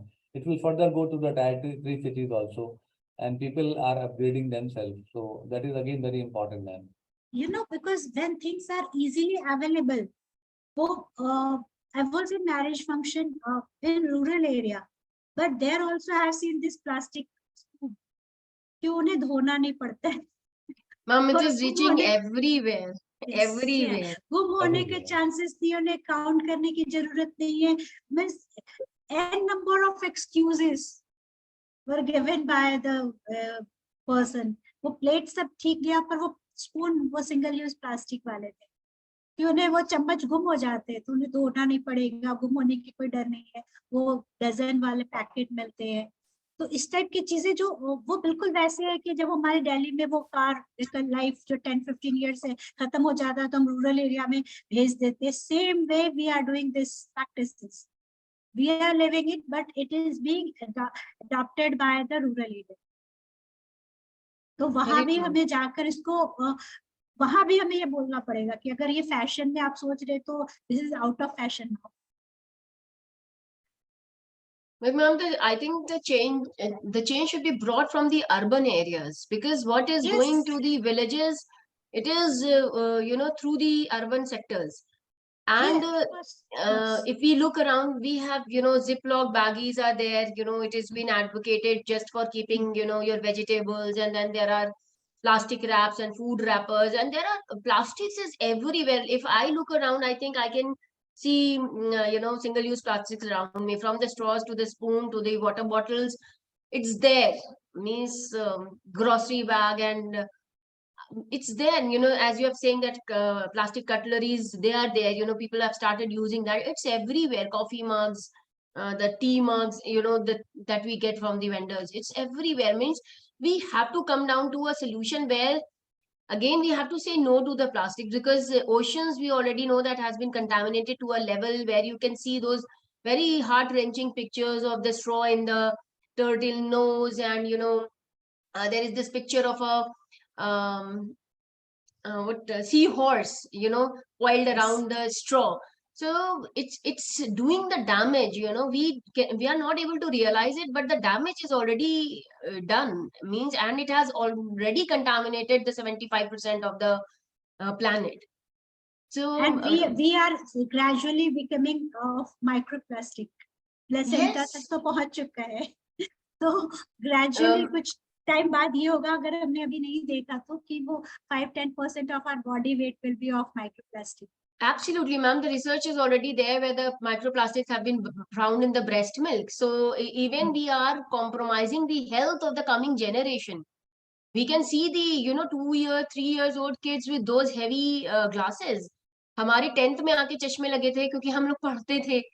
लेकिन अब क्या हो रहा है? The kind of contamination that we are surrounded with, air, water, everything is contaminated, from the food we eat to the air we breathe. It's all contaminated. So what we are giving to the generation is a big question and a challenge to us. And also the lifespan. One promise I want you all, from you all, that this is tea bag. Tea bag contains lots of microplastic. So from today onwards, you will not use these tea bags. Yes, very true, ma'am. ये जो tea bags हैं हमारे, tea bags में बहुत microplastic होते हैं, तो हम टी बैग्स को ही अवॉइड करते हैं. आप बिल्कुल ग्रीन टी आपको पीना है तो प्रॉपर आप लेकर आइए ऑर्गेनिक इंडिया, कॉफी पीजिए, कोई problem.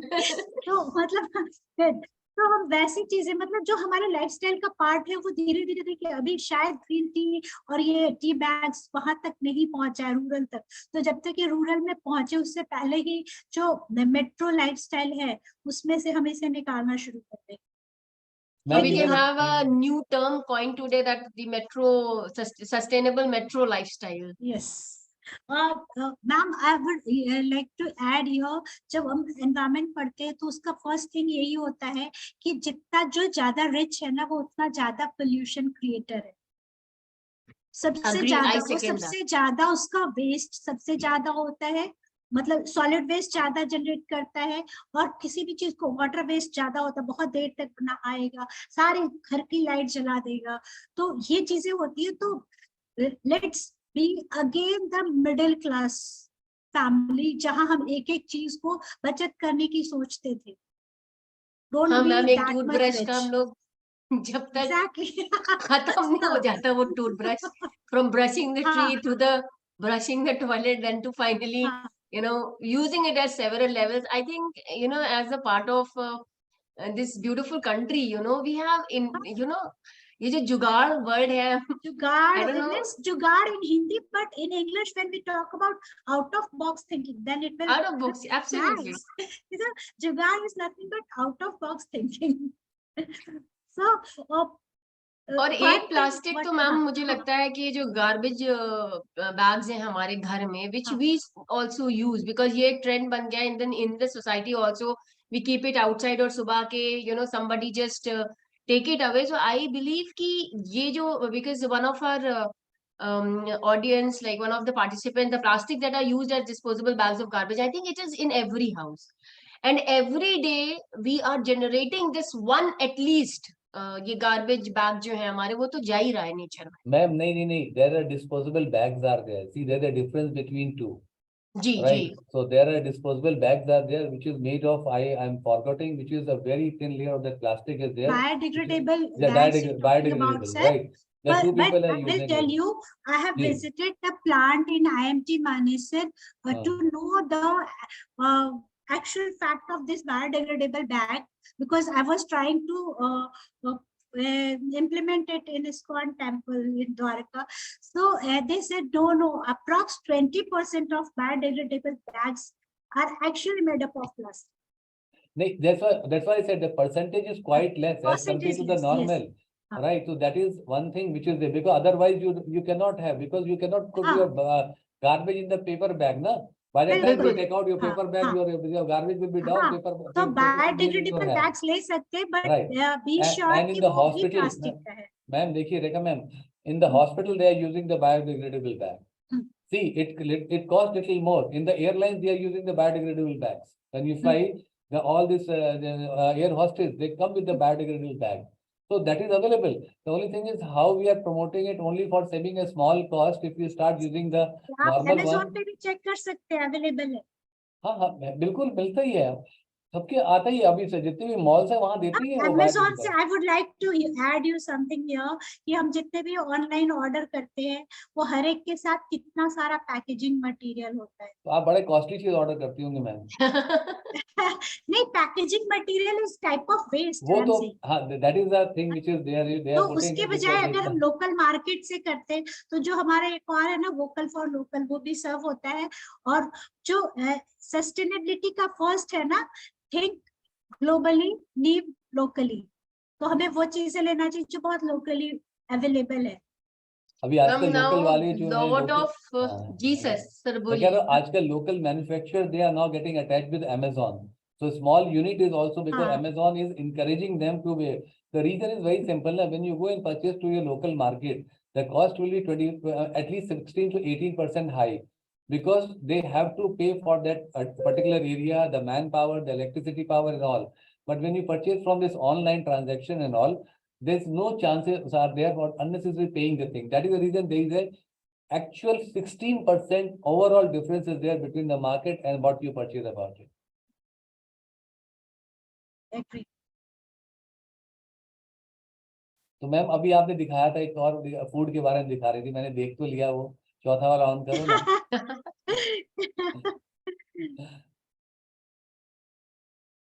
Yes, adopt sustainable food systems.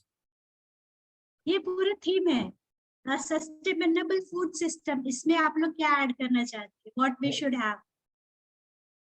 What do you mean by sustainable food system? सात्विक खाना खाने का है. I think मतलब जितना जरूरत हो उतना खाएं, because we see lot of wastage of food.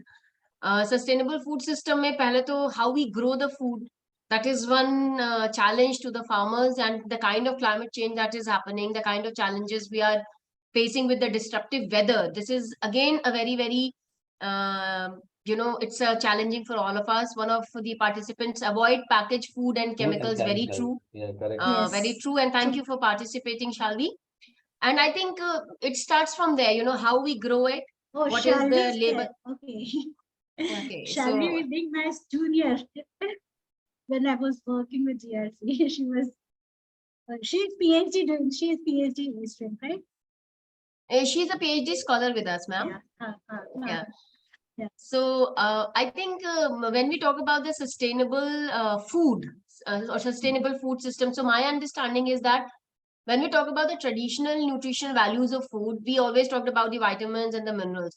But when it comes to the sustainable food, then I think the question changes to what is the labor cost that is food, what kind of fertilizers, what kind of pesticides that are involved, what are the how much water is being required to grow that crop, or any food system.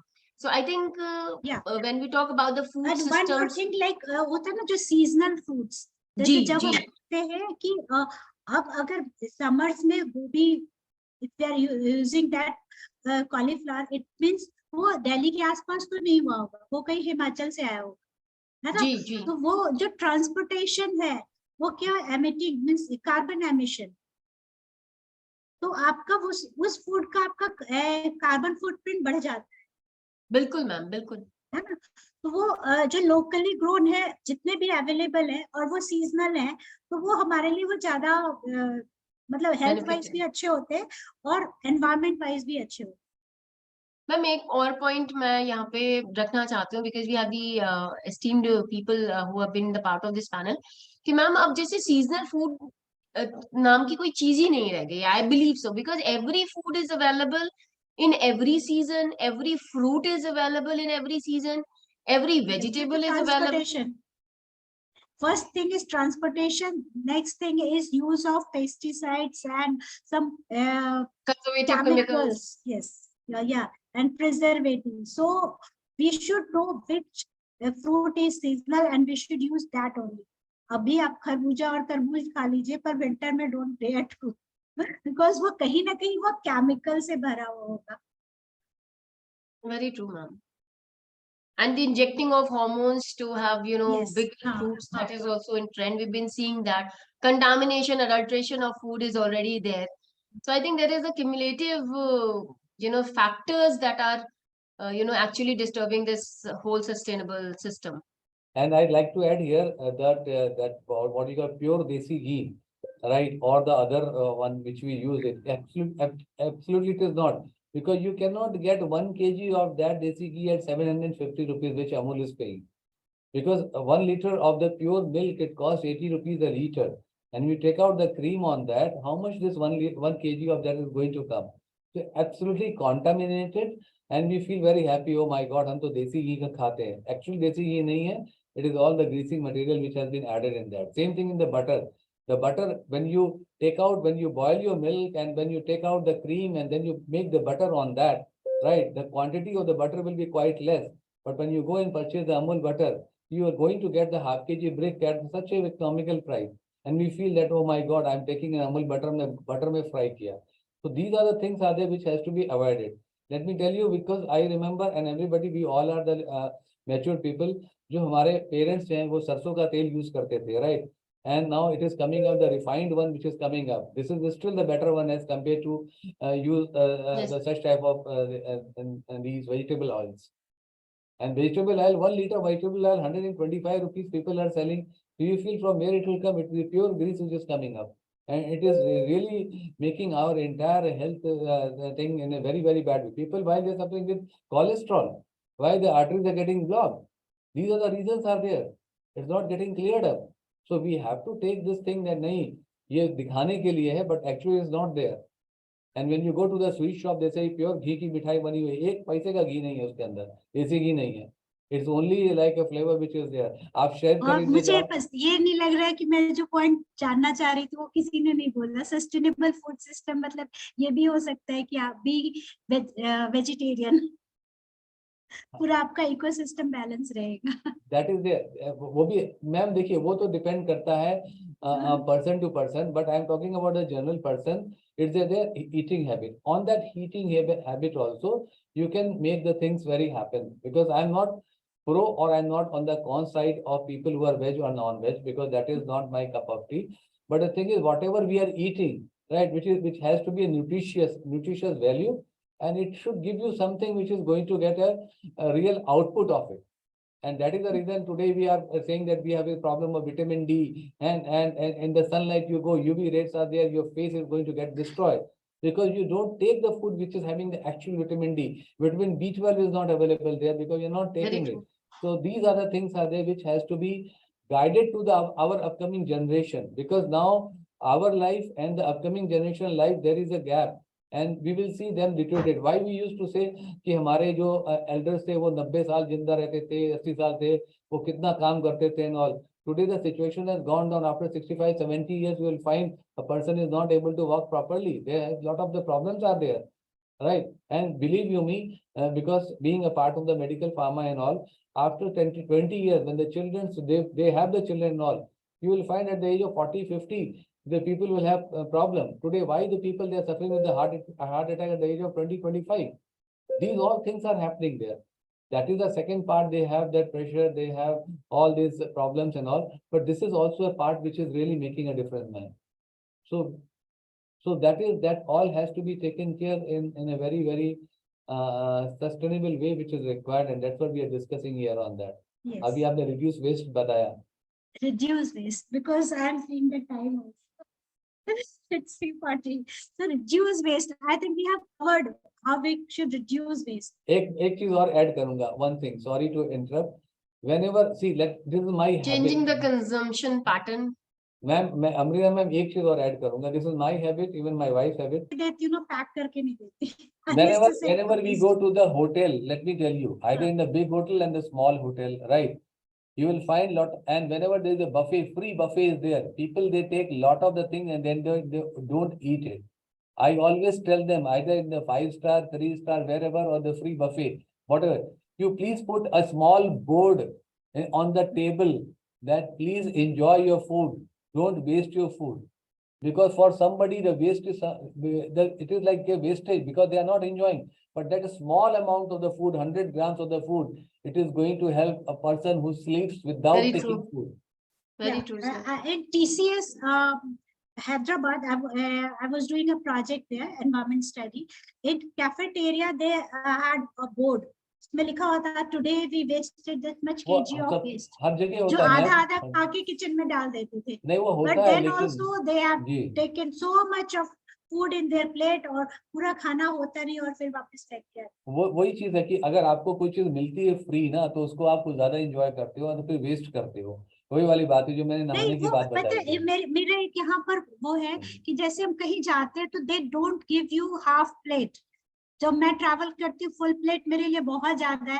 मैं बोलती भैया आप मेरे से पूरे पैसे ले लो और मुझे हाफ से भी कम चाहिए. I don't want to waste.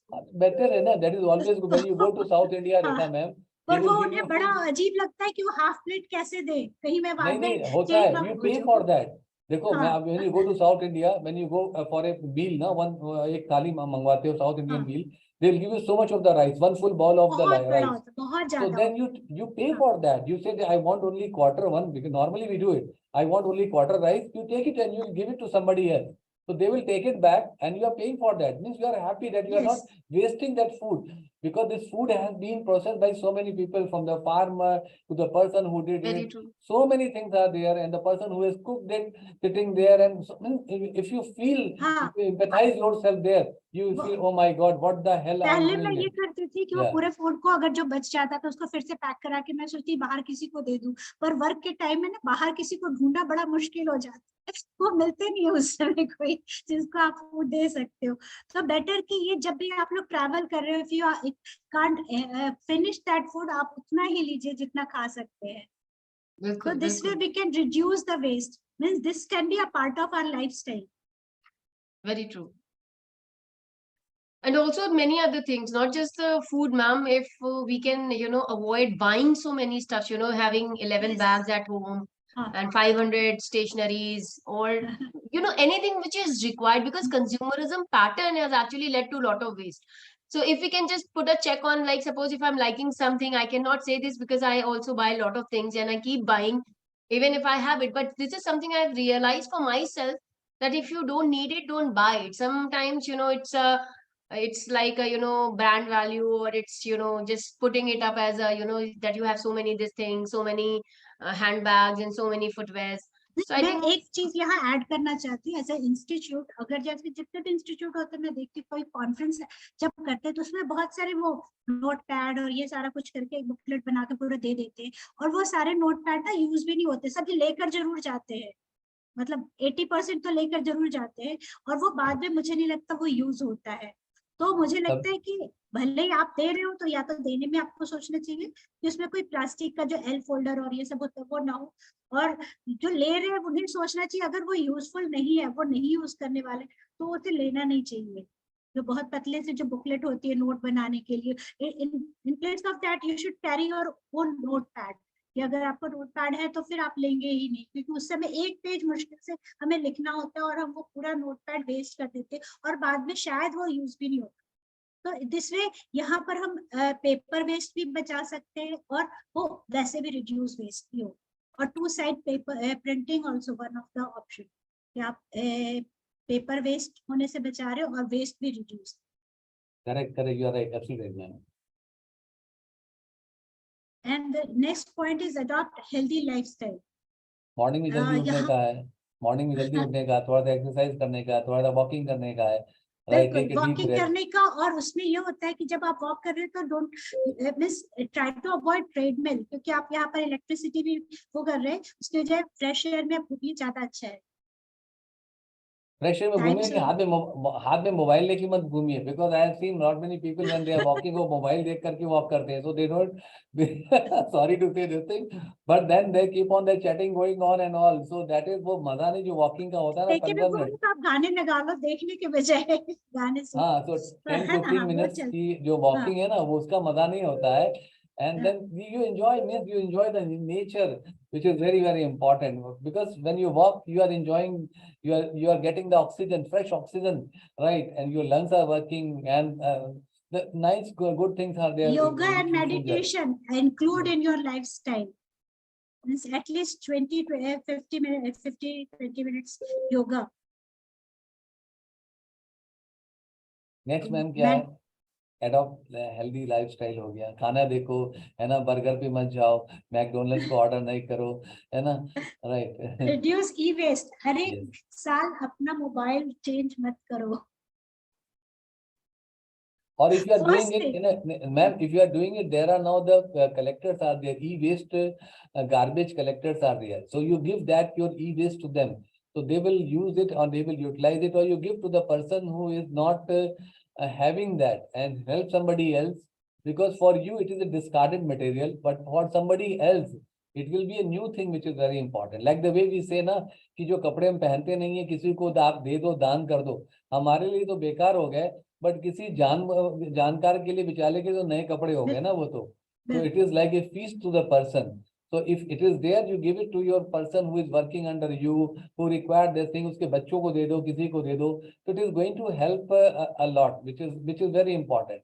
If you want to change your laptop, you want to have upgradation of the laptop, give it to somebody which is really required, because in that way you will be able to help somebody's child who is studying there, because they also require it and they don't have that facility to afford the thing, which is very important. So if you start doing this donation type of thing to the right person, to the right place, to the right needy person, it is going to help you, it is going to help the environment also, and it is also going to add a lot of happiness in your mind that yes, I have helped And most somebody. important thing here is don't mix e-waste with your municipal. जो होता है कुछ भी होता है ना, वो cable वेबल सब डाल देते हैं अपने गार्बेज बिन में. This is very wrong. Correct. Very wrong. कोई भी केबल कुछ भी ऐसी चीजें दो वेस्ट को मिक्स नहीं करना चाहिए. Otherwise, if segregation at source, if it is not possible, it is not proper, then we cannot think of biodegradation or anything. Correct. So first responsibility of solid waste management is segregation at source, and where we are. So don't mix any type of e-waste, because e-waste contains lots of heavy metals and very, very hazardous and poisonous metals and very precious metals. It should not be mixed with your municipal solids. Yes, ma'am. But again, the point comes to that when we buy these electronics and electric appliances or the gadgets, what as a consumer we need to understand that we have to give it back to the manufacturer, because there is this whole policy where the e-waste should go back to the manufacturers. They should give it to the formal sectors for the dismantling, because this e-waste is not just affecting the consumerism pattern, but also it's affecting the informal sectors that actually take up this e-waste and then they give it an acid bath. They are actually putting their life at risk, inhaling those acid fumes. And then there need to be a check, that the manufacturers, we should develop some sort of a system where, if suppose I have bought a fridge, let's say, and next time when I have to, it has to be registered somewhere in a way that it should be available, on internet, on some, what I'll say, in some record somewhere where somebody could find out कि इन्होंने fridge लिया हुआ है. Like suppose today I am using Whirlpool and tomorrow I have to go and buy LG. So if they check my name through Aadhaar card or PAN card, they should ask me कि where is your another fridge. If I'm keeping it at home, it's okay. Otherwise, normally क्या होता है, उठा के हमने कबाड़ी वाले को दे दिया. तो ये चीज जो बाय बैक e-waste जैसे वो बैटरी के लिए एकदम है implemented है, you will have to replace battery, you will have to first give, then only you can purchase it. So same thing should be for e-waste also. Ma'am awareness drives इन सब चीजों के लिए I think this is take a call and बहुत जरूरी है, क्योंकि every time we know we understand the problems, but unfortunately it is not reaching to the common mass where the problem is actually starting. As you mentioned, the rich people are creating more pollution, the rich countries are creating more pollution, but then to how to put a check on them, you know, how to put a full stop or a comma or little pause to them is a big challenge. क्योंकि आप जिधर देखेंगे ये problem है. Even the batteries that you are talking about, लोग क्या करते हैं कि घड़ी का सेल खत्म हुआ, उठाया और they have just put it in the garbage. Yes, this is what I tell you, that they are mixing of other waste in municipal solid waste. It's very dangerous. So these waste are going to our dumping area, and from there it's going to our groundwater.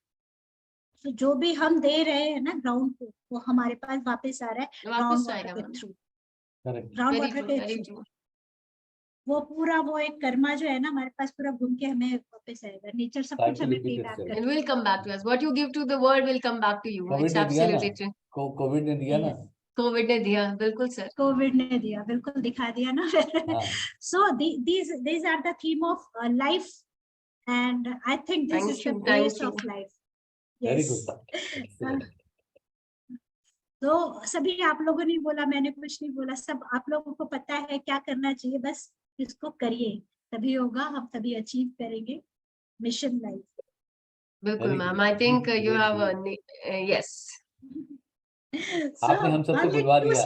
I had only 2 slides. Rekha ma'am, आपने हम सबसे बुलवा लिया है, like a true leader, है ना.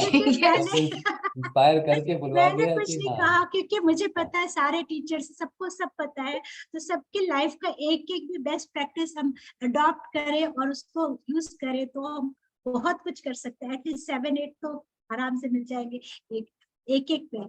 It reminds me a very like on the humorous way, a small quote which is there in somebody's house where written ki I am not the boss of this house, but my wife says so.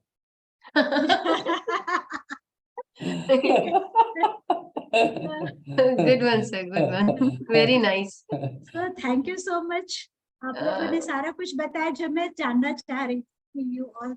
Thanks to you, ma'am, for engaging us. And of course, this kind of interaction is actually needed at times. And I think that 7 missions that you have put on the slide, and very brilliant inputs from sir, and his energy is of course contagious. Yes. So I have seen sir handling the meetings, and it's always a pleasure to work with him. So thank you, Rekha ma'am. And I thank Rakesh sir here before I proceed to Rajput sir, because I think he is the instrumental in bringing all of us together through ECPFO. Yes. And bringing so many people from so different sectors. I think it's a great challenge, and it's an example of the passion and compassion he has for this nation and people and planet. So a big round of applause, sir. And I must say that this NGO that sir is running, of course, the Environmental and Consumer Protection Foundation India, ECPFO, for everybody who's listening to me, please do connect with Rakesh sir. If you want to connect, you can come through me, who knows me here, because this foundation is doing excellent job, and you can see the members.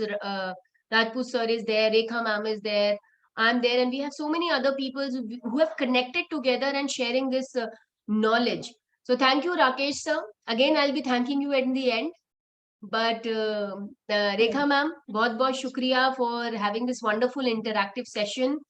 Rajput sir took away the limelight, of course.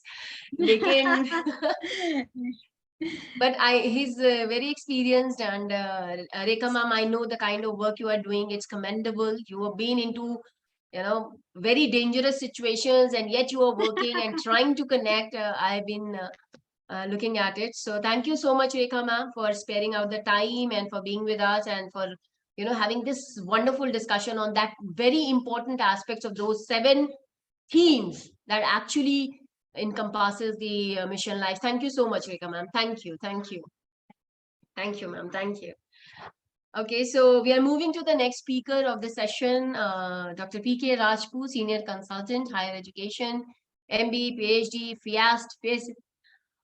FIECT, FGCPR, USA, MLESM, Senior Vice President, Former Sales and Marketing for Domestic and International Markets, Cadila Pharma Limited. To my audience, to all the participants, you're listening to Rajput sir, and by now you know that the kind of knowledge and wisdom he has to share with all of us. And we already heard him in the inaugural, but he's so kind to come in the session also so that he can elaborate on this wonderful theme of bringing environment and society and education and economy into one, one single thread. Of course, Sir is, an author with 12 honorary doctorate in various segments. He's a professor of practice. He has recently taken up the responsibility of professor of practice in a couple of institutions to bridge the gap between industry and academia. He had very successfully handled the domestic business and international business of Cadila Pharmaceuticals, an Indian multinational leading pharmaceutical company in Ahmedabad, as senior vice president and vertical head based in Ahmedabad. He's a global speaker, international life coach, mentor, corporate trainer, educator, thought leader, author, change maker, chief guest, guest of honor, keynote speaker, moderator, and active panelist on numerous national and international forums and events. He had a rich experience of more than 40 plus years in the pharmaceutical and healthcare industry in sales and marketing, with a great passion for education, a blend of business building added with the strength of education based on skill and knowledge. A great passion with a motto, give back to society as sharing is caring, through various ways to enhance learning, unlearning, and relearning while enhancing the skill blend with technological requirements, which being full with humanity, humility, and compassion as well. He strongly believes that till the breath is, learning is, and that is what he kept saying, that I'm still learning. And so humble of him. And he's here to share his thought process with us. He wants to build a better humankind to make nations shine. So with all humility, I request the sir to address the August gathering. But before that, we would like to felicitate you, sir, with a Tulsi sapling, a symbol of love and affection and everlasting bond. Here our faculty, Dr. Juhi Gupta, assistant professor. She's presenting you a virtual sapling. Please accept it as a gratitude and affection from Amity University.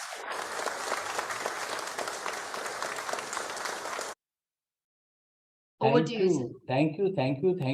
The words are less to say thank you and gratitude to you, Amrina ma'am, to Dr. Renu ma'am, and thank you, Rakesh sir, once again, because in the morning also I was remembering you, right, of bridging the gap between me and the one of the best university of India, 16 universities which are there, that Amity University. So I was just searching when Rakesh sir is going to come, but I am very happy now today you are here, and you always add lot of energy, you always had lot of inspiration, motivation here, and so I also get motivated with this.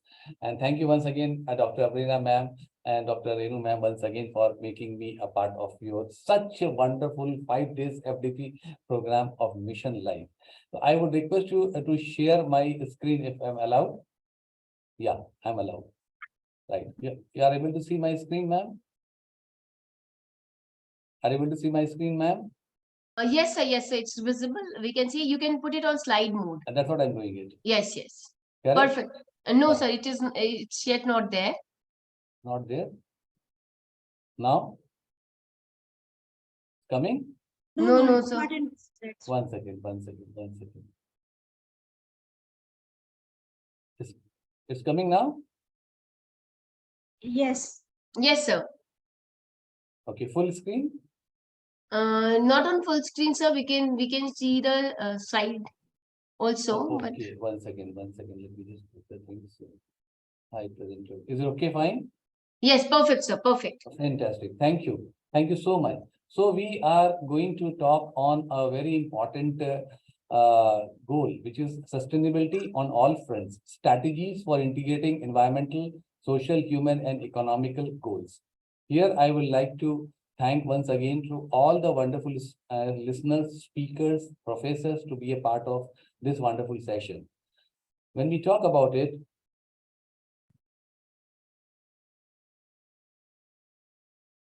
this is what we say, what we preach, we should practice it. Today is a environmental day, and today in the morning at 5 o'clock, I went to one of the forest here, and you know these children, they are on the black T-shirt, right? And I feel very happy and blessed because these are the orphan children are there, right? Which has been taken care by one of the institute. I said, let me enjoy with that. Let me enjoy. Let us have a tree walkathon with them. Go to the forest, find it out. Let us see the chirping birds and all. So this is the way that we enjoyed the World Environmental Day, which one should be enjoying it, right? So that is the one. Coming to the next point.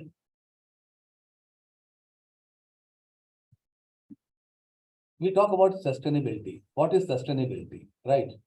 So the sustainability is very, very clear. We all about it. Ability to meet the need of the present without compromising the ability of future. So again, I repeat, without compromising the ability for the future, because the ability of the future is going to be further enhanced. Technology is coming up, the brains are coming up, big brains are coming up. So we have to have the generation to meet their own needs. Now, we will ask about this part that what is the 3 P's of the pillars of sustainability? Environmental, social, and economical sustainability.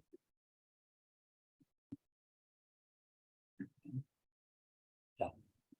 These are the 3 pillars of the sustainability. One is the environmental, social, and economical. But when you find it here, 2 things are merging, and the sustainable part is merging with all. It is there, which is a viable part, equitable part, and durable part.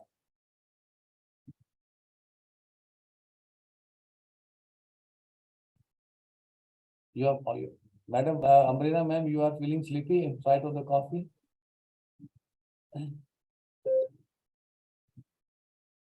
No, sir, actually, I'm coughing.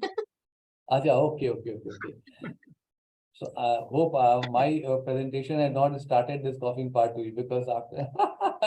No, sir, not at all. So I said these pillars are interconnected and should be considered together for holistic sustainability, which is very important. Here we like to talk about something more, which is there, that focus on preserving and protecting the natural environment. This is point number 1. And second thing is the goals contribute to the mitigating the climate change, conserving the biodiversity, and ensuring the sustainable use of natural resources for present and future generations. So these are some key environment goals, which includes reducing greenhouse gas emission. Today we are talking about it. Even the Rekha ma'am has said about it. Setting targets to reduce the emissions of greenhouse gases, such as carbon dioxide, methane, nitrous oxide, and to combat the climate change. Preserving the biodiversity, which again we have spoken about it. Conserving water and energy sources, we have discussed about this part. Promoting efficient water use through conservation practices, water recycling, and sustainable irrigation program. Then other part of which I like to highlight it here, that how we'll be able to achieve these environmental goals, which are going to bring numerous benefits, which includes improved air and quality or water quality, reduction in the air pollution and contamination of the water sources, leading to the healthier living condition for both human and ecosystem. When I talk about the human and ecosystem, it is including the marine life also as well, because that also getting disturbed. It enhances the resilience of environmental disaster, building the resilient communities and infrastructure that can withstand and recover from the natural disaster. Preservation of the biodiversity is very, very important because safeguarding it is going to make a difference, and the source availability for the future generation.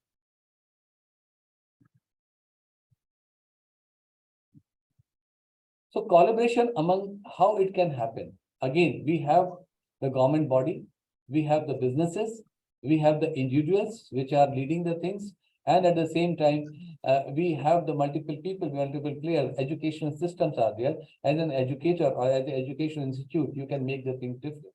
So government can implement the regulations.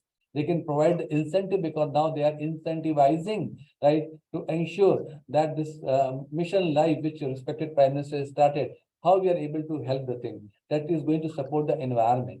businesses can adopt the sustainable practices, which we are highlighting it.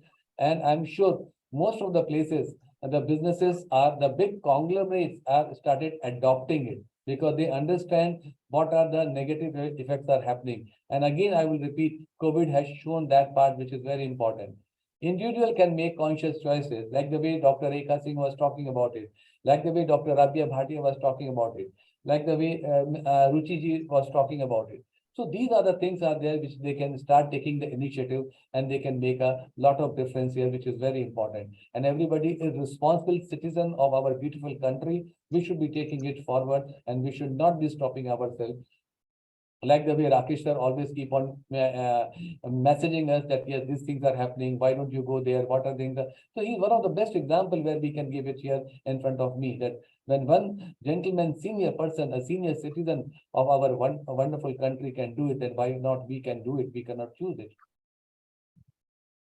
The second point is the key social goals issue. There are the two key social goals issues are there, which I like to highlight. One is the poverty, which is very important because poverty is not getting reduced, it is increasing still. Inequality, when we talk about the inequality, is still, when we talk in the SDG goals as the gender equality, is still not only in the world, even in the India, there is inequality is there. And I keep on talking that the female brains are not less than the male brains. So then why there should be an inequality in terms of giving the responsibility and in terms of the remuneration both? Because when they are able to manage so many things, then why there should be inequality? Access to the education and healthcare. Today, I like to highlight it here, Amrina ma'am, that in the metro city as well as in the type 2 city, the education system is very good, right? The people who are able to afford, they are the 11% of the people who afford it very well. There are the remaining 17% of the people are there in the mediocre condition. They are able to afford, right? But what about the remaining 63% of the children, the students, the parents, which are there in the remote area? They are not able to afford. You will find after 10th standard, they are not able to go to the schools and colleges. I am a part of National Skills Development Program of India, where they were talking about, they told me that at the age of every month, 1 million of the students, they are crossing the age of 18 years. And out of that 18 years, 35% of the students, they are not going for the next level. And then in 18 years, if they are in the high school, then again 45% of the students are there. I'm talking about the lower middle class. They are not going for the education. And they are taking the job which is available there, like becoming a puncher wala, becoming this wala, that wala, and all. So then access to the education is very important, and the education system has to be more economical. We know that the people have a lot of money, they can send the children to the school where there everything is AC, everything is there in that. But what about the other places? When you go to Bihar, when you go to Jharkhand, where the place, when the one teacher is taking the class of 10, from 1 to 10, one teacher is there and she is or he is taking the class, and the student is not coming. So these are the very important things. Inequality and gender equality, both are the part which is very important. And community improvement, empowerment. So it has to be given a complete empowerment to the community where we can talk a lot about it to build this particular sustainable part. So how it can happen? Now the thing is, these are the problems are there, right? So key social goals to consider: poverty alleviation, implementing the strategies to reduce poverty rates and provide economical opportunities. There are multiple strategies are there, right? Now let us talk on the poverty alleviation. There are a lot of startups are coming up, right? So today, why we should only teach to the student that you should become a job seeker? We should be teaching a student that you should become a job provider, which is very important. And when a student is going to become a job provider, he or she can start giving a job to 2%, 3%, 4%, 5%. Why I said so? I was last month, I was in Sikkim. I met a girl, maybe just 26 years of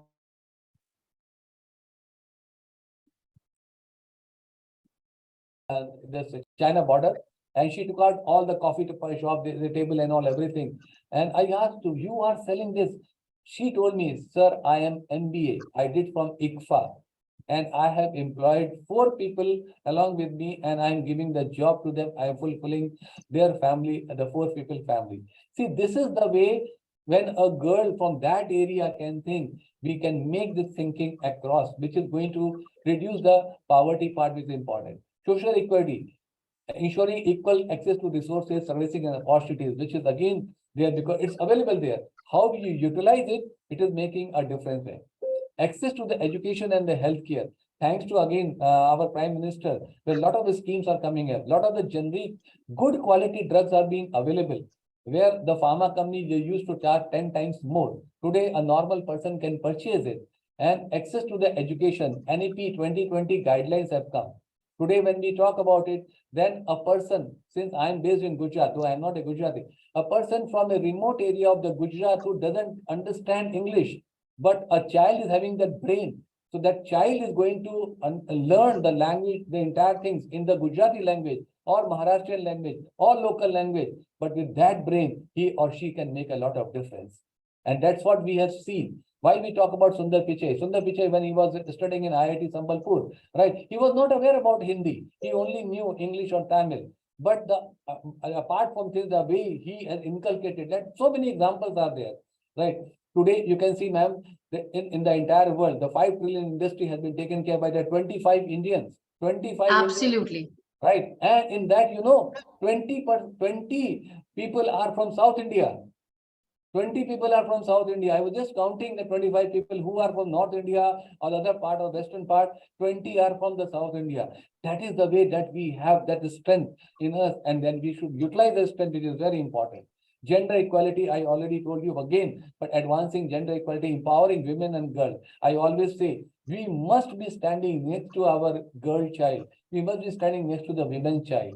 Because we cannot be discarding, because they have the brain, they have the empathy, they understand the thing, they have the maturity. I'm so sorry, I'm little candid here, but I want to put it very, very clearly that yes, the way a female empathizes a thing, sometimes male doesn't empathize in that way. The female foresees the thing, a male doesn't foresee.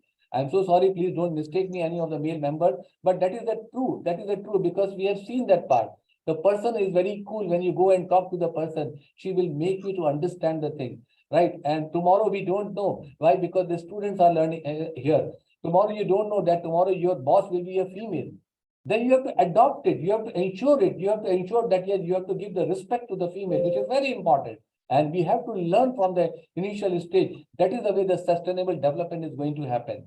Then community empowerment, fostering community participation, engaging decision making. Right? Why there should be a segregation? Let us that today we don't talk about the competitiveness. Today we talk about the collaboration approach. And when you collaborate, means if the 10 people collaborate together, the 10 brains, the 10 ideas will come. And when we go out of the room, we all have been carrying the 10 wonderful ideas. Maybe we may implement 1 or 2, but the 10 ideas will keep on happening else, so that we, with this community empowerment approach, will make a lot of difference. So these are the things are there which can really make a lot of difference about it. And the next point I like to highlight it here, that addressing social issues is not a moral imperative, right? But also an integral to sustainable development, which I already told you. So I don't want to repeat it. Social stability, inclusion, and well-being are fundamental for creating resilient and thriving society. Fundamental. These are our fundamental rights, which has to be taken care by all the educated people. Why I say the educated people, illiterate will not be able to understand, but the literate people who are there in the education system, they can inculcate in the new budding youngsters, because tomorrow when the youngsters come out from this institute, they will be able to inculcate the same thing for the others also. And that's why the chain goes on, and that's why the chain is going to make a lot of positive difference about it. Now coming to the other part, which is example of initiatives that promote social goals include microfinance program, right? The people who must be from the finance background, financial services resources, undeserved population, enabling entrepreneurship and poverty reduction, which I told you, the startups part, right? Right. So the government is giving 10 lakh rupees loan now. The banks are giving the loan to the startup. Start using it. And the microfinance program is going to help you a lot.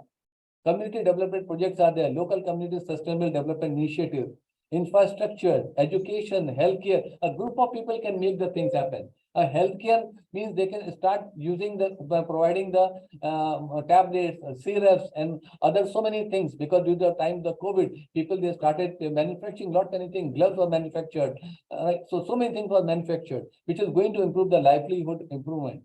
Education programs, equal access to the quality, which already our respected Prime Minister is doing it, and most of the places it has been inculcated.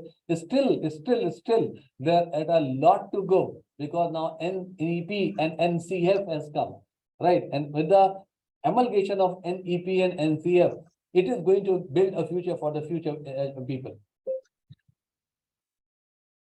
Then collaboration between government, civil society organization and communities is crucial for achieving goals. Why it is crucial? Because this collaboration can improve the policy making. Why? Because you will not be a one-sided. You said about, ma'am, that I become a professor of practice. Fine. Because now academia and industry collaboration is very important. You are able to provide the entire knowledge to the person there in the college. But what is actually the industries they require? What they are going to face it, which is very important. So if there is a collaboration between the government and the civil society organizations, the entire things will be very clear, because the blueprint will be very clear and people will start working on the blueprint. And it is again going to help for the sustainable development, which is basically required.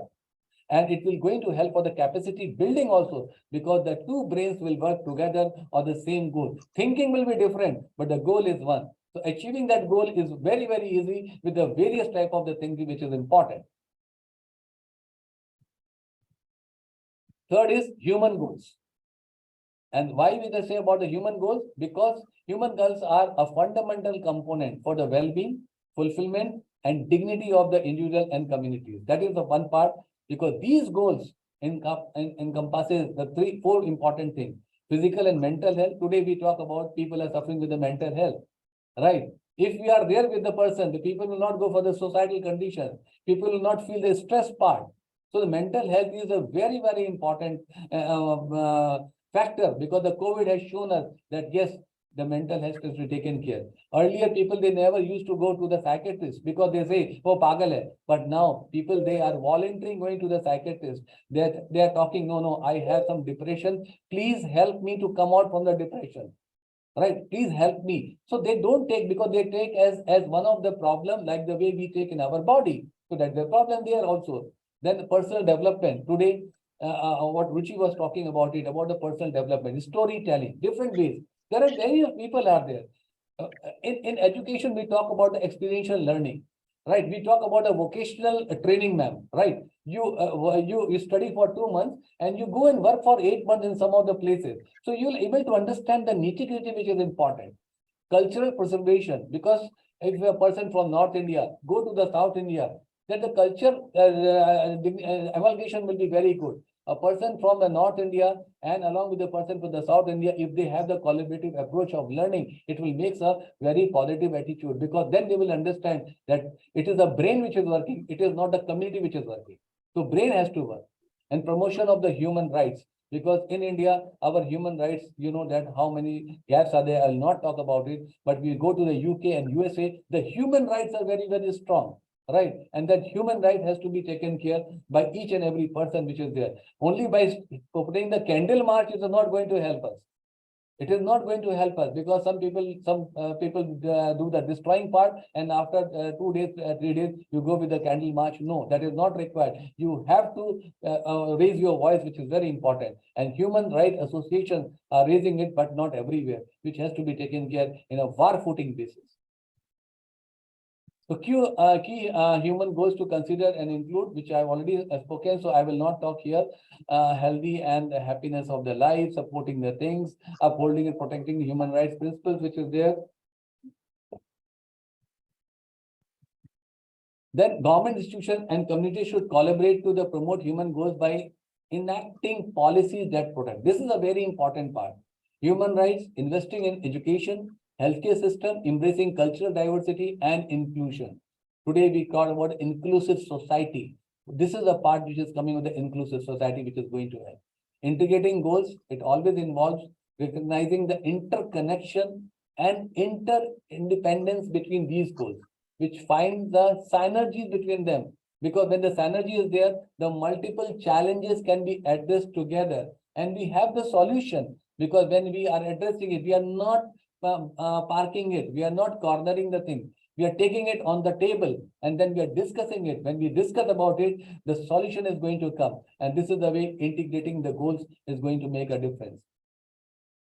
So multiple disciplinary collaboration, I spoke about it. Policy coherence, I will not go. A stakeholder engagement. I'll go to my next slide. So the opportunities, innovation and the solution. So integration can foster innovative solution. Resilience and adaptations can make a lot of difference in that. And the shared benefit is that it integrates the for the benefit of sustainable development part, which is actually required. Example of sustainable integration, it is very clear that sustainable city planning. Now I will go to the other part. Cities adopting integrated approach to urban planning. You can see now things are coming up. Incorporating the green infrastructure. Now, whatever the new plannings are coming up, it is mandate to have that part. Efficient transportation system is mandate. Gone are the days when they were not there. You have to inculcate. Affording, housing and community spaces has to be there in there. Green building certification is a must now. And that's why we call about the lead part, leadership in energy and environmental design, which ensured that building meet higher environmental standard, which was not there. If you see the building 10 years ago, corporate social responsibility, CSR program. If you are running a company for 3 years of the time, then 2% of your profit has to be given as a CSR, which is very important. Right? People, they just give like that. But the CSR has to be utilized in the right perspective, at the right cause, at the right place, which is very important. And people should know about it. When we talk to the many of the HR people or the CSR people, they say it's a part of it. But if it is a part of it, then how you are using it? Again, it has to be told to our student, our young generation, that how CSR can make lot of difference. The CSR money in the government is lying huge. People are not using it because they have to pay for 2% for their profit after 3 years of time. So the takeaway, ma'am, is very, very clear. The need of the hour is to have a collaborative, integrated, and participatory approach with different stakeholders, which I already told you, sectors and policies. The second takeaway is the holistic approach that considers the social, economic, and environment dimensions of sustainable development. The third is working together, prioritizing the human well-being so that everybody should be healthy, mentally healthy, physically healthy. We talk about it, meditation, this, that, and all. But unless until we will not be mentally healthy, the things will not be will drive. Integrating economic policies by balancing and promoting sustainable consumption and production, which we keep on talking about it, and implementing the green economic policies, which already people have started adopting as stakeholders. So by doing so, we can create a more sustainable and prosperous world for us, for future generation, because today, whatever we are talking, we are not talking for today. We are talking for 10 years ahead. We have seen 2030, which is just 7 years. But what is going to happen after 2030? Right, when our generations, with our next generation will be coming. So this is the basic thing. We are preparing a roadmap for them so that they should be able to walk with a clear space and a free space, with a free mind, so that a world should be a great place to live and enjoy. So we always say true sustainability can only be achieved when we view environment, social, human, and economical goals as interconnected and interdependent. It is only by integrating these goals into our lifestyles and policies that always can create a sustainable future for ourselves and our planet. So that, thank you so much. This 5 days FDP mission is going to be led by the biggest university in India, which I said, which I heard, which I said, and having the several departments based on environmental science. Yes, it is Amity University and the only Amity. Thank you so much for giving me this great opportunity. Thank you, sir. It is indeed our privilege, and it is our, privilege and luck that you are here with us today. The entire day you are here, and it's my request that you join us for the various sessions, because your input in every session, I'm very sure, will going to be very, very effective. And the takeaway, of course, is very important, because we'll be developing a roadmap, and there we're going to require your inputs, because as you have mentioned about this industry and academia collaboration, and this linkage is very, very important, because at times we are just into academics, so we do not understand that what kind of skills and requirement the industries are looking forward, in the students or the youth. So I think this collaboration thing that you have mentioned, like industry academia coming together, so that we can improve upon the business performance by developing new skills into the student, which is actually required in that sector. So I think every field, every subjects or every field should have the industrial experts, which we already have in our BOS meetings, and when we design our curriculums, we take their inputs. But I think there has to be more interaction so that we can shape our youth, to be more industry oriented, along with the traditional knowledge that they need to, need to have a strong base, because that is also very, very important. And as you have mentioned that this new kind of synergies and models that we are discussing upon, we should bring them into the practice. And of course, we have the professor of practice here with us, so definitely we'll be inviting you on campus so that you share your share your thoughts with the youth here, and they have the access to your expertise and research that could lead them to the innovation and sharpen their competitive skills, and how they take up that challenges, because you've been dealing with so many people. So of course, your experience and your wisdom would be something that we and I personally can learn a lot. And as you have rightly said that, there was a time when the depression was considered to be a taboo. Normally people don't talk about it, but I think today we have crossed that boundary. We have accepted that yes, we get upset, we get depressed, and there are so many things happening around.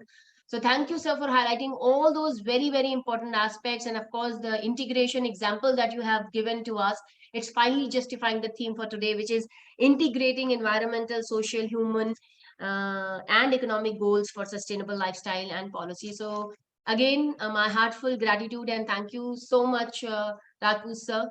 I'm very grateful that you've taken out your time and you've been so, since morning you are with us. Thank you so much. Thank you so much. Thank you, ma'am. Actually, what you said, it is, see, here when we meet such all senior professors and lecturers, right? So it is like exchange of the ideas, and the brains are getting exchanged. The thinking process is getting exchanged because we learn from others always, right? And this is a platform where we talk about the skill building part as well. So when we talk about the uses of the social quotient part, adversity quotient part, this is again a very important part which has to be added and inculcated. Like the way we have the elementary modules, right? When we Yes, have the sir. BOS, so we have the elementary modules also. These are small things has to be taken because now it is becoming a multi-part, right? And Very you true, have very to true. you have to ensure that when a youngster is coming up after doing their graduation, post-graduation, PhD and all, because if he want to become a job seeker or job provider, he or she has to be very clear and open mind that yes, and he or she should be really ready to accept the failure as well. Because the failure is going to tell you that that particular roadmap was not right, you have to take some other roadmap. It doesn't mean that you failed about it, right? Because there are various ways are there. Second thing, ma'am, here I like to have, every student when they come out, they should have that thinking of a leadership and entrepreneurship. So when you have the thinking of the leadership and entrepreneurship, whatever the job you do or whatever the job you provide, you will think in that angle because your vision and mission will be very, very different. Which is, yeah. So these are the things which has to be inculcated. Today we talk about, madam, technology. Now the people, they can get from the chat GPT so many things. Enough data is there. You write anything about Madam Amrina, you'll find 10 things about Madam Amrina. But what to take about Madam Amrina, which is very important. That is the wisdom. That is the wisdom is required. So the inculcating that wisdom at the right time, at the right place, in the right way, it is making a difference. Because tomorrow we will be we all are being influenced by AI, artificial intelligence. Today, what I am talking and we are putting in YouTube, if 10 times I give a talk, immediately it will come in that, right? Wherever we go, what we eat, everything has been taken care by Google. Right? Absolutely, And absolutely. it will be driven by the Google in the coming time. Because I was listening one of the talk of Mr. Sundar Pichai when he came in the month of November and he was talking to respected Prime Minister. He was telling that they are working on 5,000 chatbots on the different languages, 5,000 chatbots. You can understand because in India, how many languages we use it. And if suppose somebody start working on the different language on the chatbot, how simple it is going to happen to a person, a Tamilian can understand a Bihari language. Very true, very Right. true. So these are the things are there. Today, you know, ma'am, in the early child education, where I'm going to speak on the uses of artificial intelligence in early child education, how AI is going to help, how the 3D printing is going to help, right? And especially for the 3 years, 4 years, how ISRO is building the space lab in the schools, forget about the colleges. So this is the way things are getting widened up. And then we have to inculcate that apart from the bookish knowledge, which is very important because that is your brain which is putting it. What is the environmental thing has to be taken care, and that's what we will be able to build the things. Today, if we talk about the Prime Minister, maybe whatever the education which is having, but his apart from other that wisdom, the talent, which you call as a street smartness, and with that street smartness, which is very important to inculcate in the student. And when we used to take the people from IIM or the different big schools like that, they used to get 25 lakh rupees salary. But when we talk about something on the creativity part, so creativity was not coming there. When we talk about some bosses and something, so then they get demoralized. These are the small things which has to be inculcated. Absolutely. Sorry, I took a lot of the time, but you no, sir.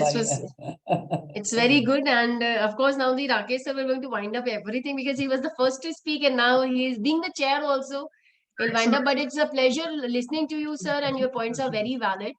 And sometimes it's the learning of life make us a better human being in every sphere of life rather than to having the education, you know. But education both are important, man. Both Education is a actual vehicle which you have, right? You understand?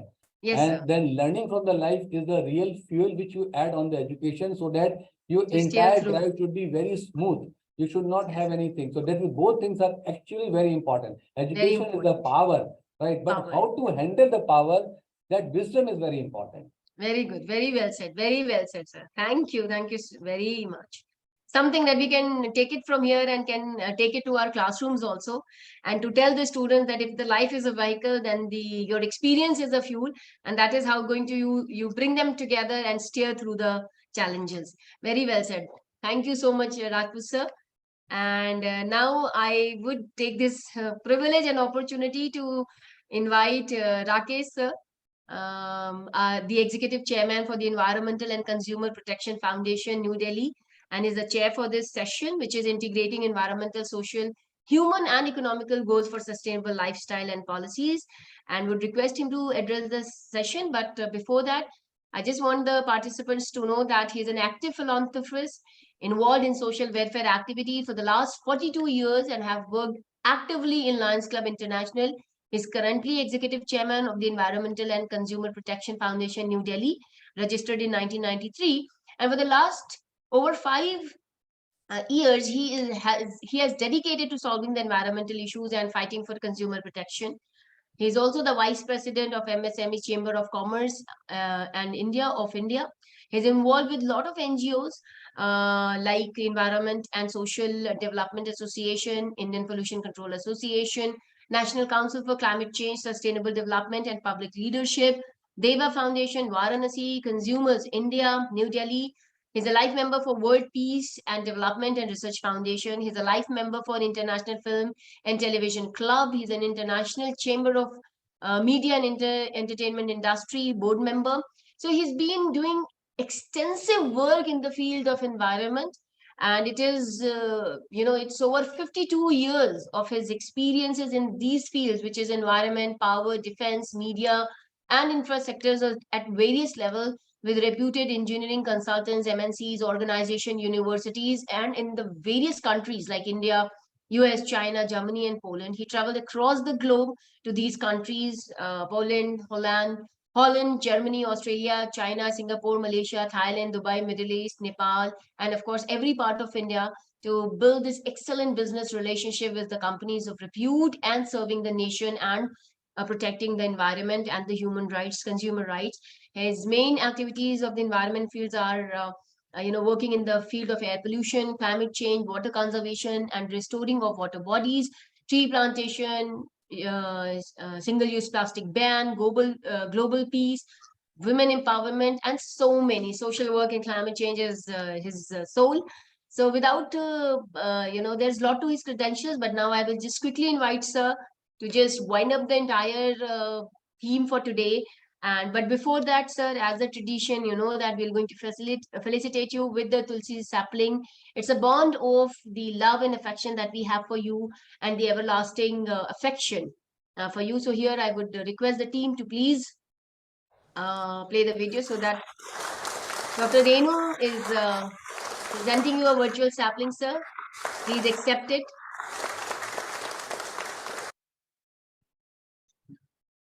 Over to you, Rakesh, sir. Thank you, Dr. Abrina. Thank you very much. I'm delighted to be part of this excellent gathering today on the day of World Environment Day. What a nice way to celebrate it.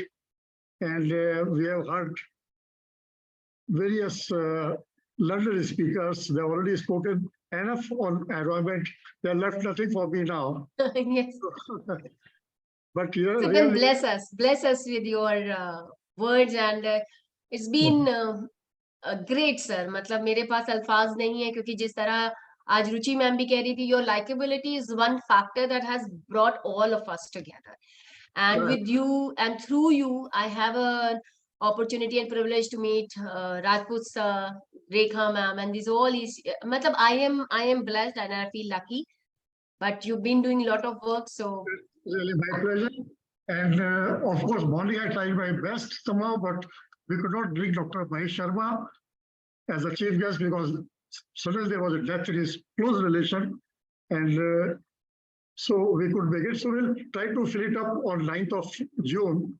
If Dr. Renu Dupar and you agree for this, we'll call Sure, it. sir. That is actually, really, this was a very good interaction we had with all speakers. And I'm proud to say that most of these speakers are from ECPFO, a group which Dr. Abrina and Dr. Renu rightly said it, Dr. Rajput also, that I have brought different leaders from different fields.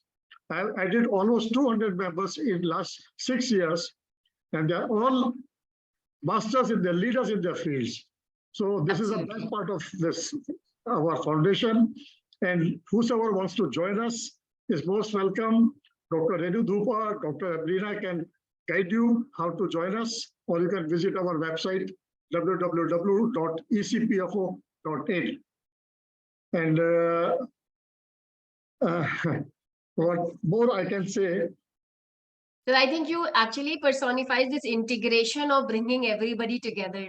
So the theme says that you bring the academician and environment and social and humanity and economic.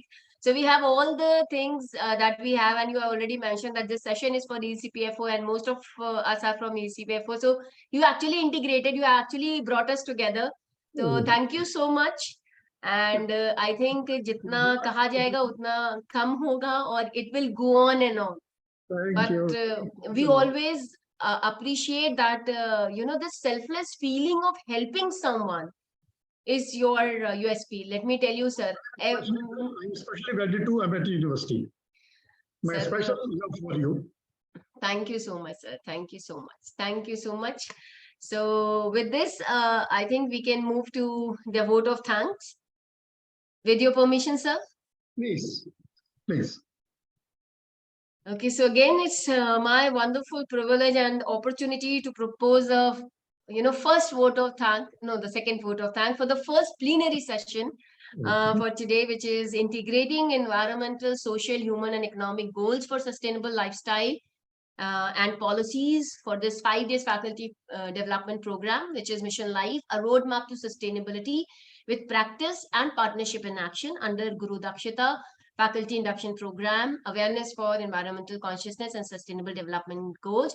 We have the very wonderful interactive session, this first session, and we have all the wonderful speakers that have been participating in the interaction, also answering to the questions of the various speakers, as we have seen, a very interactive session of Dr. Rekha Singh. So I take this opportunity to thank all my speakers, especially the chair, Mr. Rakesh Agarwal, sir, Executive Chairman, the Environmental and Consumer Protection Foundation, New Delhi, who brought all these people together so that we can have a wonderful session to put up.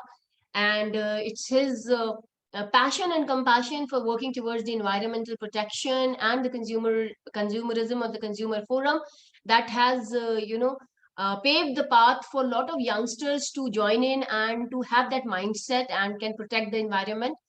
I also extended my heartfelt gratitude to Ms. Ruchi Singh, speaker, founder, Ruchi Singh Communication Design, corporate executive coach, UN SDG ambassador, inclusion and diversity champion, award-winning HR professional.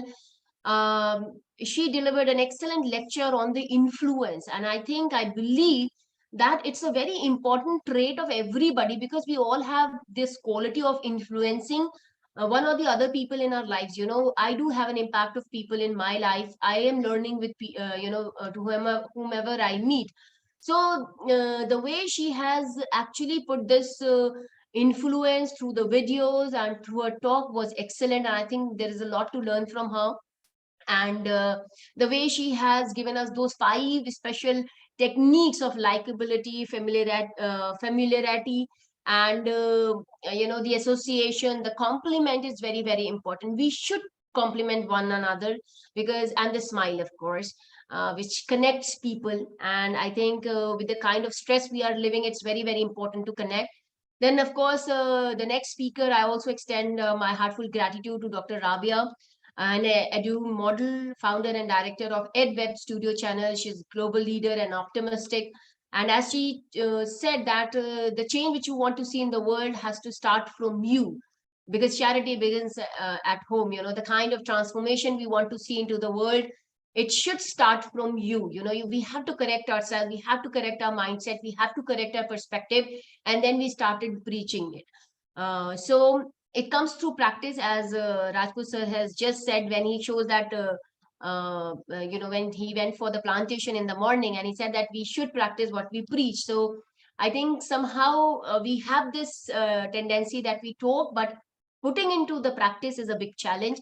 So I'm glad that we have the speakers today that actually not just preach, but also practice what they say. So heartfelt gratitude to Rabia ma'am, and then of course Rekha ma'am, Dr. Rekha Singh, director and lead consultant, Green Earth Care Consultant Private Limited, New Delhi, and she has highlighted the timeline of World Environment Day, which is again very, very important, starting from 1972, and it's 2023, almost 50 years. But I think the nature has somewhere challenged by the anthropogenic activities, by the population rise, by the urbanization, by the industrialization, and that 7 themes that has been drafted under Mission Life and initiated by our honorable Prime Minister Shri Narendra Modi ji, has a vision where the people should come together, and this gap, this economic, the education and the social gap among the people should be reduced if we want to stand at one platform and try to protect the nature. So we have to come down to one platform. So she has very rightly said that the richer are creating, they are responsible for more pollution, and the people who are not so privileged, so still they are struggling for a lot many things. So I think this is a very important take to take from her deliberation, that we should treat everyone equal, and we should stop wasting, and we should judicially use a lot of things. And then finally we have Dr. Pramod Kumar Rajput sir, senior consultant higher education and Senior Vice President, Formal Sales and Marketing for Domestic and International Markets, Kerala Pharma Limited. I'm short of words to thank him, because he's been with us and he's been involved throughout this session, and he has highlighted very, very important points: environmental goals, social goals, the very important aspects of being human, getting depressed and being happy, being kid, and how the education is very, very important. And as I was discussing with sir, that life is a vehicle, and your experience, education is a vehicle. Sir, aapne kya kaha tha? Life. So I'm going to take it like life is a vehicle and education is a fuel, I believe. And then how you steer through the challenges would, by learning that. So it's a very, very important, it's a mantra for today, that how we can bring these together and can serve the humanity. So thank you all my speakers for this session, for making it so wonderful learning. And I also extend my gratitude to all my wonderful participants who are attentively attending this session from the distant places. And it's always their presence who motivates us, encourage us to do all these things.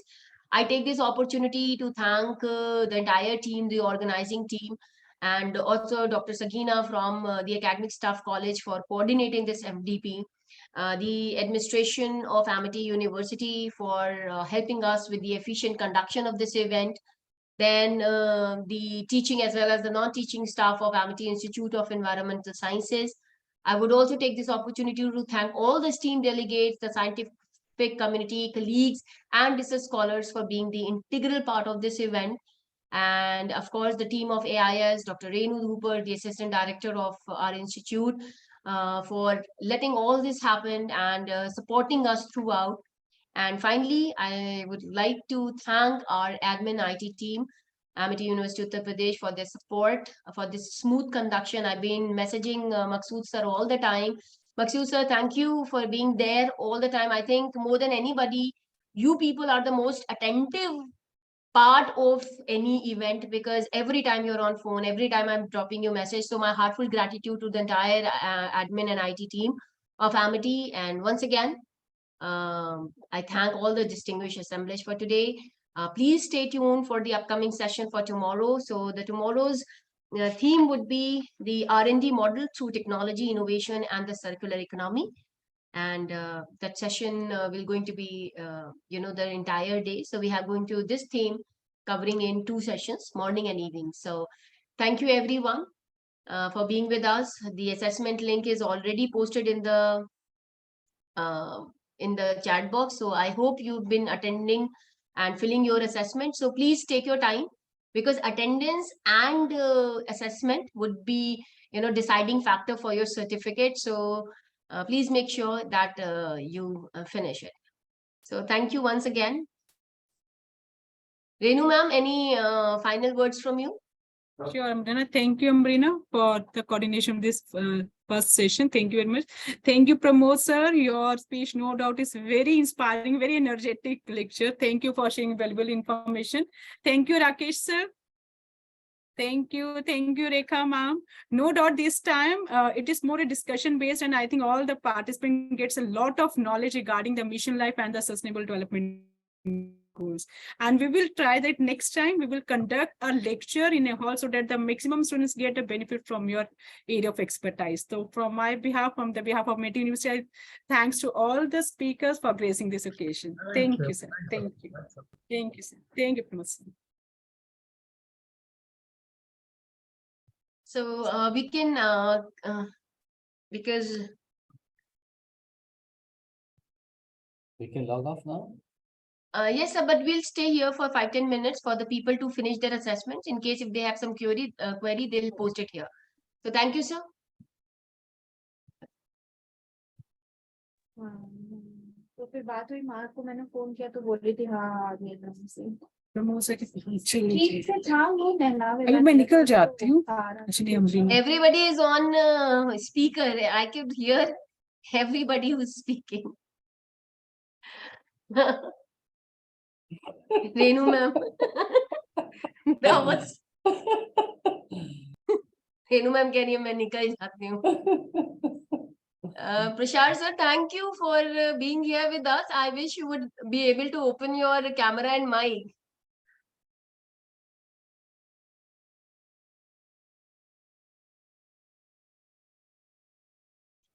I think the access is not with him, but he's one of our speakers for the coming session.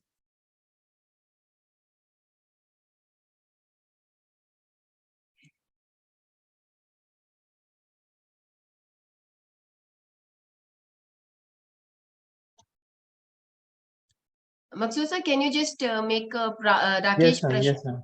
Thank you.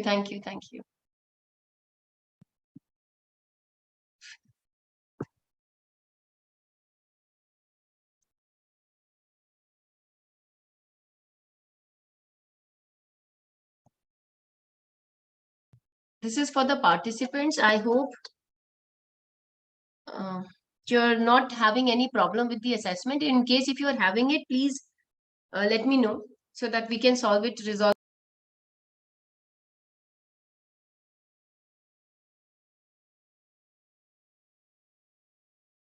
Good evening, sir.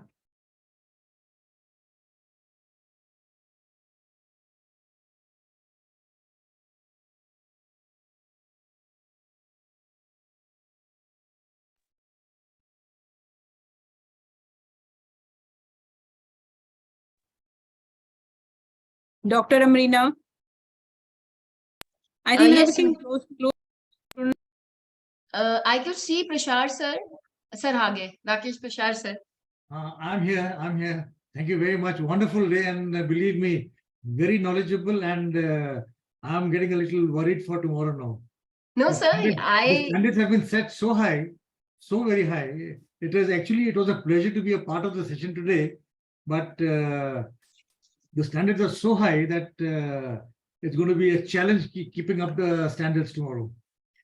Sir, I have told you, I have already written this to you. The person who can handle the things for the nation can handle anything. Yeah, I know. I told you I expected that from you in any Well case. said, well said, well said, well said, well said, well said. So, sir, मुझे मालूम है जो आपका experience है और जो मतलब हम आपसे सीख सकते हैं, being on the front lines and fighting for the country and safeguarding the country. I think that is something which is beyond. Like, I cannot thank you. I'm short of words for the kind of work that. The best part of the whole session today was, the new learning about, what Ruchi spoke about, when she talked about likability, familiarity, association, and giving compliments, that was a new thing today, not a part of this whole thing. So I was very happy because tomorrow what I'm going to be talking about is going to be something different completely again. It's going to be, sort of merging safety and, environment, the circular economy together. So it's going to be a very new thing for people, and I'll be talking about totally different aspects. So that way, I'm very happy I was a part of the whole session today. Yes, sir. And this whole FDP has been designed in a way because we have got 17 SDGs. So we have clubbed the SDGs in a way that the similar SDGs should be covered in one theme. And then like the safety, like because we talk about R&D models through innovation and the circular economy. So there are certain SDGs that talk about the decent environment of working, the safe environment of working, the sustainable city, the sustainable workplace. And as you've been the safety trainers and a motivator, so I believe that this is the best. I know that I am looking forward to learn from you. Thank you so much, sir. और आप पूरा दिन थे, ये बहुत अच्छी बात थी और मैं गुजारिश करूंगी अपने स्पीकर से कि वो हर सेशन में रहें so that they can give their inputs, because at times my vision could be little limited to what I know, but then looking with somebody's eyes and perspective and perception is something it's a learning process. So Rakesh sir, very very thanks कि आप थे पूरा दिन और Rajput sir was there the whole day, Rakesh sir. So again, the whole process of thanking, but it's from heart. Thank you very much. And there are two Rakesh's here, so that is double bonus ho gaya. Absolutely, absolutely. And both are awesomely like wonderful people. So Rakesh sir ke saath to fir, it is the ultimate. So whatever was said today, I think was very little. Not much was said about him. So he deserves much more and many more accolades than what he is doing. And I'm sure, I was telling him also the other day, I said, I'm here in this only because of him. So I take that credit also. I give him that credit for that also. Yes, sir. Indeed. Me too, sir. Me too.